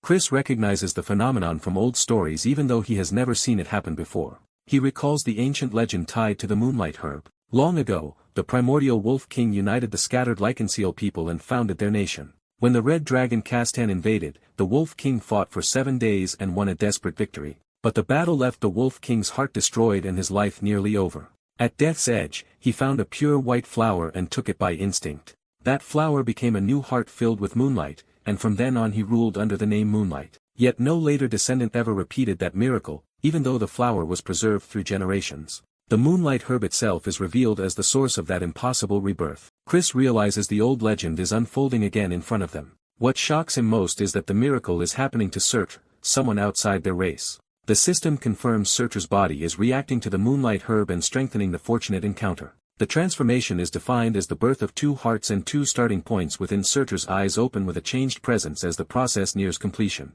When he comes to, he finds Caitlyn asleep against him in the same bed. He jerks awake in embarrassment, startled by how close they are. Confused and flustered, he demands to know what happened. Before he can sort it out, he notices people entering the room. Several attendants arrive, signaling that someone important has come to see him. A regal woman enters and calmly asks whether he rested well. She addresses him formally as 9th Prince Sidrines. Searcher is stunned because he instantly recognizes her face from the game story. She is Elaine Moonlight, the 4th Queen of the Leakin Slope and the biological mother of Chris and Caitlyn. Elaine thanks Searcher for saving her children, while he awkwardly insists he only did what he had to do. She dismisses his modesty and openly praises his actions. After the pleasantries, she decides to speak plainly about why she came. Elaine directly asks whether Searcher intends to become the Demon King. Seeing his blank reaction, she notes that he has never seriously considered it before, which fits his former position. But she warns that his circumstances have changed and he can no longer avoid thinking about the throne. She urges him to decide how he should act from now on in whatever way benefits him most. Later, reflecting on everything, Searcher realizes he had been unconscious for 4 full days. His planned companion confirms it and proudly says she watched over him the entire time. At his request, she explains that he is in a villa used by the Leakin Slope royal family. She adds that he and Caitlyn were placed in the same bed because it would improve the healing effect for both of them. When Searcher questions that, she reminds him that he used the Moonlight Herb. A system notice appears, confirming he has gained a special passive skill called Moonlight Bond. Searcher senses a new power in his aura, as if a second aura heart has formed inside him. The spirit explains that the closer he and Caitlyn are, the more their linked life force will activate, and he can feel it by touching her. Searcher reaches out and takes Caitlyn's hand to test the claim. The bond immediately responds, sending moonlit energy through him. He feels the strange power directly and realizes the connection is real. The spirit confirms that the moonlight herb has permanently linked the two of them. Surtra is left speechless by the implication. The spirit cheerfully compares their link to the bond she shares with him, while Caitlin remains unconscious beside them. Elsewhere, the report reaches the royals that Gerard's fate is still uncertain. Although pieces of Gerard's body were found and there were casualties in the pursuit, the search will continue until his death is confirmed. Chris then brings up Elaine's proposal that Surtra consider becoming the Demon King. He admits his own strength is respectable but nowhere near enough to dominate the succession. He cannot bridge the decade-long gap with the first prince, and the second prince is an even greater monster. But he believes Surtra could eventually catch both of them and claim the throne. That possibility makes Surtra stop and listen seriously. Chris argues that unlike himself, Surtra could win support from other races and even gain the Swordmaster's backing. He adds that if Surtra keeps earning merit, even the imprisoned Gandharvs might one day be pardoned. That revelation makes Surtra realize the Gandharv's absence was due to imprisonment, and he wonders what crime led to it. Chris does not press for an answer now, but insists that merely considering the throne will already change everything. Left alone with the thought, Surtra quietly turns over the idea of becoming Demon King. Meanwhile, Elaine departs by carriage after setting that possibility in motion. Her captain Ludwig asks whether she truly believes the ninth prince can become Demon King. Elaine answers that she understands the current Demon King well and trusts that his actions always have purpose. Since the Demon King publicly favored Surtra twice, she concludes he must have seen potential in the boy that others missed. When Ludwig points out that father and son are still father and son, Elaine dismisses that as naive. She explains that the Demon King would welcome even being killed by his own son if it meant a stronger Demon King had been born. So despite the risk, she believes the best future for their side is one where Surtra ascends the throne. In her view, the demon world ultimately belongs to strength, and the strongest will always shape its order. She admits that reality is harsh, but says that is exactly why she accepts it. At the same time, the wolf soldiers continue hunting for Gerard through the forest. One of them suddenly senses something and realizes they have found him. They discover Gerard alive but maimed, slumped against a tree in terrible condition. Gerard, however, is already speaking to the dark forest within him as if he has reached a decision. The shadowy entity asks whether he will finally accept its offer. Gerard places his hand down and gives in. Dark power erupts from him and begins draining the life of the wolves rushing toward him. The pursuing soldiers are torn apart as Gerard rises wrapped in black corruption. He fully accepts the power and tells the entity to take what it wants. The darkness answers with a predatory grin, sealing the pact. With that bargain made, Gerard begins again, determined to reach a different ending than before. A few days later, Caitlin finally wakes up, ending the immediate crisis.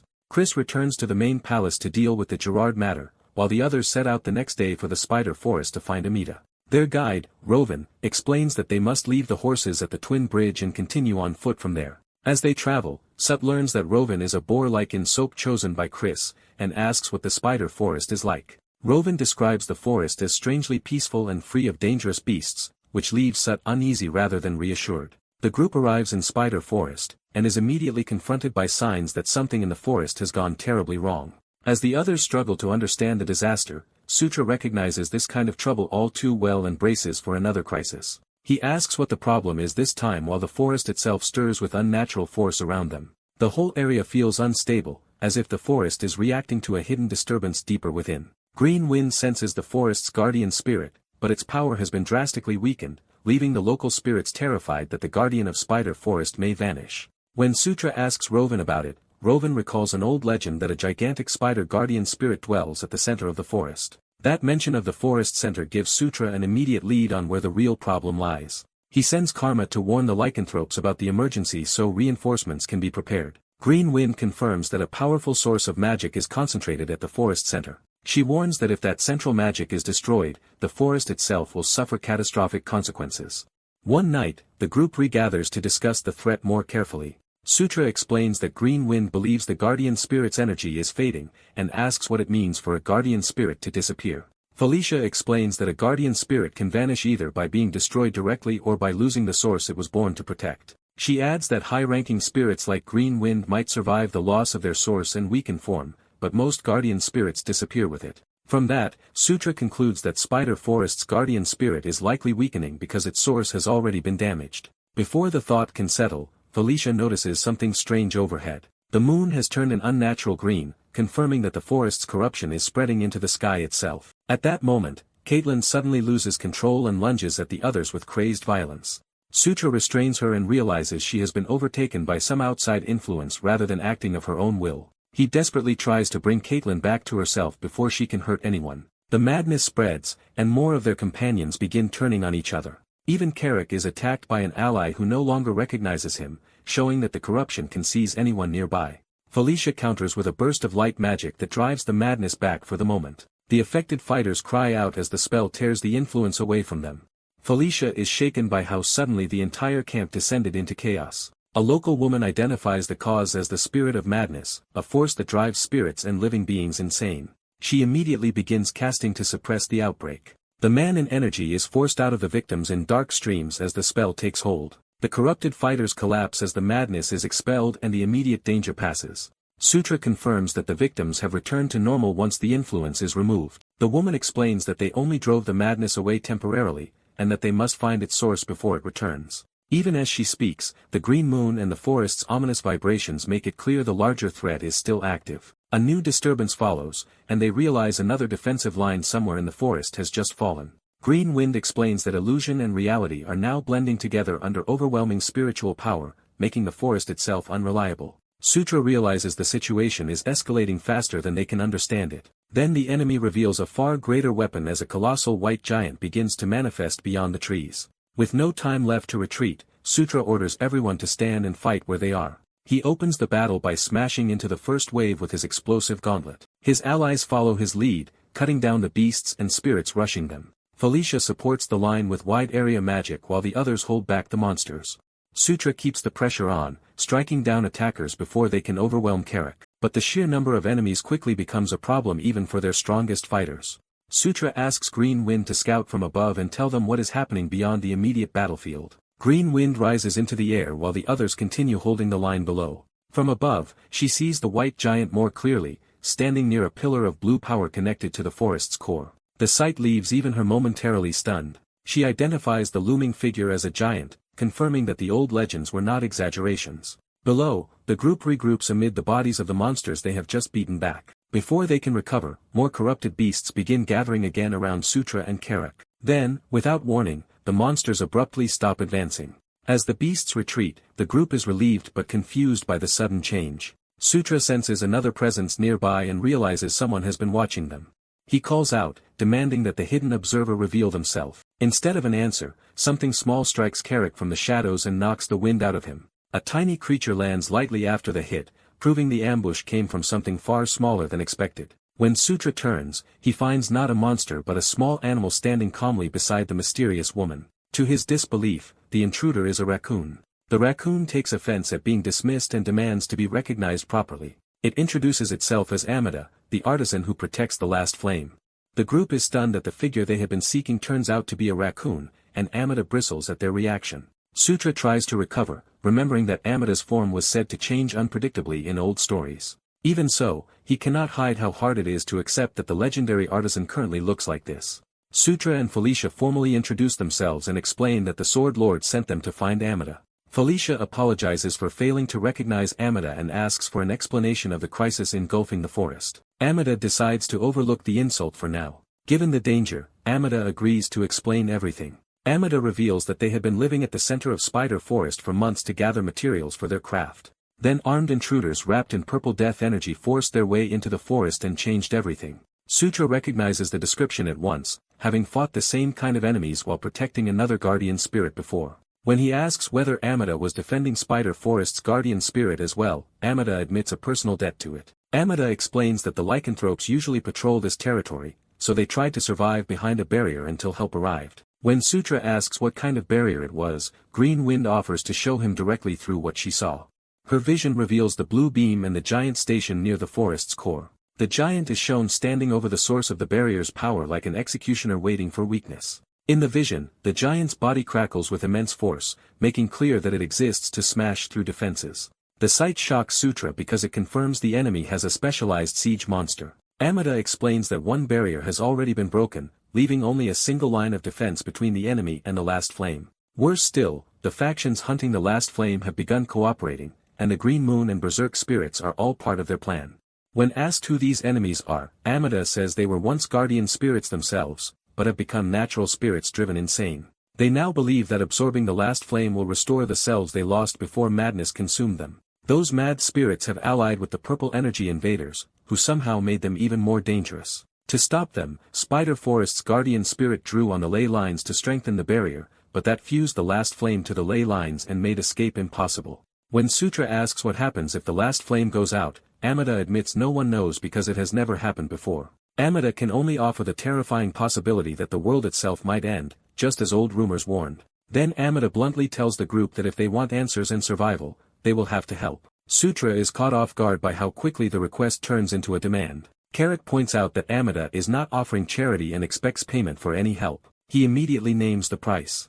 Amida must forge one piece of equipment for each of them. Amida protests that the last flame is in danger and this is no time for bargaining, but Carrick refuses to back down. He reminds Amida that they are risking their lives too, so the deal has to be worth it. Cornered, Amida grudgingly agrees to make the equipment later, and the group secures the promise. By the next day, Sutra has explained the situation to the companions who were unconscious during the night's chaos, leaving Caitlin and Syra horrified by what they had done while possessed. Because the crisis has worsened, he also sends Robin back to the lycanthropes to report the situation and request reinforcements. The remaining fighters gather to hear Amida's plan for surviving the coming assault. Amida says the enemy's attack pattern can be divided into two distinct phases. First, crazed monsters and beasts driven by the spirit of madness hurl themselves at the barrier in mindless waves to wear it down. Amida warns that lycanthropes are especially vulnerable to that madness because of their ferocity, so countermeasures are essential. Second, once the barrier has been weakened enough, the white giant appears to finish destroying it.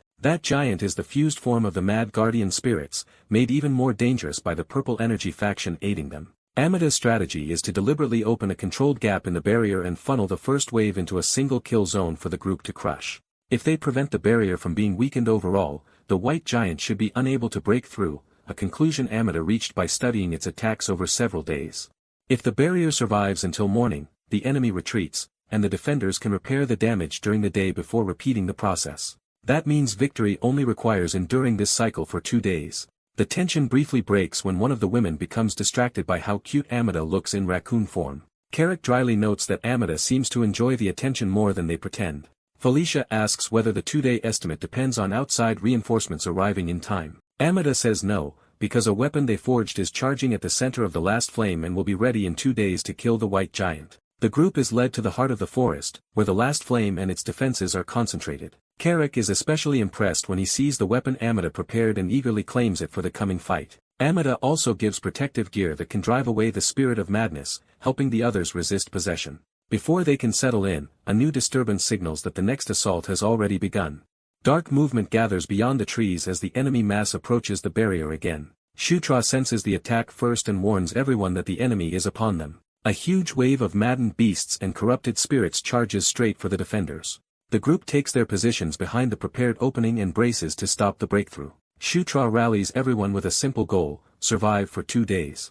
Felicia opens the defense by unleashing powerful magic into the incoming horde. Her spell tears through the first wave and blasts apart the monsters crowding the choke point. After the strike, Amida urges her to keep using the staff they lent her and deepen her understanding of the power flowing through it. Amida promises that if Felicia grasps that power fully, she will be able to cast far stronger magic than before. Taking the advice to heart, Felicia calls on flame magic through the staff. The spell forms into a massive fiery construct that engulfs the charging enemies. The resulting explosion wipes out another large section of the horde. Shutra praises Felicia's success as the front line surges forward through the burning gap. He tells the others to leave the close fighting to him and Carrick while they maintain support. Shutra tears into the monsters with explosive strikes, smashing through multiple enemies at once. Caitlin joins the defense as well, cutting down attackers that slip past the main line.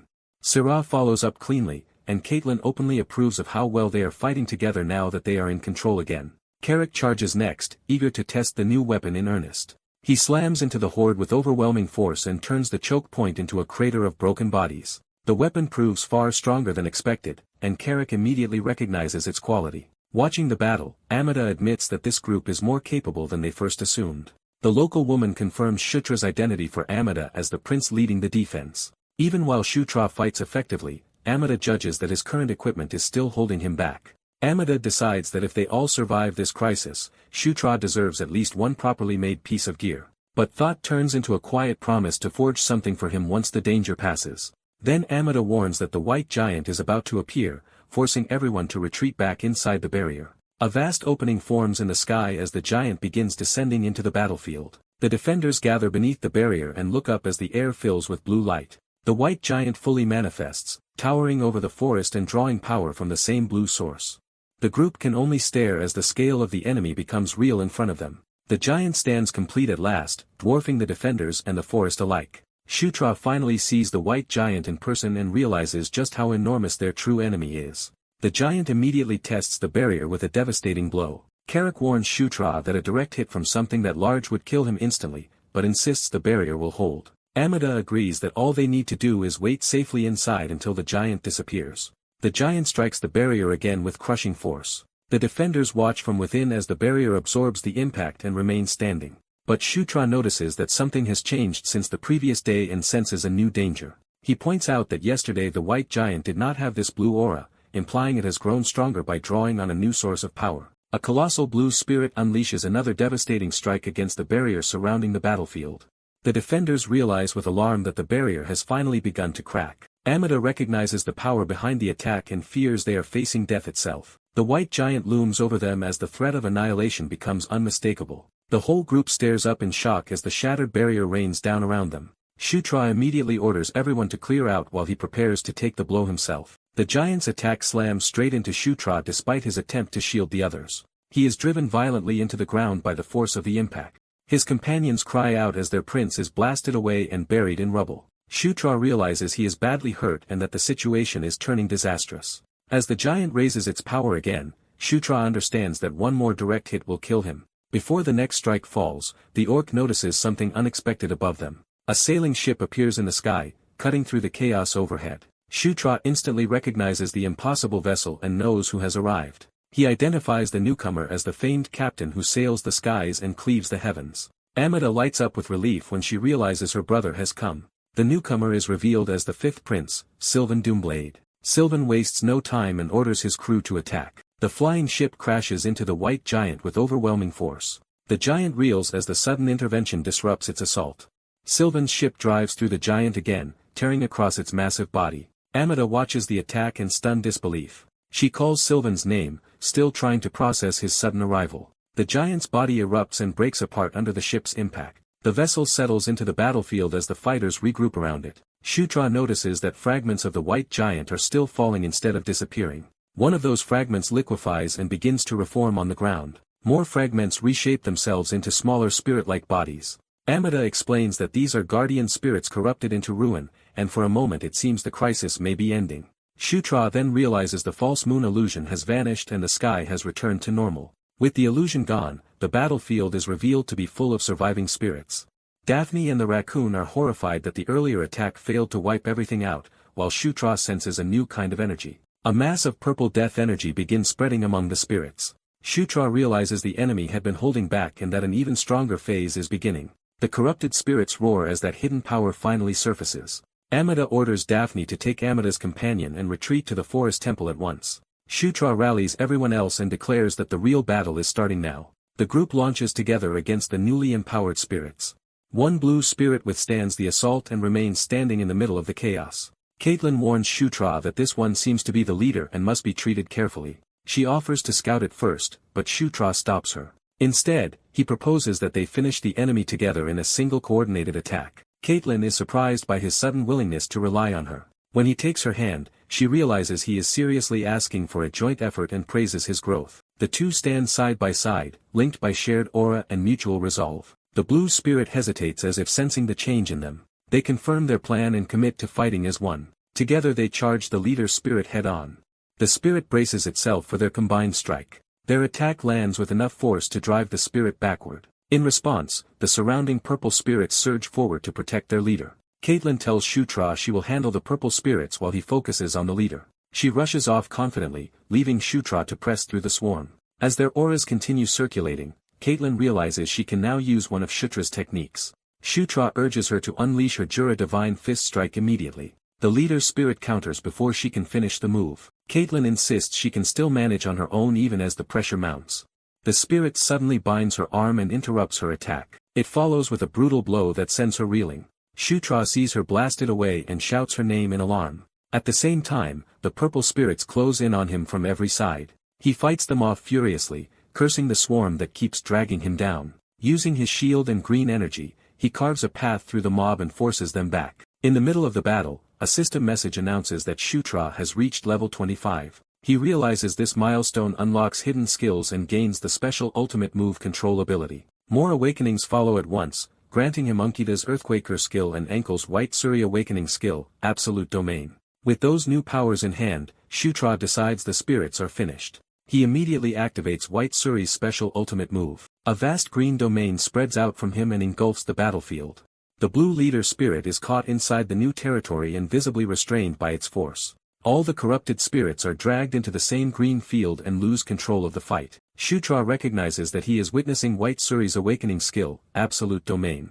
Even on his first use, he quickly grasps that the domain makes the entire area his territory. Within that territory, the spirits are completely subject to his control. The trapped leader spirit struggles helplessly against the domain's pressure. Shutra channels the domain through his arm and prepares to execute them all. The green force compresses around the leader spirit like a crushing cage. He expands the attack into a sweeping storm that tears through the entire field. Standing at the center, Shutra controls the domain with calm precision. But the enormous aura cost hits him immediately and forces him to stagger. He realizes too late that the technique drains far more aura than he can sustain. Even after that, the leader spirit survives and rises again from the wreckage.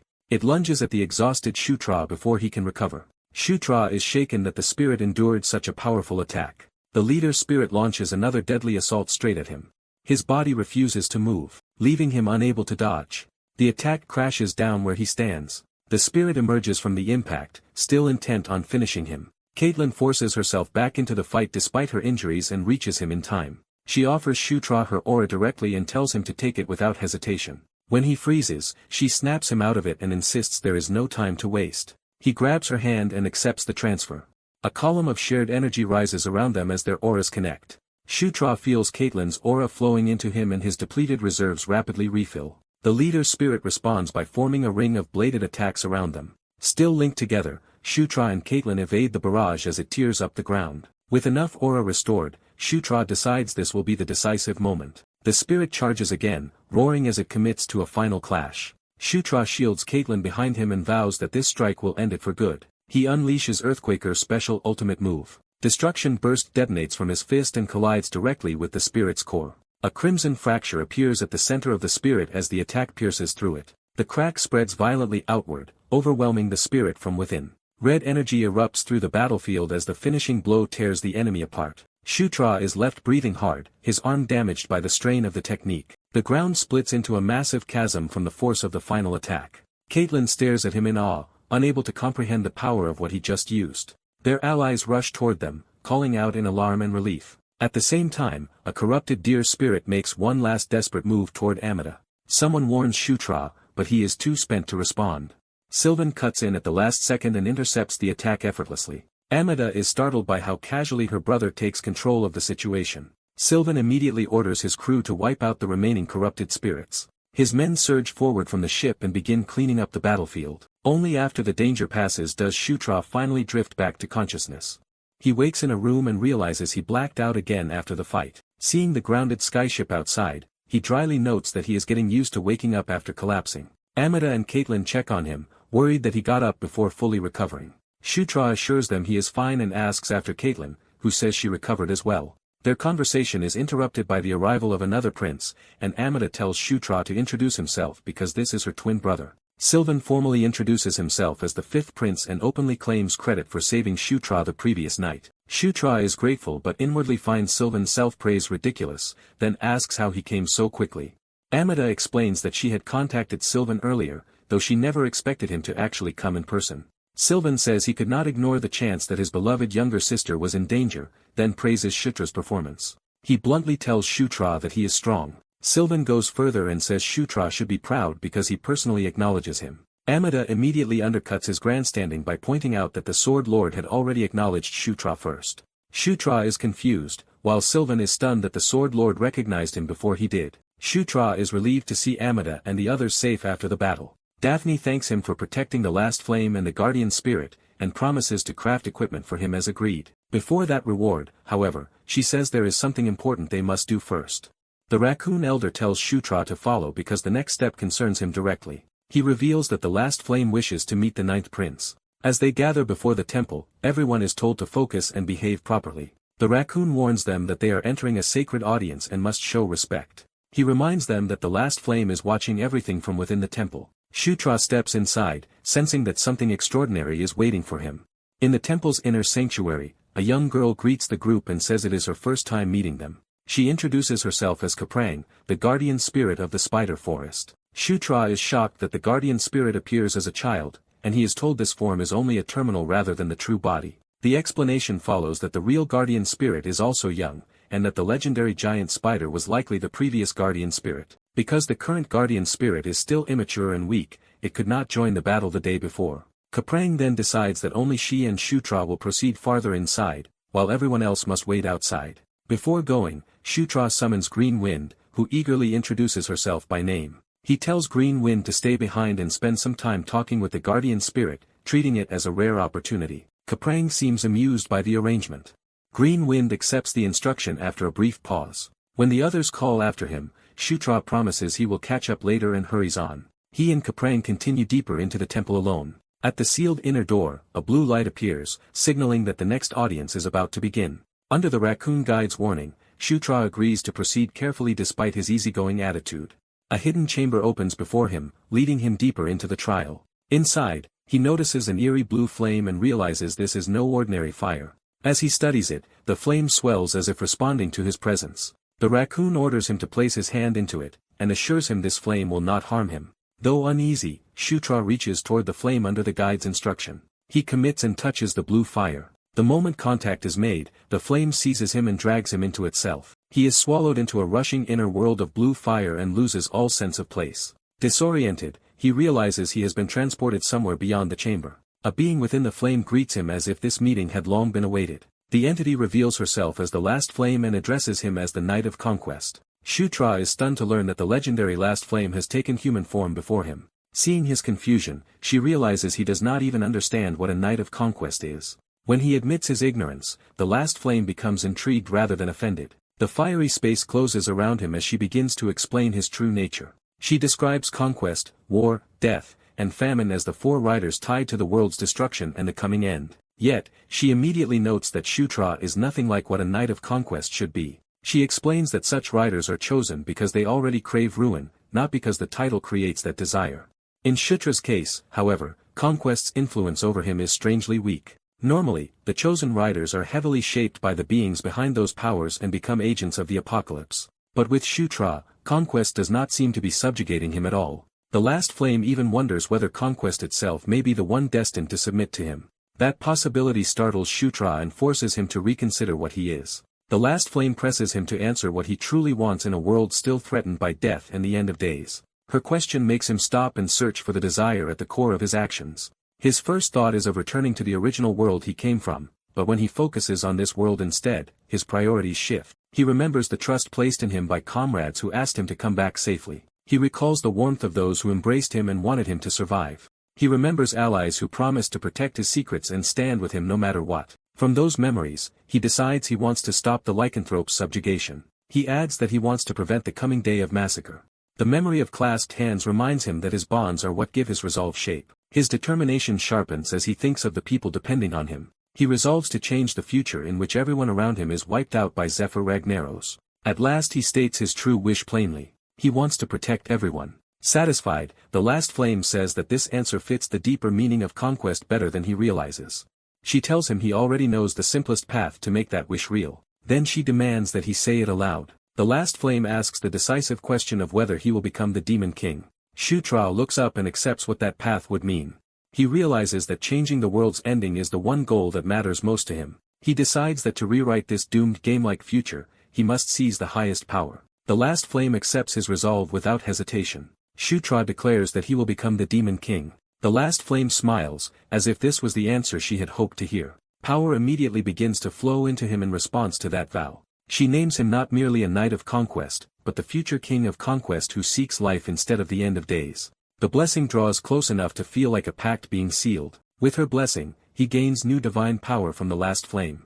He also acquires a flame-based incarnation skill, deepening his connection to her power. The bond is formalized as a firm alliance with the last flame. The pact strengthens him further and raises his level on the spot. Back in the chamber, Shutra comes to, still trying to process what just happened. The raccoon, having witnessed the result, grumbles in disbelief at how easily Shutra won over the last flame. Without wasting time, the raccoon orders him onward, saying the last flame wants him fully equipped. Shutra's destination is a secret orchard hidden within Spider Forest.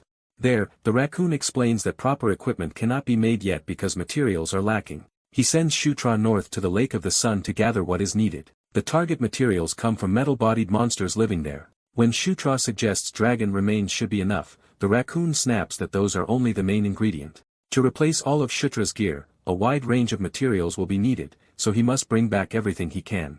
Shutra is baffled that a supposed master smith has no stockpile, but the raccoon turns the question back on him. Before Shutra can protest further, the raccoon drives him out to start the hunt immediately. Soon after, the group travels by flying ship toward the Lake of the Sun. On the way, Shutra asks about the monsters there and learns that the famous Kautas are made of rare metal and weak to divine power. The eye-patch prince boasts about his knowledge, enjoying the chance to show off. The white-haired woman is pleased because she already needed to visit the lake anyway. She reveals that the ruined survey map she reported to the Demon King's castle points to the Lake of the Sun, so this trip serves two goals at once. That mention of ruins excites the green-haired spirit, who becomes eager for the exploration ahead. Meanwhile, Shutra reviews his status and decides to distribute most of his new points evenly while saving some for later. He then remembers that reaching level 25 should also have improved his King's Knight's ability. The system confirms that he can now accept one more knight and summon a member more frequently. More than the stat gains, Shutra is happiest that his group can finally grow. He immediately starts thinking about who he would most like to recruit next, though he knows it will not be easy. Before he can dwell on that, the green-haired spirit calls to him with unusual seriousness.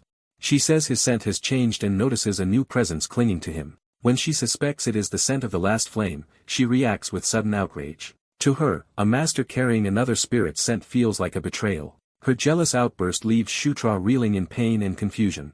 Even the others cannot make sense of what just happened to him. The eye-patch prince cuts off the awkwardness by announcing they have nearly arrived. The glowing expanse of the Lake of the Sun finally comes into view below them. The prince senses danger the moment they approach the water. A violent surge erupts from the lake and nearly overturns the ship. A massive sea serpent bursts out roaring, turning the arrival into an ambush. The prince identifies the attacker as a sea serpent, shocked to find one here. He cannot understand why an ocean monster is living in this inland lake. Taking command, he orders the crew to move the ship away before the beast can destroy it. But Shutra stops the retreat before it begins. He calmly says there is no need to run because he will deal with the monster himself. He apologizes to Caitlin as he reaches for her power without warning. Her aura flows into him, leaving her startled as he borrows her strength. With a quick promise to return, he launches himself from the ship toward the serpent. The others can only shout after him as he dives into battle alone. He meets the serpent head-on in mad-ar instead of waiting for it to strike first. Crawling on dragon blood, he amplifies his body and weapon for a decisive blow. Ruins blaze across his armament as the attack gathers overwhelming force. He judges the timing perfect and commits to the strike. Shooting the serpent as a test subject, he unleashes the new power without hesitation. He drives down with Ascalon's special ultimate technique. The attack, Dragon Bane, crashes through the serpent in one devastating stroke. By nightfall, the group has safely reached the shore after the battle. Caitlin scolds Shutra for draining too much of her aura and using her like a battery. He apologizes, and she reluctantly forgives him on the condition that he ask before taking her power again. Shutra agrees at once, then abruptly hushes everyone after sensing nearby monsters. He warns that a pack of Kautas has gathered just ahead of them. The prince eagerly moves to charge in, but Shutra stops him to explain the monster's weak point. He reveals that the Kautas only have metal on the surface, making the mouth the best place to attack. The prince brushes off the advice, saying he already knows their weakness to cold and has a better method. He unveils a technique he considers even more effective than exploiting their natural weaknesses. His answer is an aura blade that can cut through anything, including the Kautas' shells. He boasts that their defenses are meaningless before him. The others are left half impressed and half exasperated by his theatrics. His sister immediately feeds his ego by praising him and asking him to handle the Kautas' hunt alone. Delighted by the attention, he promises to put on a show for her. He charges off grandly, convinced he can butcher the entire pack by himself. Watching him go, Shutra worries whether leaving him alone is really wise. The others decide to let him indulge himself while they rest, gather materials, and pity whatever faces the fifth prince. His manic laughter echoes through the area as he tears into the monsters off-screen. By morning he returns triumphantly, surrounded by Kalta's corpses and demanding recognition. Though exhausted, he insists that even a whole herd was no match for the Prince of the Skies, and the group starts collecting the dropped materials. Once the requested materials are secured, Amida announces that they can proceed to the ruins investigation. She casts a spell that forms water-breathing bubbles around everyone's heads. The group learns the spell will let them breathe underwater during the exploration. After confirming everyone is ready, Amida leads them into the lake. The party descends through the water toward the hidden ruins below. Using the survey map, they track several marked points beneath the lake bed. Shutra swims ahead with the map, following the route toward the entrance. The others follow behind him in formation as he takes the lead underwater. They discover a submerged tunnel carved into the rock. Shutra surfaces inside the passage, relieved to have found a dry route forward. The group emerges into a hidden cavern and marvels that such a place exists inside the lake. When asked how he found the entrance so quickly, Shutra can only say he somehow knew it would be there. The prince tries to reclaim leadership, but Felicia overrules him and puts Shutra in front because of his uncanny sense for the path. The prince protests being sent to the rear, wounded in pride. Felicia flatters him by calling him the strongest and saying that is exactly why he should guard them from behind. That praise works instantly, and he grandly accepts rear guard duty while the others move on. The party advances deeper through the ancient, water-worn stone corridors. Shutra notes that the ruins are even more deteriorated than the long-abandoned Thunderdome fortress, suggesting an age of at least 1,000 years. The green-haired spirit suddenly spots an inscription on one of the walls and calls everyone over. They gather before a slab covered in unfamiliar writing from a forgotten civilization. No one recognizes the script, and Shutra admits he has never seen letters like these before. At that moment, the system grants him knowledge of the ruined precursor race's script.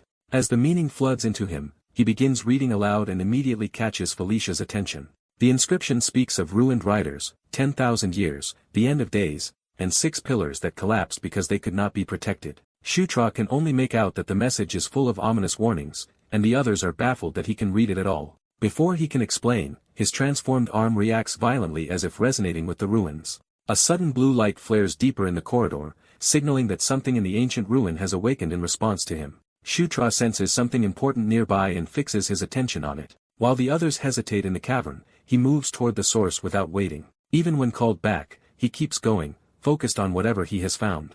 He descends deeper into the ruin, leaving the group behind. He realizes this hidden chamber is exactly where the object he sought was kept. At the end of the chamber, a spectral relic hovers above an altar, as if awaiting a master. Shutra identifies it as the equipment once used by the fierce Kaltine, a clearly exceptional treasure. One of his companions confirms at a glance that the item is extraordinary. Sylvan immediately tries to claim it by force of speed, arguing that the first to seize it owns it. His rush is cut off before he can reach the relic. A sudden barrier stops Sylvan cold, leaving him baffled and frustrated. Shutra advances instead, and the relic begins reacting to him. Sylvan can only watch in disbelief as Shutra passes the defense that blocked everyone else. The relic reaches out to Shutra as if recognizing him. Its power surges toward him and begins to bind itself to his body. The Night Watch acknowledges Shutra as its new master. The inheritance immediately strengthens his mind, magic, agility, and overall resistances. He also gains the embedded skills Blink and Flight ability, along with the awakening skill Black Wraith. The violent wind of the transfer throws the others into confusion as the relic completes its bond. When the power settles, Shutra has fully obtained the fierce Kaltine's equipment, Night Watch. He realizes the item has adapted to him, becoming a muffler rather than a cloak to suit his fighter style. His companions accept that Shutra has once again been chosen by a powerful relic, and Caitlin openly congratulates him. Their celebration is interrupted when a magical message reaches the Orc Prince. The message comes from the Demon King's castle, and Shutra immediately asks for the details. The order is urgent. Every prince and princess must gather at the Demon King's castle within 10 days. The unusual full mobilization makes them suspect that something serious has happened at the castle. By dawn, the group returns to the Spider Forest Temple. Their sudden arrival irritates the raccoon guardian Amida, who complains about being disturbed so early. They apologize and explain that they must leave at once for the Demon King's castle, which disrupts the equipment Amida was supposed to make. When asked to help with deliveries instead, Amida angrily refuses and tells them to leave. Carrick changes tactics and suggests that Amida simply come along with them. He points out that Amida already intended to protect the last flame, and nowhere would be safer than the Demon King's castle. The logic is so sound that even Sylvan is annoyed by how sharp the Orc Prince is. Amida's caretaker agrees the plan is good and volunteers to come too, which only makes Amida protest harder. The last flame itself unexpectedly supports the idea, leaving Amida stunned. That sudden mention of the last flame shocks the others, who had not understood what Amida was really carrying. Amida realizes the last flame is telling them to follow Shutra. Shutra calmly notes that Amida seems ready to change his mind after all. Pressed for an explanation, Shutra dodges the accusation and claims he merely secured a firm alliance. He then pushes the point and asks Amida directly to join their party. Provoked into surrender, Amida angrily agrees to go, while Shutra privately enjoys how easy that was. With the group expanded, they prepare to head out, but Shutra says they must make one stop first. He turns to Sylvan with a specific request. Shutra asks Sylvan to take them to the Lycanthrope Palace. They depart aboard Sylvan's airship. Sylvan admits reaching the Lycanthrope Palace is no problem. He still resents having to carry Chris on his ship and argues that teleportation would be simpler, but Felicia insists traveling together looks better politically. Felicia notices Sylvan is still visibly uncomfortable around the others and calls him out on it. She warns him to control himself so he does not offend the fourth queen and create unnecessary trouble. The ship arrives at the Lycanthrope Palace. The palace receives the mixed group with formal courtesy. Fourth Queen Elaine Moonlight personally welcomes them and asks whether their trip to the Spider Forest went well. Shutra answers politely that they returned safely. Elaine expresses relief and reveals she had heard there was trouble in the Spider Forest. Her attention shifts to Amida, whom she mistakes for a pet. She even finds the bag he carries adorable, completely misunderstanding the situation. Shutra hurriedly explains that the bag contains the last flame and formally introduces Amida as a member of their party. Realizing her mistake, Elaine immediately apologizes to Amida for the insult. Amida grudgingly accepts the apology for now. Elaine then invites the whole group to rest in the palace without worry after their hard journey. Before they disperse, she asks the ninth prince to remain behind. Shutra agrees to stay for a private conversation. Elaine makes it clear she has something important to discuss with him alone. She leads Shutra outside to speak in private. Elaine notes that his decision to come to her first instead of rushing straight to the castle already answers the question she wanted to ask. She asks him to state that answer plainly. The question is no longer avoidable. Elaine directly asks whether Shutra intends to become the Demon King. Shutra answers without hesitation that he does. Elaine presses further and asks why. He says his reason is simple, there is something he wants to protect. That answer intrigues Elaine rather than alarming her. She decides that Lycanthrope will support Shutra's bid for the throne. Shutra is caught off guard by how quickly she commits. Elaine explains that if the throne goes to the first prince, second prince, or fourth princess, Lycanthrope is likely to lose its current standing. Unlike the current Demon King, those rivals are tied to ambitious in-laws who would upset the balance of power. She advises Shutra to win over the Dark Elves as well, since they likely fear the same outcome and could become powerful allies. When she asks how he plans to return to the Demon King's castle, Shutra says everyone will travel together on Sylvan's airship. Elaine is surprised that he would choose such a conspicuous method. Shutra admits he is already under scrutiny anyway, so he may as well make a bold move and shake the board openly. Later, Elaine reflects that his choice still seems strange at first glance. Her advisor points out that teleportation would have been faster, but Elaine says that view is too naive. She reminds him that the ninth prince is already being watched by his rivals.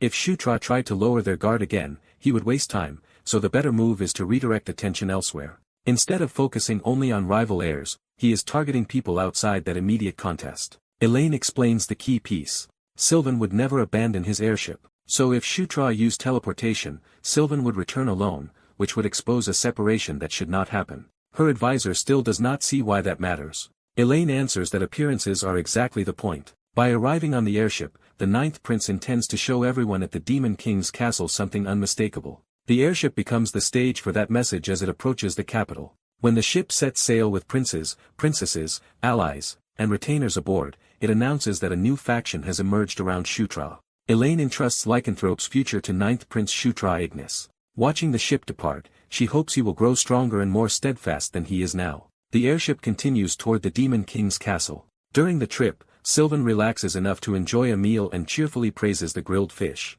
He is in such a good mood that he thanks the meal like a child. Chris notices Sylvan's carefree behavior and watches him with disbelief. Sylvan pretends not to care, but the tension between them remains obvious. The rest of the group eats while Sylvan loudly complains about the fish bones, exhausting everyone around him. Felicia wonders how she is supposed to manage both Sylvan and Chris at once. Carrick grows anxious that another disaster may erupt when they reach the Demon King's castle, since trouble always seems to follow them there. Shutra snaps at him for saying such ominous things, though Carrick points out that Shutra himself is usually the source of the chaos. Shutra argues back that maybe nothing will happen this time, but no one sounds convinced. Carrick insists his worrying comes from concern, and Shutra can only marvel again at how sensible the orc is.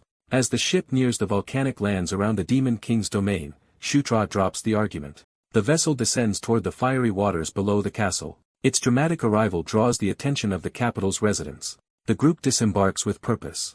Shutra leads a procession that now visibly includes Dark Elf and Lycanthrope royalty, his original companions, and even Amida. Onlookers are stunned that these royal houses are traveling together under the Ninth Prince's lead. Among the watchers, Lady Chandra immediately recognizes the political significance of what she is seeing. She orders a subordinate to report at once to Anastasia. The message is clear: the Ninth Prince has formed a new faction. Shutra walks forward with quiet confidence, fully aware of the impact he is making. Back at his private residence, he settles Amida into a room prepared for him. Amida accuses Shutra of tricking him with promises of a forge, only to be brought somewhere else entirely. Shutra cheerfully presents the room as Amida's personal space and says he can decorate it however he likes. Amida immediately senses that accepting discomfort may trap him here for good. Shutra then reminds him that he wanted to pass as an ordinary raccoon at the Demon King's castle. Before Amida can object, Shutra decides to complete the disguise. He puts a collar on Amida and explains that all pets in the Demon King's castle are required to wear one.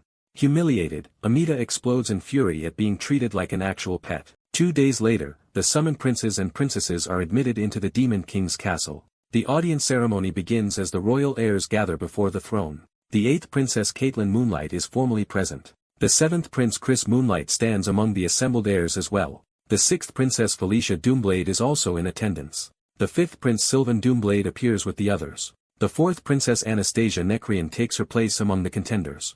The 3rd Prince Victor Necrian is present too. The 1st Prince Baikal Ragnaros stands with the senior heirs. Shutra watches the older princes carefully, measuring the room. Another powerful figure enters, drawing attention before he is even named. The 2nd Prince Zephyr Ragnaros is revealed among the gathered royals. The Demon King remarks that it has been a long time since all of them assembled together like this. The full weight of the royal succession struggle hangs over the gathered heirs and their factions. The Demon King acknowledges the effort it took for everyone to come. Even Shutra, despite everything he has faced, feels nervous in this setting. Carrick's earlier warning echoes in his mind, making him even more uneasy. Before addressing the main matter, the Demon King announces that there is someone he wants to introduce. A cloaked newcomer steps forward, immediately shifting the atmosphere in the hall. Vilvin is the first to recognize the figure, and is visibly shaken. The newcomer is the Sword Saint, a presence so unexpected that the room erupts in shock. Even the other royal contenders are alarmed, unable to understand why the Sword Saint has appeared here. The hall falls into tense silence as everyone waits for what this means. The old warrior speaks as if addressing someone he has not seen in a long time and asks whether he has been well. Then, to everyone's astonishment, he calls out 9th Prince Sidrignes by name. The gathered royals are stunned that the Sword Saint is here for Shutra. Shutra can only answer awkwardly while wondering why this old man has suddenly made him the center of attention again. The court is startled to learn that the Sword Saint acknowledged Surtur before anyone else, making his growing influence impossible to ignore. That surprise deepens when they realize Surtur's faction has already become strong enough to draw in even the Sword Saint. Zephyr silently hardens at the news, his hostility towards Surtur becoming more dangerous. A general directly asks whether the Sword Saint has accepted the 9th Prince as his disciple. The Sword Saint downplays it, explaining that Surtur does not even fight with the sword, so he only passed on a few techniques. That answer leaves the room with the impression that Surtur earned guidance despite not even following the Sword Saint's path. Richard presses the point and asks whether Surtur would have been fully accepted if he had chosen the sword. The Sword Saint refuses to be cornered, while Richard demands a clear answer. Before the exchange can escalate, the Demon King cuts off the bickering and orders the briefing to begin. At the Demon King's command, Isabella steps forward to present the state of the crisis. She conjures a large magical display to map the enemy threat across the realm. Her report reveals that in only 2 months, 5 frontier regions were attacked by enemies wrapped in purple energy, and most of those lands were devastated. She identifies the earliest attack as the Anger Plains, where the 6th Princess and 9th Prince first repelled the invaders together. She then notes that the latest attack struck the Spider Forest inside Demon Territory itself, where those two fought again alongside the 5th Prince and 8th Princess. Because the attacks reached deep into the interior, Surtur realizes the Death Knight has been moving far more aggressively than expected. As he compares the incidents, Surtur suspects the enemy may be systematically hunting guardian spirits. Isabella confirms that the court now recognizes a major hostile force and has already issued a mobilization order to destroy it. The Demon King's castle prepares to assign each prince and princess to defend likely targets while separate forces search for the enemy base. Because Surtur and the 6th Princess discovered the pattern first and repelled the enemy twice, they are granted first choice of assignments. Isabella invites Surtur to study the map and choose the region he wants to defend. Surtur initially considers the usual logic of picking terrain that is easiest to hold. He notices that General Vandal has already been assigned elsewhere and immediately rethinks his priorities. Realizing Vandal was sent to a difficult region, Surtur decides that arrangement actually works in his favor. He chooses Evian, intending to use the mission as a chance to bring Vandal under his command. His decision fixes his path toward Evian. When Isabella formally records the choice, the others are caught off guard. Zephyr openly objects, arguing that Evian is neither strategically strong nor especially important. With Zephyr's choice settled, Isabella turns to the sixth princess for her own assignment. Felicia immediately declares that she will go to Evian as well. Her decision surprises the room, since she is not primarily a military figure. Felicia explains that instead of taking a separate region, she will support Surtur directly. The Demon King approves, and Evian is assigned to both the ninth prince and the sixth princess. After their priority picks, the remaining regions are distributed by accumulated merit. Once the audience ends, the court begins to disperse toward their separate missions. On the way out, Surtur finally relaxes and admits the tenth ceremony exhausted him. The final assignments place Sylvan near Evian and send Chris to Kaltu. That leaves Chris operating close enough to matter, but not directly alongside Surtur. Meanwhile, Caitlin asks to accompany Surtur to Evian, arguing that as a warrior she should support the inexperienced pair of Surtur and Felicia. Her proposal is accepted, so the Evian group becomes Surtur, Felicia, and Caitlin. Even after the meeting, Surtur cannot shake the murderous intent Zephyr showed when Evian was chosen, and he suspects Vandal may also be one of Zephyr's targets. If that suspicion is right, Surtur knows he cannot afford to waste time. Back at his residence, he immediately turns to preparations. He checks on Amida's work, only to find the craftsman in no mood to be rushed. Surtur backs off and instead asks for Earthquaker and White Eagle to be handed over. Amida agrees and Evian offers to recalibrate both items so they will be easier for Surtur to use. Surtur eagerly accepts before Amida can change his mind. As he receives the equipment, a maid arrives with another matter. She brings a letter from the first prince, by call, inviting him to something unexpected. The invitation leads Surtur to Chris's residence, where the others gather to discuss it. Chris explains that Baikal wants to host a joint tea party for all the siblings. The group assumes the event is meant to strengthen family ties, which fits Baikal's personality. Felicia and Chris see no reason to refuse, and Felicia admits she is now willing to follow the group instead of staying apart. Caitlin then asks Surtur what he plans to do. She warmly urges him to come with them. Overwhelmed by her enthusiasm, Surtur awkwardly agrees to attend. Caitlin celebrates his answer, while Chris already dreads the effort the gathering will require. Caitlin reminds everyone that the tea party is only 2 days away and that they must not miss it. The next morning, Surtur goes to the Grand Library to gather information on the Death Knight. But his low merit only grants him access to the shallowest section. He quickly realizes the surface shelves contain almost nothing useful for the answers he needs. All he can pull together are scattered clues involving guardian spirits. A watcher named Enkel, the ancient conflict among the horsemen, and the vanished progenitor race. Unable to connect those fragments, he searches for a central thread that ties them together. Felicia finds him there and reveals that the library is simply her favorite place in the castle. She also admits she came because she wanted to ask him something in private. Felicia correctly guesses that Surtur chose Evian because of General Vandal, and Surtur confirms that familiarity with Vandal will make the mission easier. Then he adds that there is another place near Evian he wants to visit. When he asks whether she knows the slave auction house in Takur, Felicia is stunned. She explains that Takur is the demon realm's pleasure district, notorious for indulgence and vice. Surtur reveals his real motive. One of his most valued former subordinates, the succubus bodyguard knight Niatra, is there. He decides he must secure Niatra before Zephyr reaches her first. Felicia completely misreads his urgency as lust and judges him as a shamelessly ordinary man. She accuses him of wanting to buy something indecent there. No matter how he protests, she storms off disappointed, leaving him unable to clear up the misunderstanding. The following day, the long-awaited tea party finally arrives. As Surtur approaches Baikal's mansion, he notes that the first prince's wealth and status are on full display. The setting reminds him that this gathering will force old tensions among the siblings into the open again. Before he can settle himself, someone drops in front of him. Baikal personally welcomes Surtur with unusual warmth. Surtur pauses, measuring the first prince's attitude. He answers with a calm smile, choosing to play along for now. Baikal accepts that polite response and treats him like a younger brother rather than a rival. Surtur is led inside the mansion. With all the siblings assembled, Baikal's tea party begins. Zephyr sits among them, outwardly composed. The others also act civil, maintaining the appearance of a peaceful family gathering. Surtur reminds himself that in the original story, tea parties were political stages disguised as social events. Such gatherings were used to trade information, scout talent, shape reputations, and quietly influence the balance of power. He notices that the conversation naturally centers on 4 key figures. Those central players are Baikal, Anastasia, Felicia, and Caitlin. At the same time, Victor keeps glaring at Surtur as if waiting for any excuse to start trouble. Surtur reflects that the Demon King forbade his children from directly harming one another. That rule allowed rivalry and pressure, but it was supposed to stop the family from crossing into murder. In the original timeline, the siblings competed fiercely, yet none of them openly tried to kill the others. Zephyr shattered that boundary and turned the family atmosphere into something lethal. Surtur recalls Zephyr as the force that transformed political tension into outright slaughter.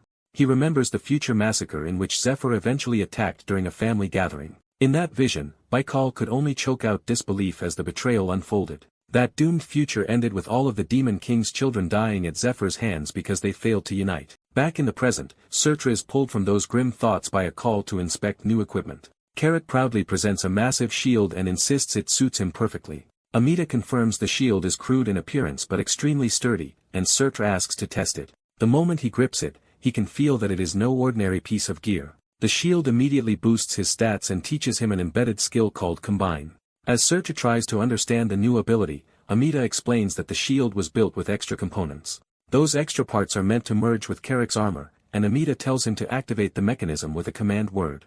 Carrick hesitantly speaks the trigger. The shield erupts with light and begins breaking apart into floating pieces.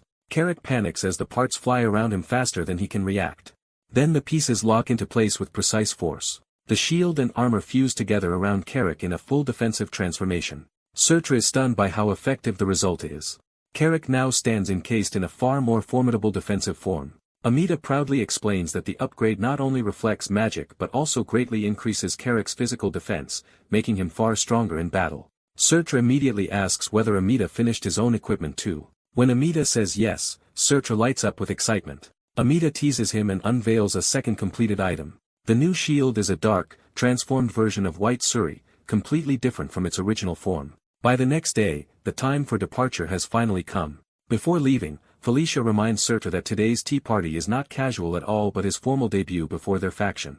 She explains that the event is meant to confirm loyalties and show who stands with them. Surtur promises to make it clear that he is the head of their faction. He then spends the gathering speaking directly with their people and stamping his presence onto those who once followed Felicia and Chris instead. The tea party lasts only a little over 2 hours, but Surtur leaves satisfied because every political objective was achieved. With that done, the day of departure finally arrives. Chris throws himself into testing his newly finished sword with obvious delight.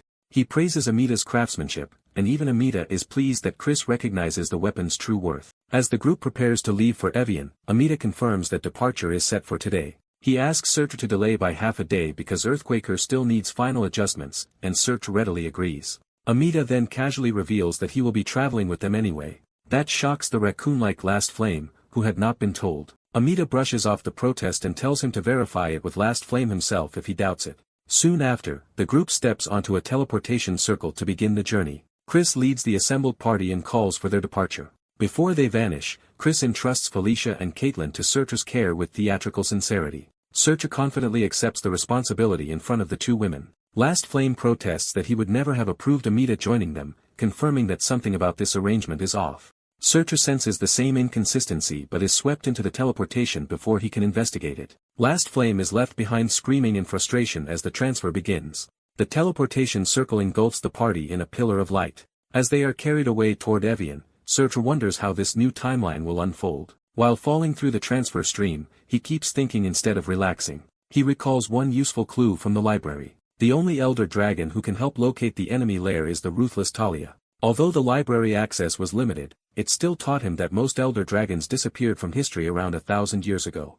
Only Kun, guardian of the human world, continued appearing from time to time after that. The others vanished after Ankle was murdered and Kalteen's dungeon was destroyed, suggesting a hidden turning point in history. Surtur begins to suspect that an enormous unrecorded war once erupted among the 4 horsemen, the beings who chose them, and the elder dragons. That line of thought suddenly reminds him of another unresolved piece on the board, Locke. He remembers that Locke is the other protagonist of Knight's Saga and the central hero of the Human World arc. Locke is the one destined to crush the invading demon army and eventually bring down the Demon King himself. As Surtur wonders when Locke first obtained the Holy Sword, the teleportation ends badly and dumps him hard onto the ground. Bruised from the landing, Surtur blames his clumsy arrival on being out of practice with teleportation, while Carrick urges him to stop sitting around and move. A sharp warning jolts the white-haired prince out of his confusion and tells him a fight is already upon them. The threat is clarified at once when enemy raiders spring an ambush around the group. From above, the prince's party is shown surrounded at a teleport platform with hostile forces closing in from the forest. Felicia immediately takes command and calls on wind magic to counter the attack. Her spell erupts in a violent blast that throws the first wave of enemies back before they can overwhelm the group. Even after being scattered, the attackers recover and keep charging with feral aggression. The prince's companions meet them head-on, turning the ambush into a chaotic melee on all sides. Green Wind warns that the enemy numbers are far greater than expected, while the prince tries to make sense of the sudden assault. The raiders' leader drives his men forward mercilessly, refusing to let the prince's side regain momentum. As the prince studies the attackers, he realizes he recognizes their commander from somewhere important. The leader reveals himself through his brutality, and the prince identifies him as the notorious Mad Dog Jix. That recognition makes the prince understand the larger situation and suspect that a bigger enemy has finally started moving. He orders Green Wind to thin out the weaker enemies first so he can focus on the real threat. At the same time, he decides to test the modifications Amida made to his weapon. He launches the green crystal weapon, White Suri, into the battlefield. The device activates with a surge of energy. Amida's upgrade splits the weapon into two coordinated projectiles instead of one. The twin blades carve through the raiders in sweeping arcs, cutting down multiple enemies at once. Jix is caught off guard when he sees his men being shredded by the prince's new weapon. Amida probably accepts praise, treating the upgrade as a simple but effective trick. She excitedly explains that the paired weapons are called White Suri and Black Suri, delighted by how devastating they look in action. Green Wind boasts that this lets her protect her master twice as well, and insists she can control both weapons together. Before the prince can press the advantage, Jix crashes down toward him with overwhelming force and rage that children are resisting him. Jix decides to kill the prince personally. He lunges in with murderous intent, trying to crush the prince in a direct assault. The prince evades the charge, forcing Jix to tear up the ground instead of landing a clean hit. Confident now, the prince warns Jix that taking him down will not be simple. He redirects both Suri blades toward Jix himself. The twin weapons slash across Jix's body and finally draw blood. Jix dismisses the attack as a cheap trick and prepares to answer with his draconian dragon fighting arts. The prince realizes too late that Jix is launching a close-range martial technique straight at him. Jix's fist closes in before the prince can fully react. The blow lands and sends the prince flying away in a burst of force. He is hurled across the battlefield, driven back by the sheer power of the strike. Green Wind cries out in alarm, fearing her master has been badly hurt. Jix smugly believes he has landed the decisive hit he wanted, but the prince rises with a bloodied grin and dryly thanks him instead of collapsing. Jix is unsettled when his supposedly perfect attack fails to finish the boy. The prince reveals that being struck taught him something useful, and he begins imitating the technique he just endured. A system message confirms that he has acquired dragon fighting arts, leaving Jix stunned. The prince taunts him by asking if he has anything else worth teaching. Jix realizes the prince's strange red eyes are the source of this impossible mimicry and senses real danger. Deciding the situation has turned against him, Jix orders a retreat before things get worse. He tries to cover the withdrawal by kicking up a thick cloud of toxic smoke between himself and the prince. The prince immediately identifies the smoke as poison. Jix boasts that the mist is made from many deadly venoms and should cause unbearable agony even from a single breath. Instead, the prince's poison resistance activates and lets him push through the cloud unharmed. His resistance rapidly evolves into a far stronger immunity after enduring the rare toxin. Jix can only stare in disbelief as yet another of his advantages is nullified. The prince mockingly praises Jix for teaching him both a martial art and stronger poison immunity, then prepares to repay him. He decides to finish the battle with one decisive strike. Channeling wind and his newly copied technique, he drives a crushing blow into Jix. The attack caves into Jix's body and leaves him reeling and coughing blood. The prince follows through by smashing him into the ground hard enough to shatter the earth beneath him. Jix's surviving men freeze in horror when they realize their captain has been defeated. The prince reflects that this raid on Evian was a fixed event from Night Saga, and that Jix's appearance confirms General Richard has begun acting. Elsewhere, Richard is already being linked to the mobilization of Mad Dog Jix, confirming the prince's suspicion. Back on the field, Jix's followers panic, declare their captain dead, and flee for their lives. When Felicia asks why the enemy suddenly ran, the prince casually pretends they simply understood they could no longer win. His companions take that answer at face value and admire him even more for handling the crisis so easily. An elderly man appears and praises the prince for defeating the infamous Jix, prompting the group to question who he is. The newcomer introduces himself as the guide assigned to escort the prince and princess onward. The prince immediately tests him with questions, wanting to know how well this guide understands the region. His first concern is practical rather than noble, and he asks how much Jixa's bounty is worth. The guide says it should be substantial, and the prince cheerfully admits that more money is always welcome. The story of Jixa's defeat reaches General Richard. Richard concludes that the ninth prince is even stronger than expected and is formally revealed as the supreme general of the Demon King's army. When his subordinate asks whether he foresaw Jixa's failure, Richard explains that the presence of both the sixth princess and the eighth prince changed the equation. He insists that if he had truly meant to kill them, he would have sent someone far stronger than Jix. Richard then ends the matter and orders preparations to return to the northern front the next day. Even so, he is left uneasy and wonders just how powerful the ninth prince has become. The story shifts to the broader importance of Evian, a border region the Demon King's side cannot easily abandon. Evian is explained as a remote eastern frontier beyond which independent barbarian tribes still resist the Demon King's rule. Its lawless nature allowed criminals like Jix to thrive, making the territory both troublesome and strategically necessary.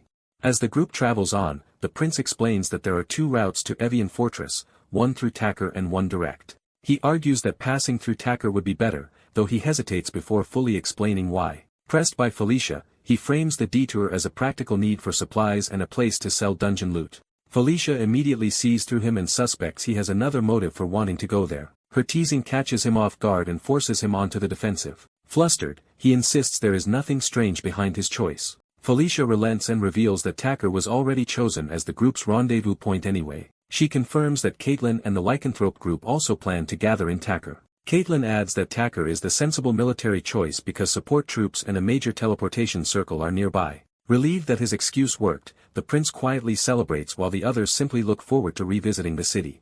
As night falls over Taker, the prince's real interest surfaces when he wonders whether the auction house is still the same. The city proves to be a decadent place full of vice and spectacle. Its brutality is obvious too, as violence breaks out openly in the streets. Carrick remarks that Taker is exactly as lawless and extreme as he had heard. Felicia warns everyone to stay alert because all kinds of dangerous people gather in a city like this. The group settles into the city under the glow of its nightlit buildings. Once lodging is arranged, Felicia suggests everyone use the free time before the auction begins as they please.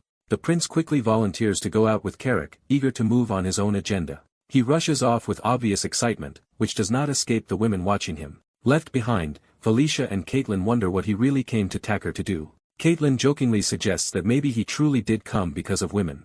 That teasing unexpectedly catches her own attention, as if the idea suddenly means something to her. Meanwhile, the prince heads straight for Taker's slave market. He learns from a trader that no slave named Niatra is currently being sold there. Carrick questions whether the prince is certain she is even in Taker, since they have already searched every likely place. The prince begins to doubt himself and wonders whether events are no longer unfolding as they should. Remembering that Zephyr met Niatra a year later in the original story, he reluctantly decides to stop searching for now. As they leave, Carrick repeats the details the prince gave him about Niatra's pink hair and black horns. Then Carrick points out a woman nearby who matches that description exactly. The prince is stunned by the sudden possibility that he has found her after all. He recognizes the pink-haired succubus at once as Niatra. For a moment he can only stare as she walks away through the crowd. He snaps out of it and rushes after her before she disappears again. The chase begins as he calls for her to stop and follows her into a side street. He pushes deeper into the alley, trying to keep up with her vanishing trail. But she slips from sight so completely that he cannot understand where she went. He orders Greenwind to track the woman down, even though either of them yet understands what is happening. Before the search can continue, Carrick returns with urgent news that changes everything. The slave trader revealed that the woman they saw was not a slave at all but a buyer looking to purchase slaves. That revelation shocks the prince, because it completely contradicts what he thought he knew about Niatra's fate. He realizes that at this point in time Niatra was never supposed to be a slave yet. Unseen from above, someone watches the prince as he struggles to process this contradiction.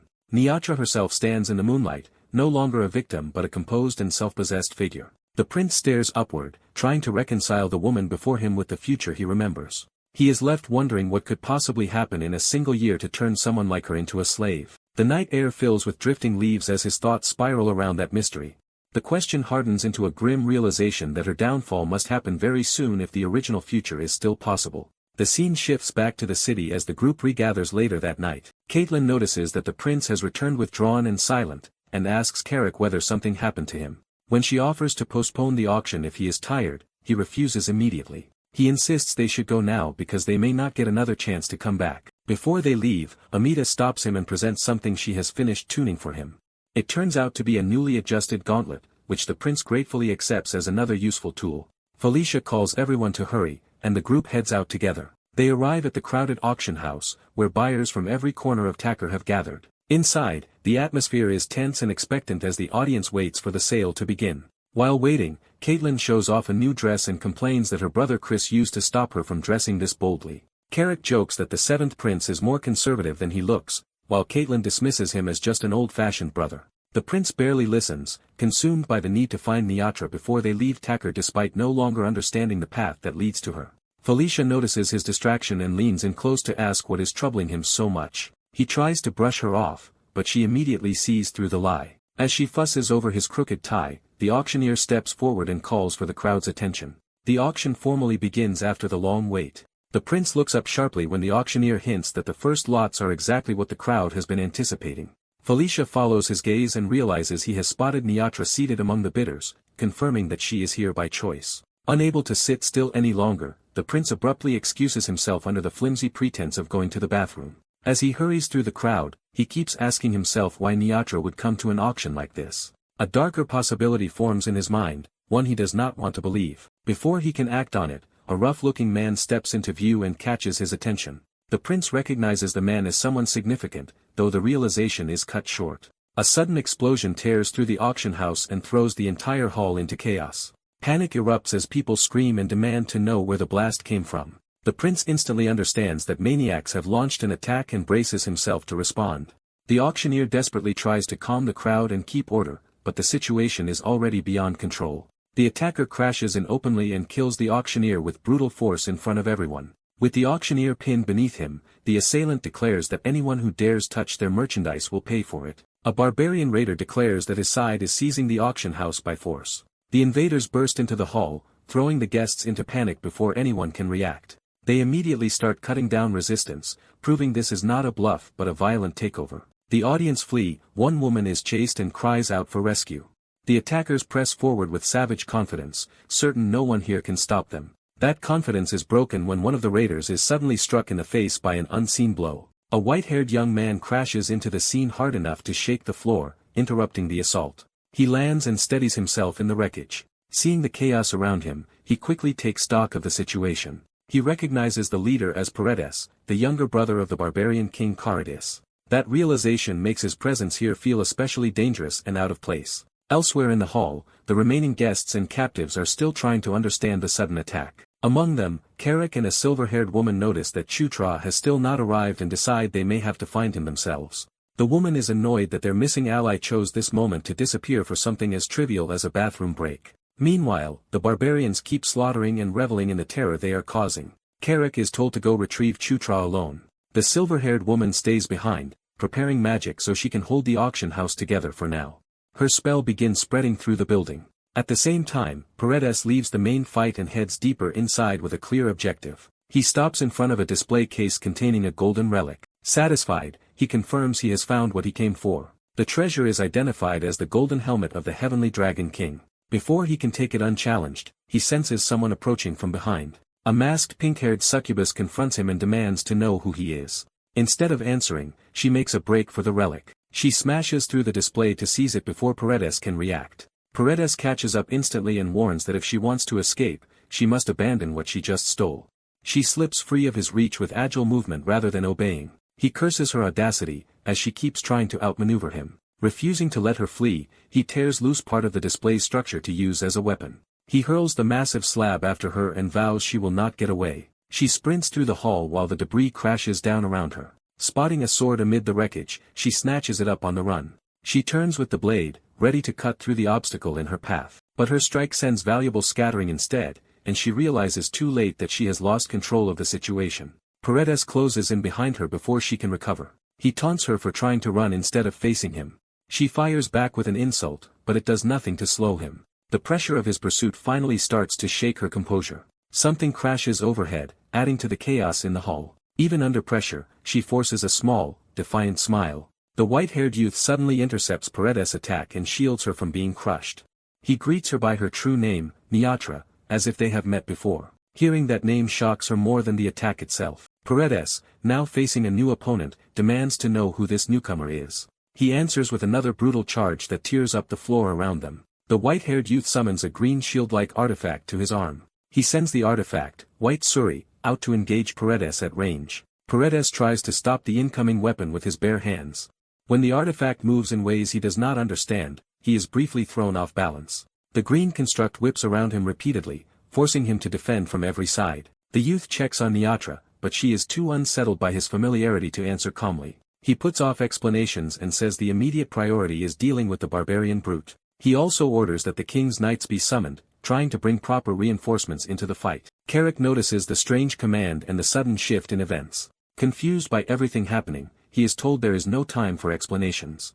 The white-haired youth orders Carrick to get Niatra out of the building at once. When asked what he will do, he makes clear he still has unfinished business here. Carrick hesitates only briefly before accepting the order. He picks Niatra up and starts carrying her away, promising to move ahead and let the youth catch up later. The youth is satisfied that at least she is being removed from immediate danger. Then he notices another display nearby and realizes there is still an important item left behind. He recognizes the golden helmet still sitting untouched in its case. Before he can secure it, Paredes' attack smashes into the area and destroys the display. The youth surges forward again behind White Suri, refusing to yield the initiative. Paredes takes the interference as mockery and grows even more enraged. The youth braces himself, reading the change in Paredes' body and fighting style. He identifies it as the barbarian's body-strengthening martial technique. Paredes activates the body-strengthening art and invites the youth to test himself against it. He promises to tear his opponent apart once the technique is fully in effect. With his body empowered, Paredes charges like a living battering ram.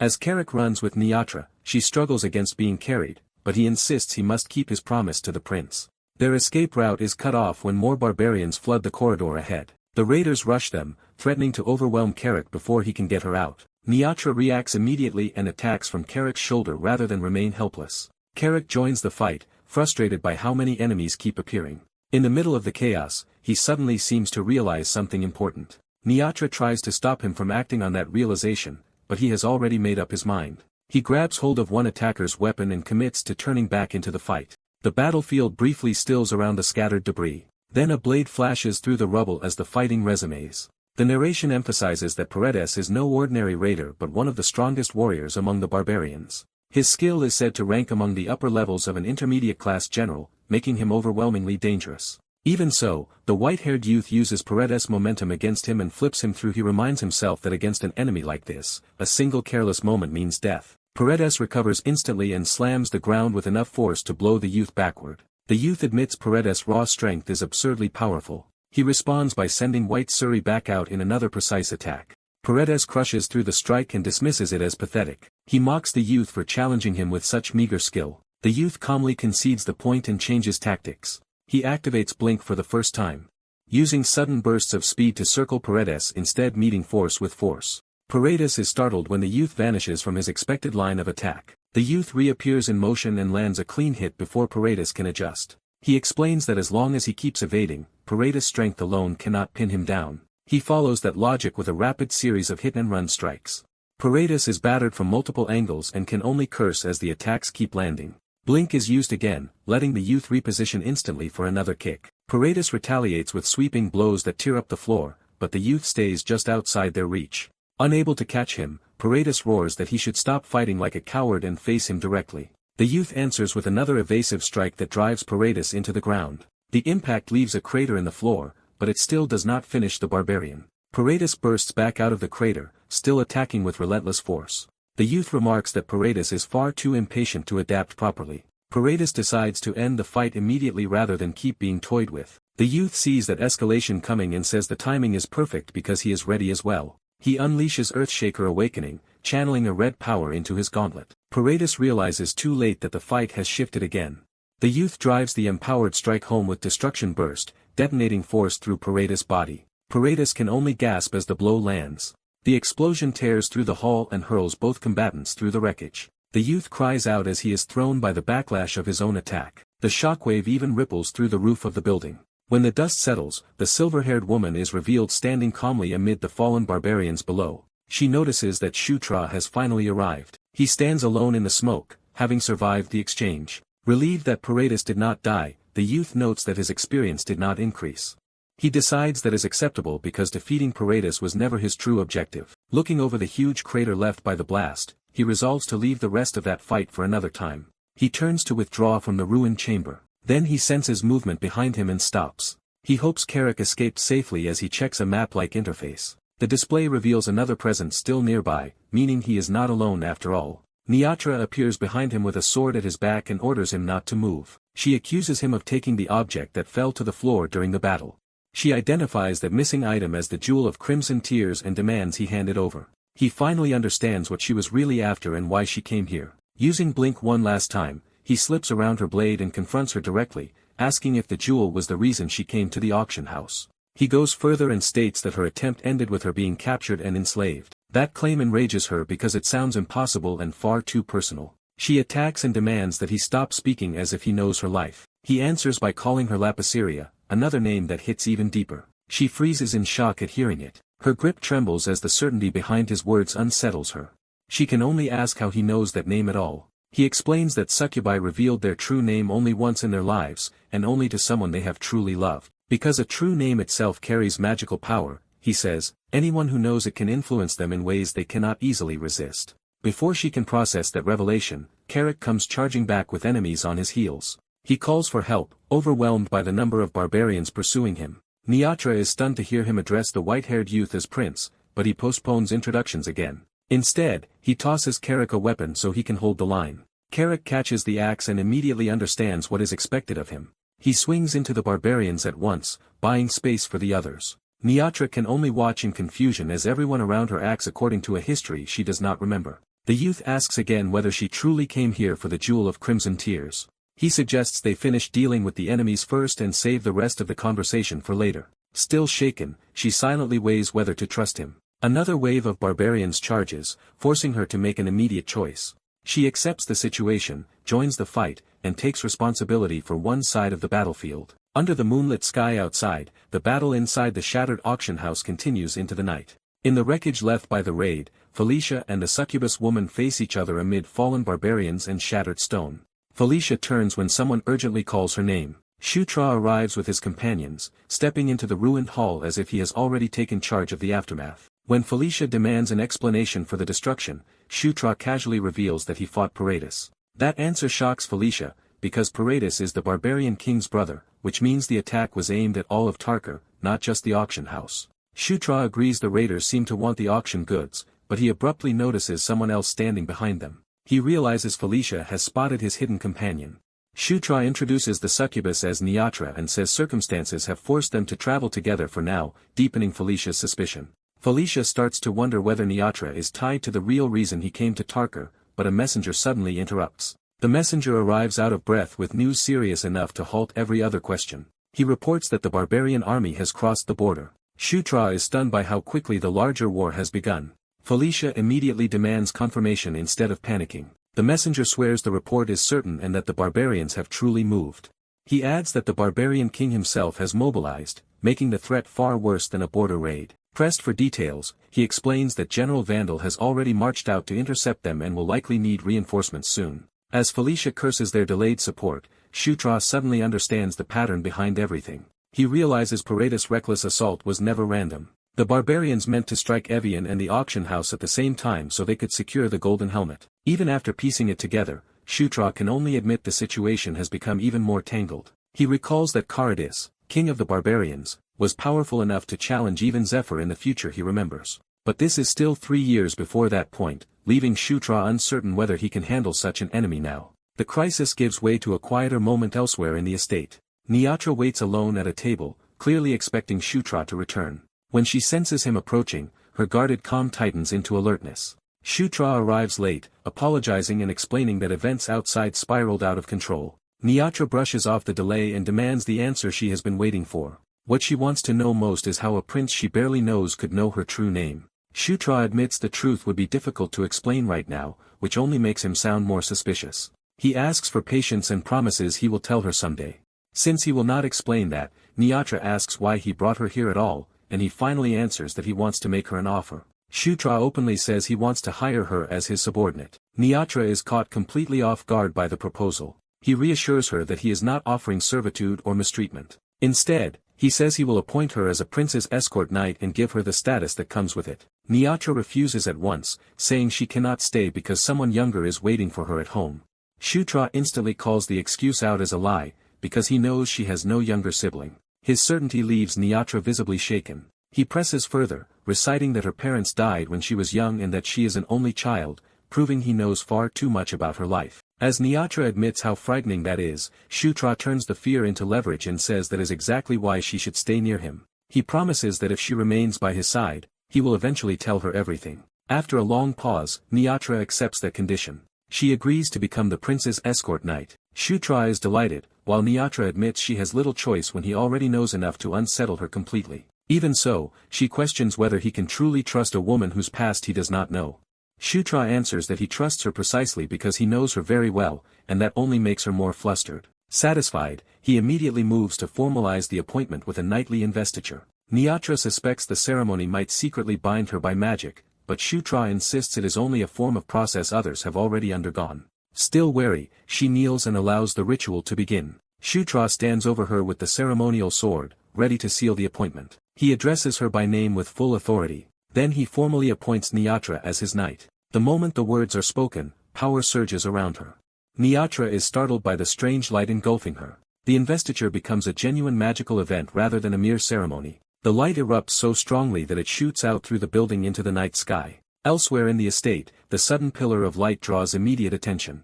A red-haired observer notices the disturbance and turns toward it. Shutra reflects that fate itself has now been altered. He wonders how far this change in destiny will spread and what consequences it will bring. A powerful man lifts a glass as if contemplating the same shift from afar.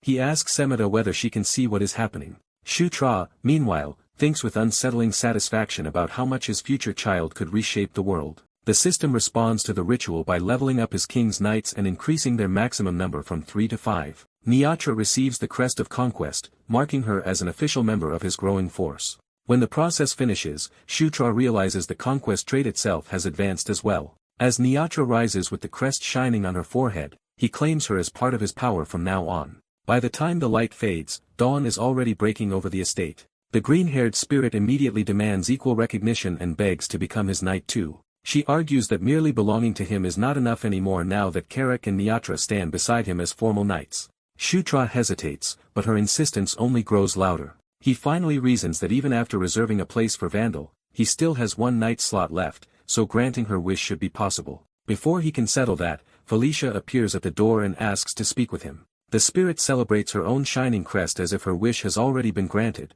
leaving everyone else confused. Felicia asks what that celebration means, and Shutra uses the interruption to address her directly. He bluntly announces that Nyatra has agreed to serve as his escort knight starting today. Felicia is surprised by how quickly he resolved that matter, but she chooses to trust his judgment. She tells him the decision is his to manage, and he gratefully accepts her support. Felicia then changes the subject and asks whether he was the one who took the missing auction items. When Shutra admits it, she immediately asks to see what he stole. Her confidence falters the moment she realizes how much he may have taken. Shutra reveals a huge stash of looted goods, including chests, weapons, shields, and relics from the auction house.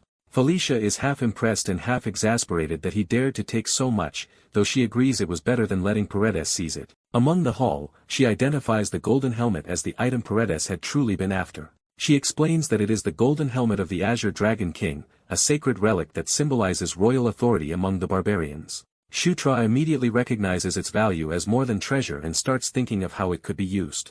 Felicia warns him that if Volcanus, the auction house's general manager, learns he secretly took everything, the fallout will be severe. Morning fully arrives as the group prepares to move from intrigue to war.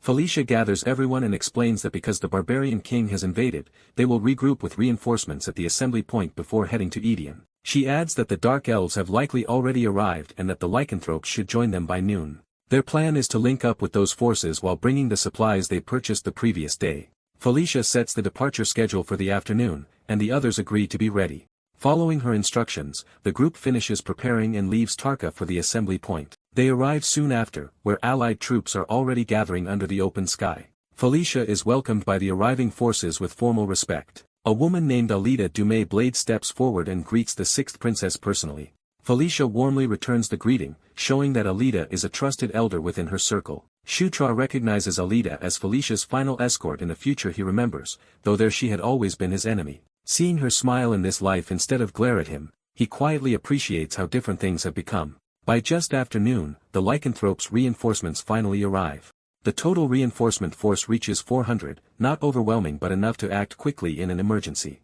Before they can settle, another urgent dispatch arrives from the strongholds. The report says the enemy has already begun attacking multiple strongholds at once. Alida explains that the barbarians seem to be using their main army to pin down General Vandal while sending separate units to seize the strongholds, threatening to isolate him. When Felicia asks which endangered stronghold is nearest, Alida answers that the 7th is closest, but even then it would take at least 2 days to reach. Felicia realizes that delay would doom the fortress before help could arrive. Shutra immediately decides they cannot wait and says they must move at once. Instead of marching normally, he first asks that all the supplies be gathered together. He then stores the entire stockpile in his inventory at once, swallowing nearly 1,000 crates and solving their transport problem instantly. The others stare as the mountain of supplies vanishes before their eyes. Felicia is astonished by the scale of the storage magic he just displayed. With logistics handled, Shutra asks Felicia to gather every soldier into one tightly packed formation. He insists they all be assembled in a single place as closely as possible.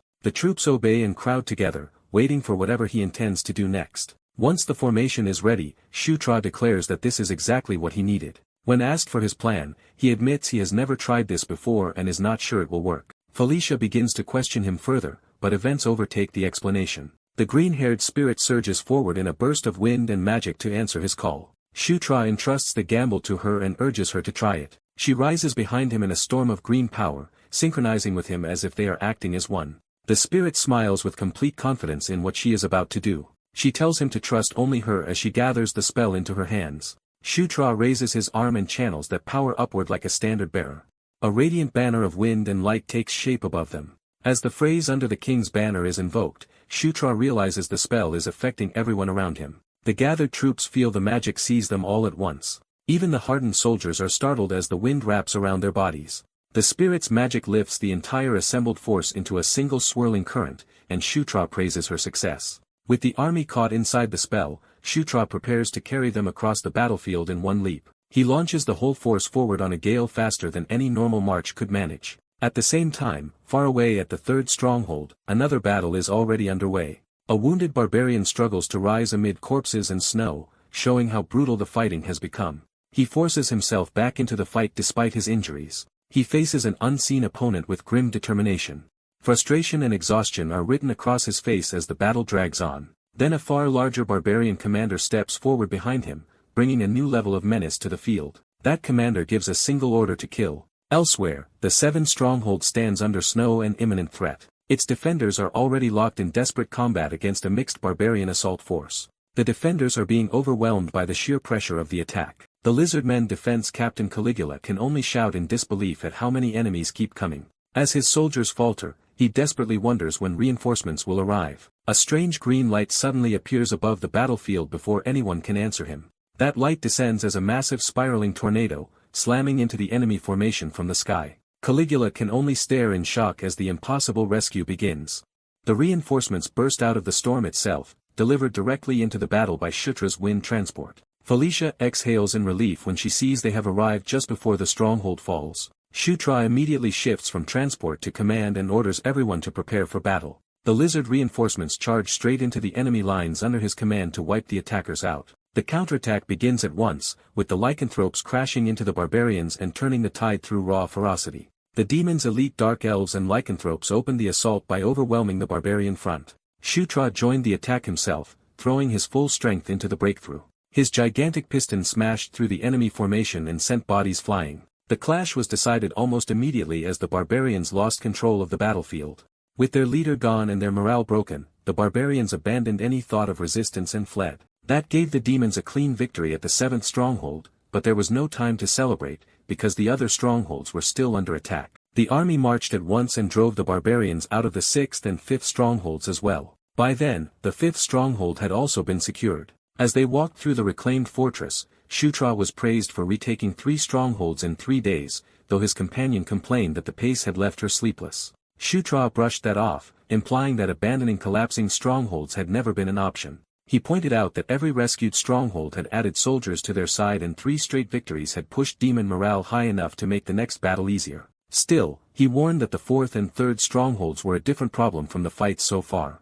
The 4th stronghold had already fallen, and contact with the 3rd had been lost long ago. Shutra reasoned that the Demon King's castle would already be preparing reinforcements, and that General Vandal should be able to hold out for the moment. Until then, he ordered Carrick to interrogate the captured barbarians and gather whatever intelligence he could. Night settled over the fortress as the army finally paused. Shutra withdrew to his room, but rest did not quiet his thoughts. The more he reviewed the situation, the more convinced he became that something about it was wrong. He recalled that in the original Night Saga story, the Barbarian King united the tribes with the golden helmet of the Azure Dragon King. But the current Barbarian King did not possess that artifact, which made this level of unity hard to explain.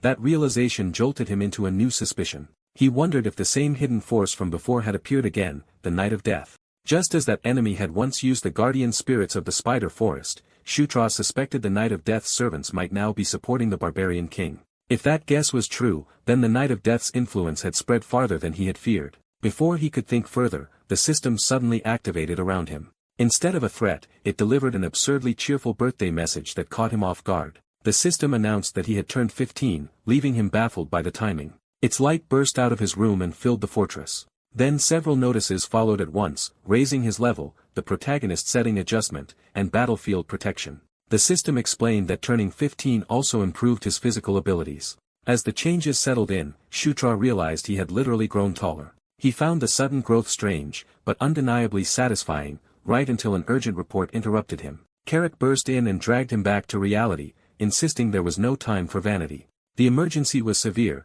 General Bandal's main force had been defeated. Far away in the snowy mountains, the battered remnants of Bandal's troops were retreating in disorder. The wounded soldiers struggled just to keep moving. Even Bandal himself was exhausted and injured, though he still forced his body onward. His men reported that they had barely escaped and that too many of their comrades were wounded to keep fleeing for long. Worse, they had lost all their provisions, making continued retreat nearly impossible. Bandal stopped and chose to make a stand instead of running any farther. He planted his foot and set himself for battle. The pursuing barbarians found them and rushed in, eager to finish off the survivors. Bandal cursed their persistence as the enemy closed in even here.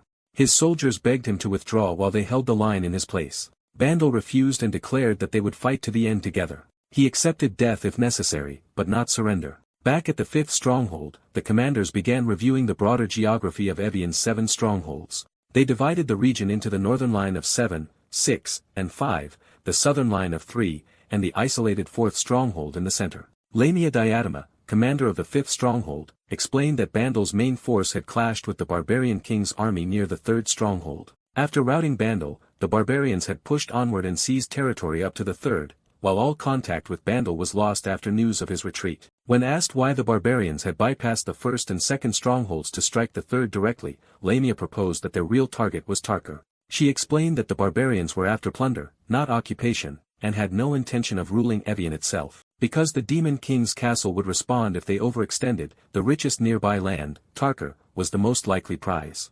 That left 2 urgent facts. Bandal's routed force was missing, and the Barbarian King's army was advancing north. The others turned to Shutra and asked for his judgment. The room fell silent as everyone waited for him to speak. Even the usually confident commanders watched him expectantly. Shutra began to form an answer. At that same time, the barbarians were still hunting down Bandal's survivors through the snow. The wounded demons were being surrounded from all sides. One barbarian cut down a fleeing soldier while laughing at the slaughter.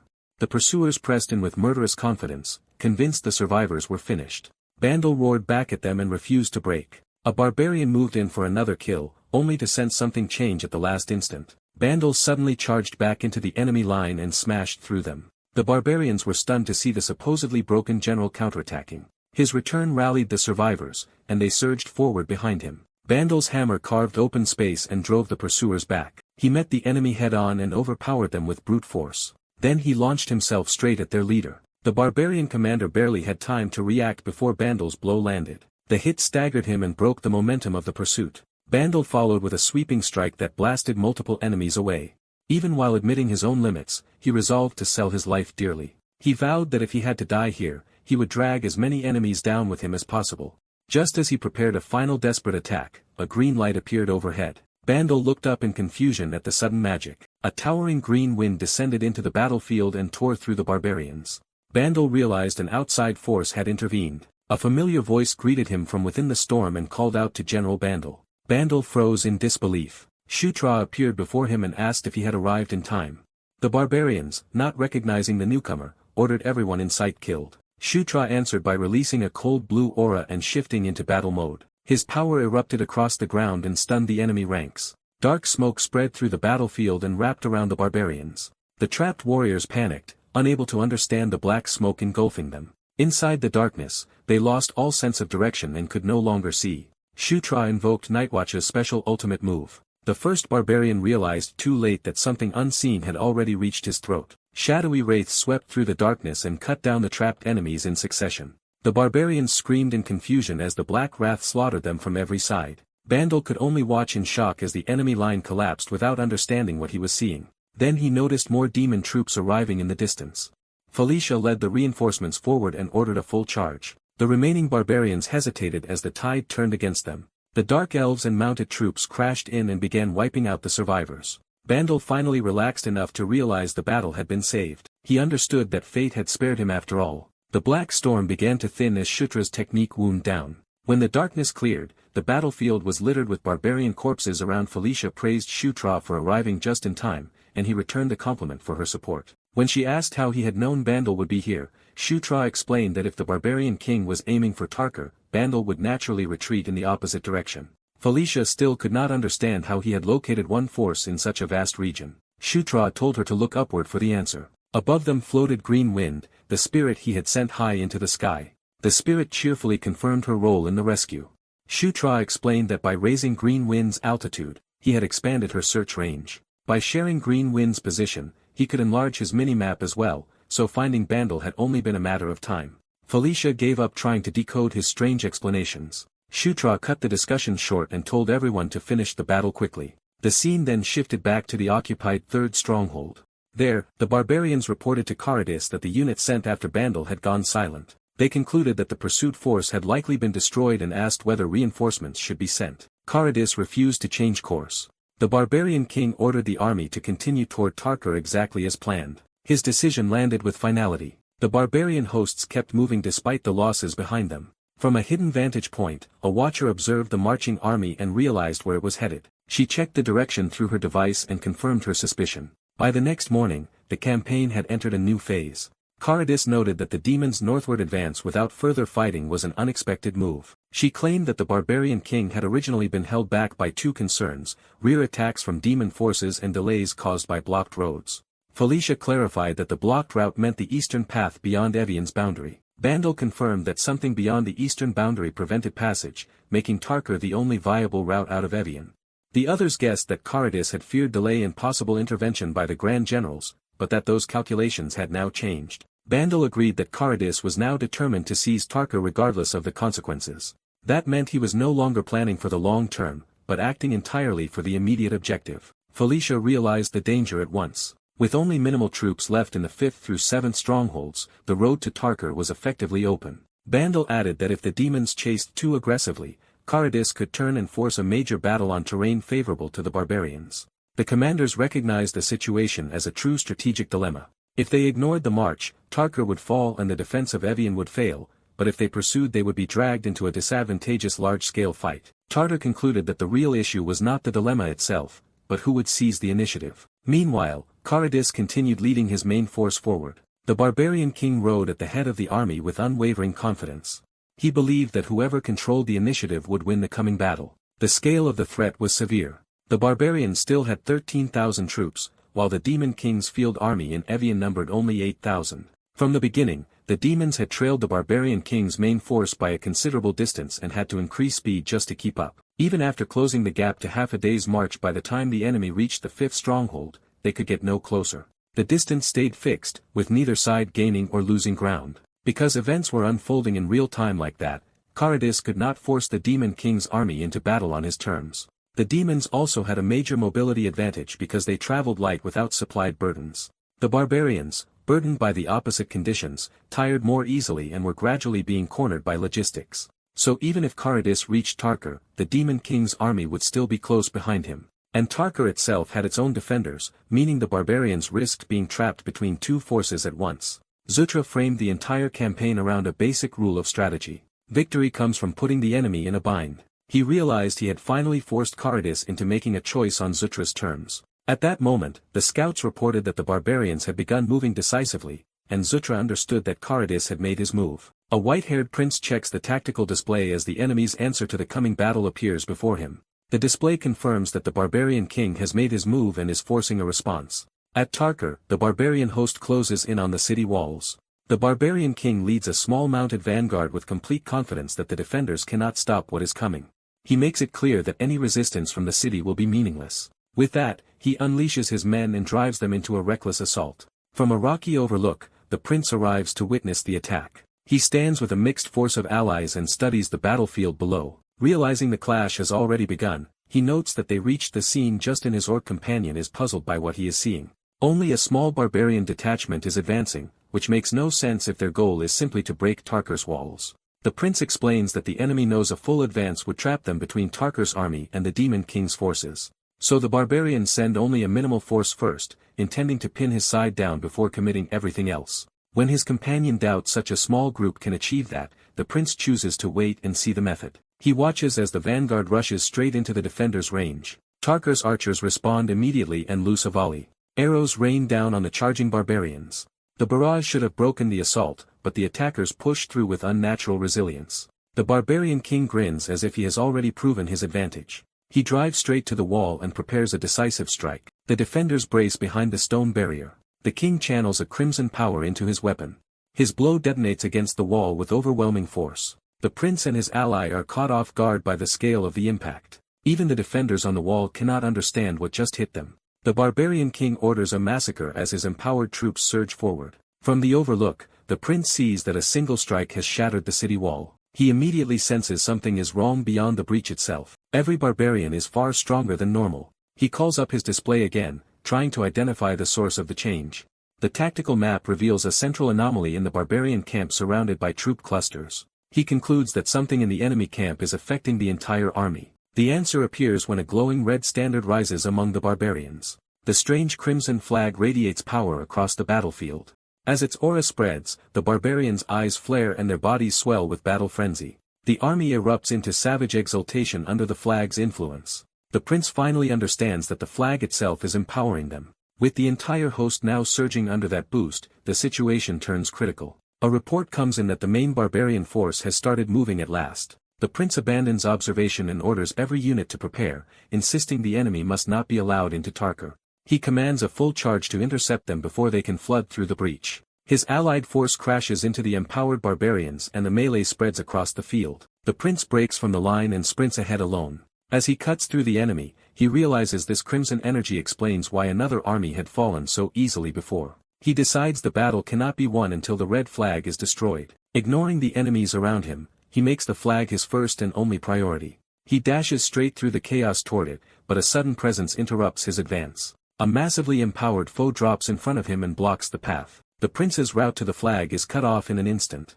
He skids to a halt, already feeling the pressure of the ambush. Paredes, the barbarian champion he fought before, finds him and accuses him of being the thief who took the golden helm. The prince is alarmed by how much stronger Paredes has become under the crimson power. Paredes confirms it himself, boasting that he is on a completely different level now and demanding the helm back. He lunges with murderous intent and threatens to tear the prince apart if it is not returned. The prince evades the first crushing attack by a narrow margin.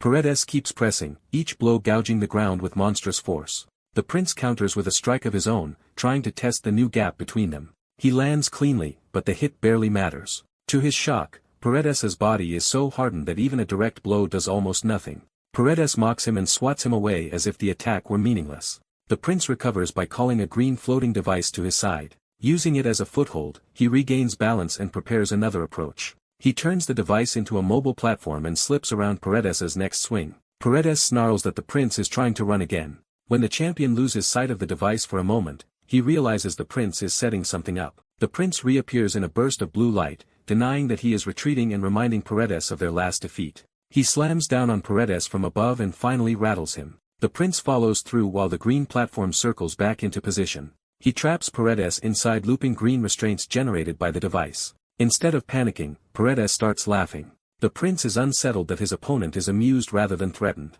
Paredes tears at the restraint and boasts that he is no longer the man who lost before.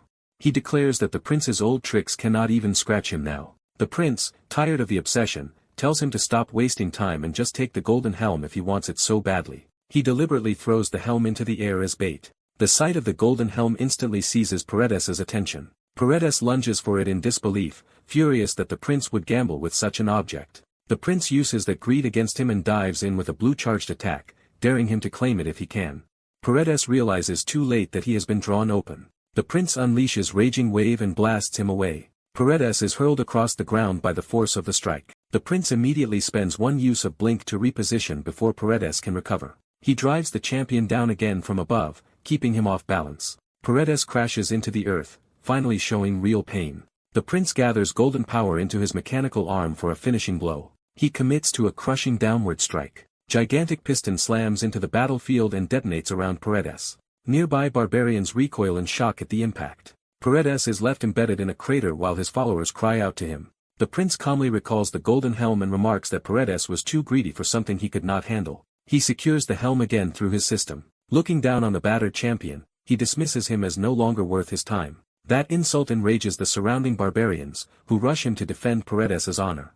The prince vanishes before their attack can land. Having blink a second time, he slips through the crowd toward the crimson flag. He threads between the barbarians and reaches the standard at the center of their formation.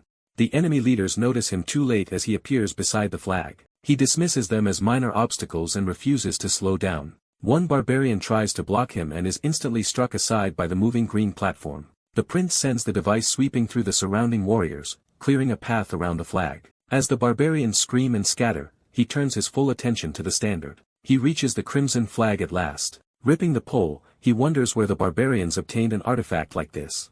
The moment he touches it, his surroundings abruptly change. He finds himself in a dark, unfamiliar space and cannot tell where he has been drawn. A blazing vision erupts around him, as if the flag is showing him something sealed inside it. He watches in stunned silence as the scene takes shape. A horned woman wreathed in fire appears, embodying war itself. Another radiant woman stands with the prince inside the vision, as if guiding or witnessing it with him.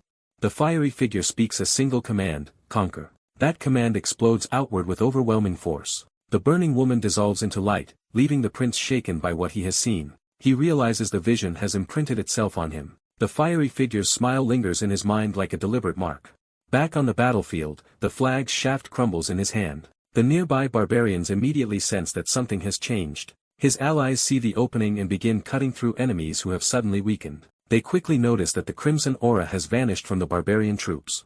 The orc ally laughs that the prince has turned the tide again. But the prince is disturbed to find traces of that same war power now lingering in his own arm. He stares at the fading crater where the flag stood, trying to understand what transferred to him. Before he can think further, the barbarian king himself charges in. The king immediately recognizes that the prince is the one who touched the flag. The prince admits it without backing down and asks whether that is a problem. The king answers that it is not a problem at all, because he intends to kill him for it. He slams down with terrifying force and blasts the ground apart around the prince. The prince is thrown back and barely keeps himself from being crushed outright. Even while retreating, he admits the barbarian king's raw destructive power is monstrous enough to pulverize him in one mistake. The king keeps advancing, refusing to give him any room to breathe. Another brutal rush tears up the battlefield as he closes the distance again. The prince flips away while his green device races to support him. He lands on the device to regain footing for an instant. Then he kicks it away and reaches out, trying to reposition both himself and the tool before the next strike. The barbarian king smashes through the setup and batters aside the prince's defense. A red force suddenly flares from the prince's arm on contact, startling him. The king capitalizes immediately and hammers him away again. The prince cries out as the blow lands cleanly. The king stalks forward, ready to finish him while he is down. Another impact erupts nearby as the battlefield shakes under the king's pressure. Struggling to rise, the prince cannot understand why the power inside him is acting on its own. The barbarian king is equally unsettled, because even with the flag gone he can still feel the power of war coming from Caradis. A fresh shockwave tears into the ground between them. The king launches himself again, now certain the prince has become tied to that power. He dismisses the prince as pathetic even while preparing the killing blow. The prince braces himself and resolves to end the fight here before the king can fully exploit the situation. The king answers with a colossal crimson eruption that engulfs the area. The blast rips across the battlefield and sends debris and soldiers flying. The prince is forced to retreat through the shockwave just to survive. He lands hard, injured and breathing heavily.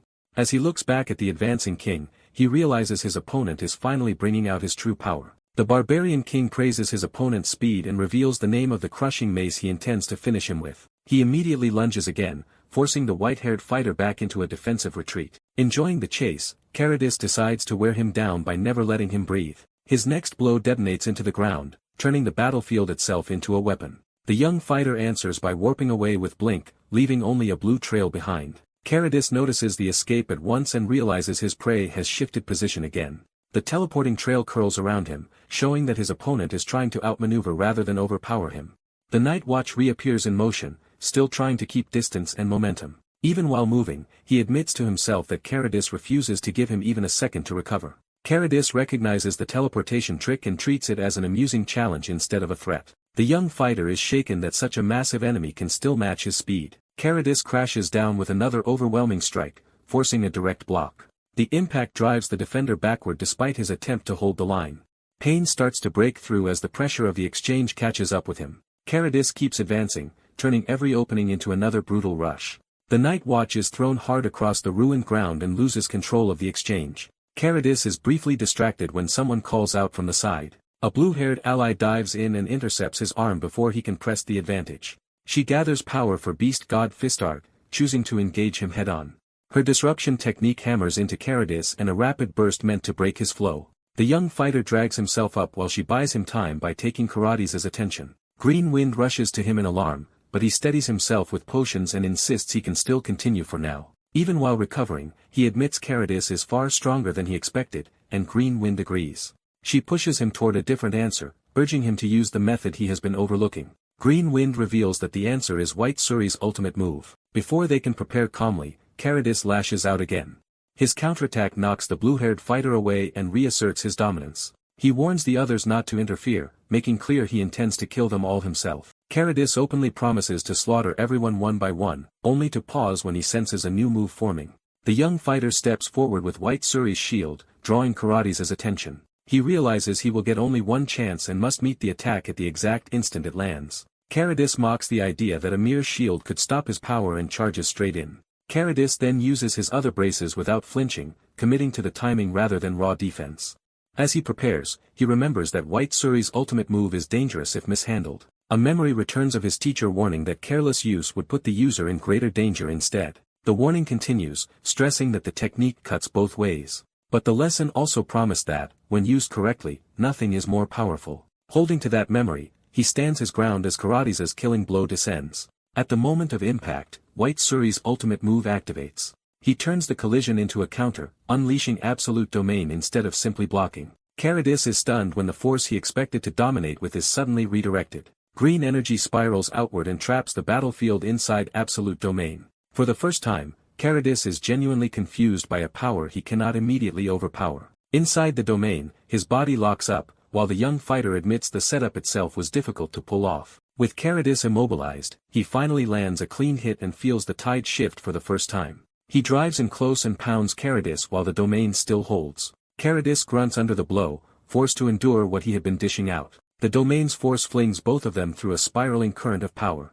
The young fighter realizes the technique worked and that he truly damaged Caradus. His relief vanishes when something goes wrong inside his own body. He starts coughing violently, and the blue-haired ally immediately notices his condition worsening. He recognizes the backlash at once. His aura is in reflux from using the technique. Even as he struggles to steady himself, Caradus laughs, thrilled rather than shaken. Caradus erupts with even more battlelust, declaring that this fight has become truly entertaining. He surges back in and resumes the assault before his opponent can recover from the recall. The young fighter curses, realizing the opening he created may not be enough. Caradus sees through the trick and correctly guesses that his own power was reflected back at him. Instead of fearing that revelation, he becomes more excited to see what else his opponent can do. He stands back up from the reflected strike, proving that even that successful counter failed to put him down. At the same time, more wolf-like enemies rush in, threatening to overwhelm the exhausted side fighters. The blue-haired ally tells Shutra to focus on recovering and vows to handle Caradus herself for the moment. Shutra drinks another potion but privately despairs that even absolute domain was not enough. He realizes potions and recovery alone have limits, so he needs a new source of strength, however small. He decides the answer must be something only he can do, something unique enough to defeat Caritas. Caritas anxiously checks on him again, sensing he is reaching for a dangerous idea. A sudden realization stops him before he answers her directly. He recalls that Green Wind was born from a fragment of Watcher Inkle's soul, and that this fragment already changed him into a dragonborn. Green Wind cannot follow his silence and demands to know what he is thinking. He reasons that a fragment of an elder dragon's essence should contain far more power than he has drawn out so far. He focuses on the dragon blood within himself as the key to unlocking that hidden reserve. The dragon genes activate, and a new transformation begins. Seeing the change spread through him, he becomes certain there is still a deeper power hidden inside. He turns to Green Wind and addresses the source of that power directly through her connection to Inkle. Green Wind answers in a calm, almost solemn state, as if something greater is speaking through her. The change reaches his eyes, signaling that the awakening is no longer just theoretical. Green Wind reaches out, initiating a direct transfer rather than a distant blessing. The battlefield falls away in his perception as he and Green Wind enter a more intimate spiritual exchange. She tells him that to receive this power, he must conquer her completely. Her demand becomes clearer. He must dominate the power rather than merely borrow it. She invokes him as the Knight of Conquest, calling forth the right that will awaken the sealed strength. He understands that the power of Watcher Inkle he could not absorb before has remained scattered through his body and soul. Now, at last, that dormant power opens its eyes again within him. A third aura heart, the dragon heart, forms inside him as the awakening manifests on the battlefield. Caritas notices the sudden change and is briefly thrown off by the unfamiliar surge.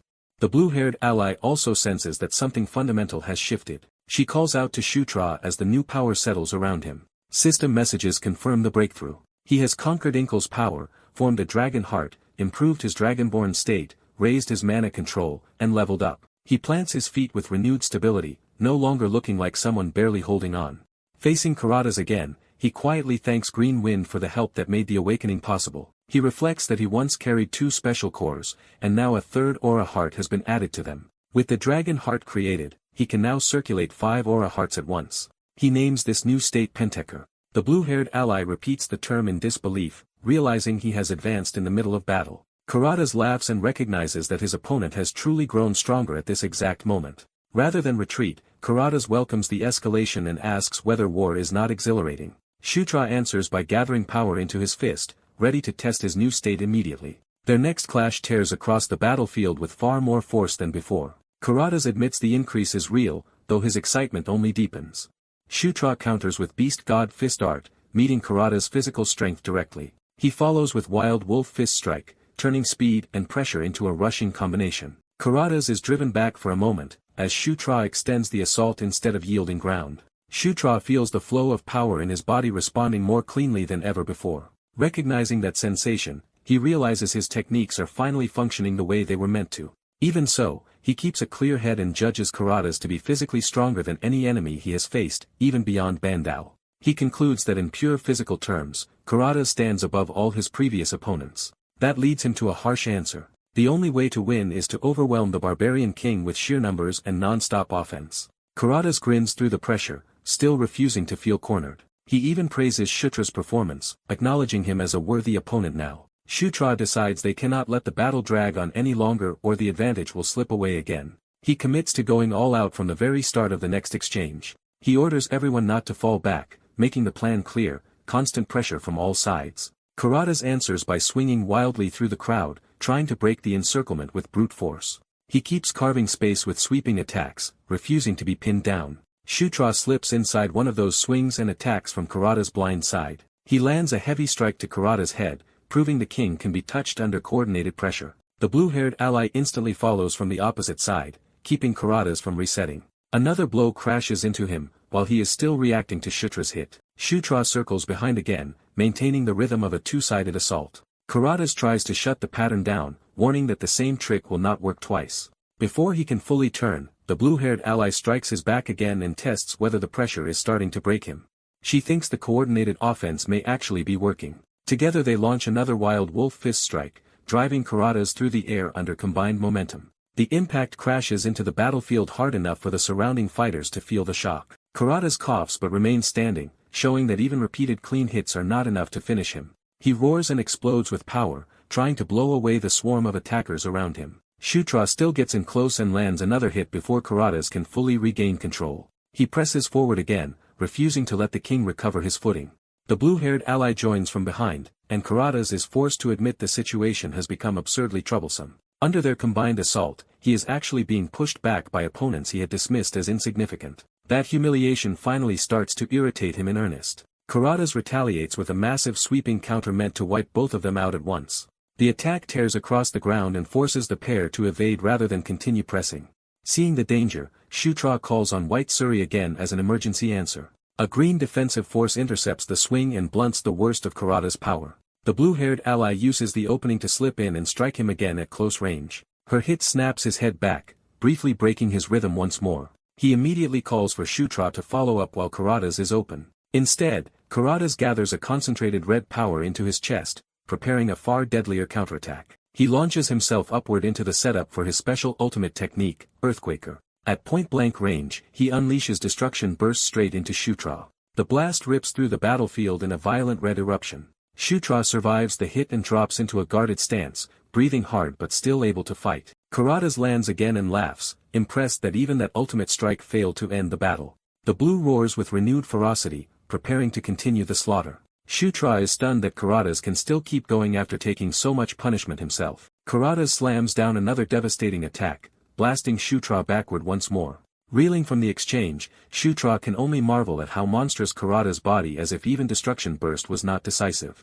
A wolf ally dives in to intercept the next attack, buying Shutra a heartbeat of survival. Even after the awakening and the coordinated assault, Shutra is forced to wonder if it still is not enough to win. Before despair can settle in, the blue-haired ally throws him a new opening and urgently tells Shutra to catch what she is sending. As the battle turns chaotic, Shutra suddenly notices another weapon entering the fight. He catches the incoming mace and realizes he has been handed a new chance. He recognizes it as Skullcrusher, the barbarian king's weapon. Understanding that it is another divine artifact left by the heavenly dragon king, he decides this will be enough to finish the war. With the artifact awakened in his hands, Shutra declares that the war will end here. He bids the barbarian king farewell and commits to the killing blow.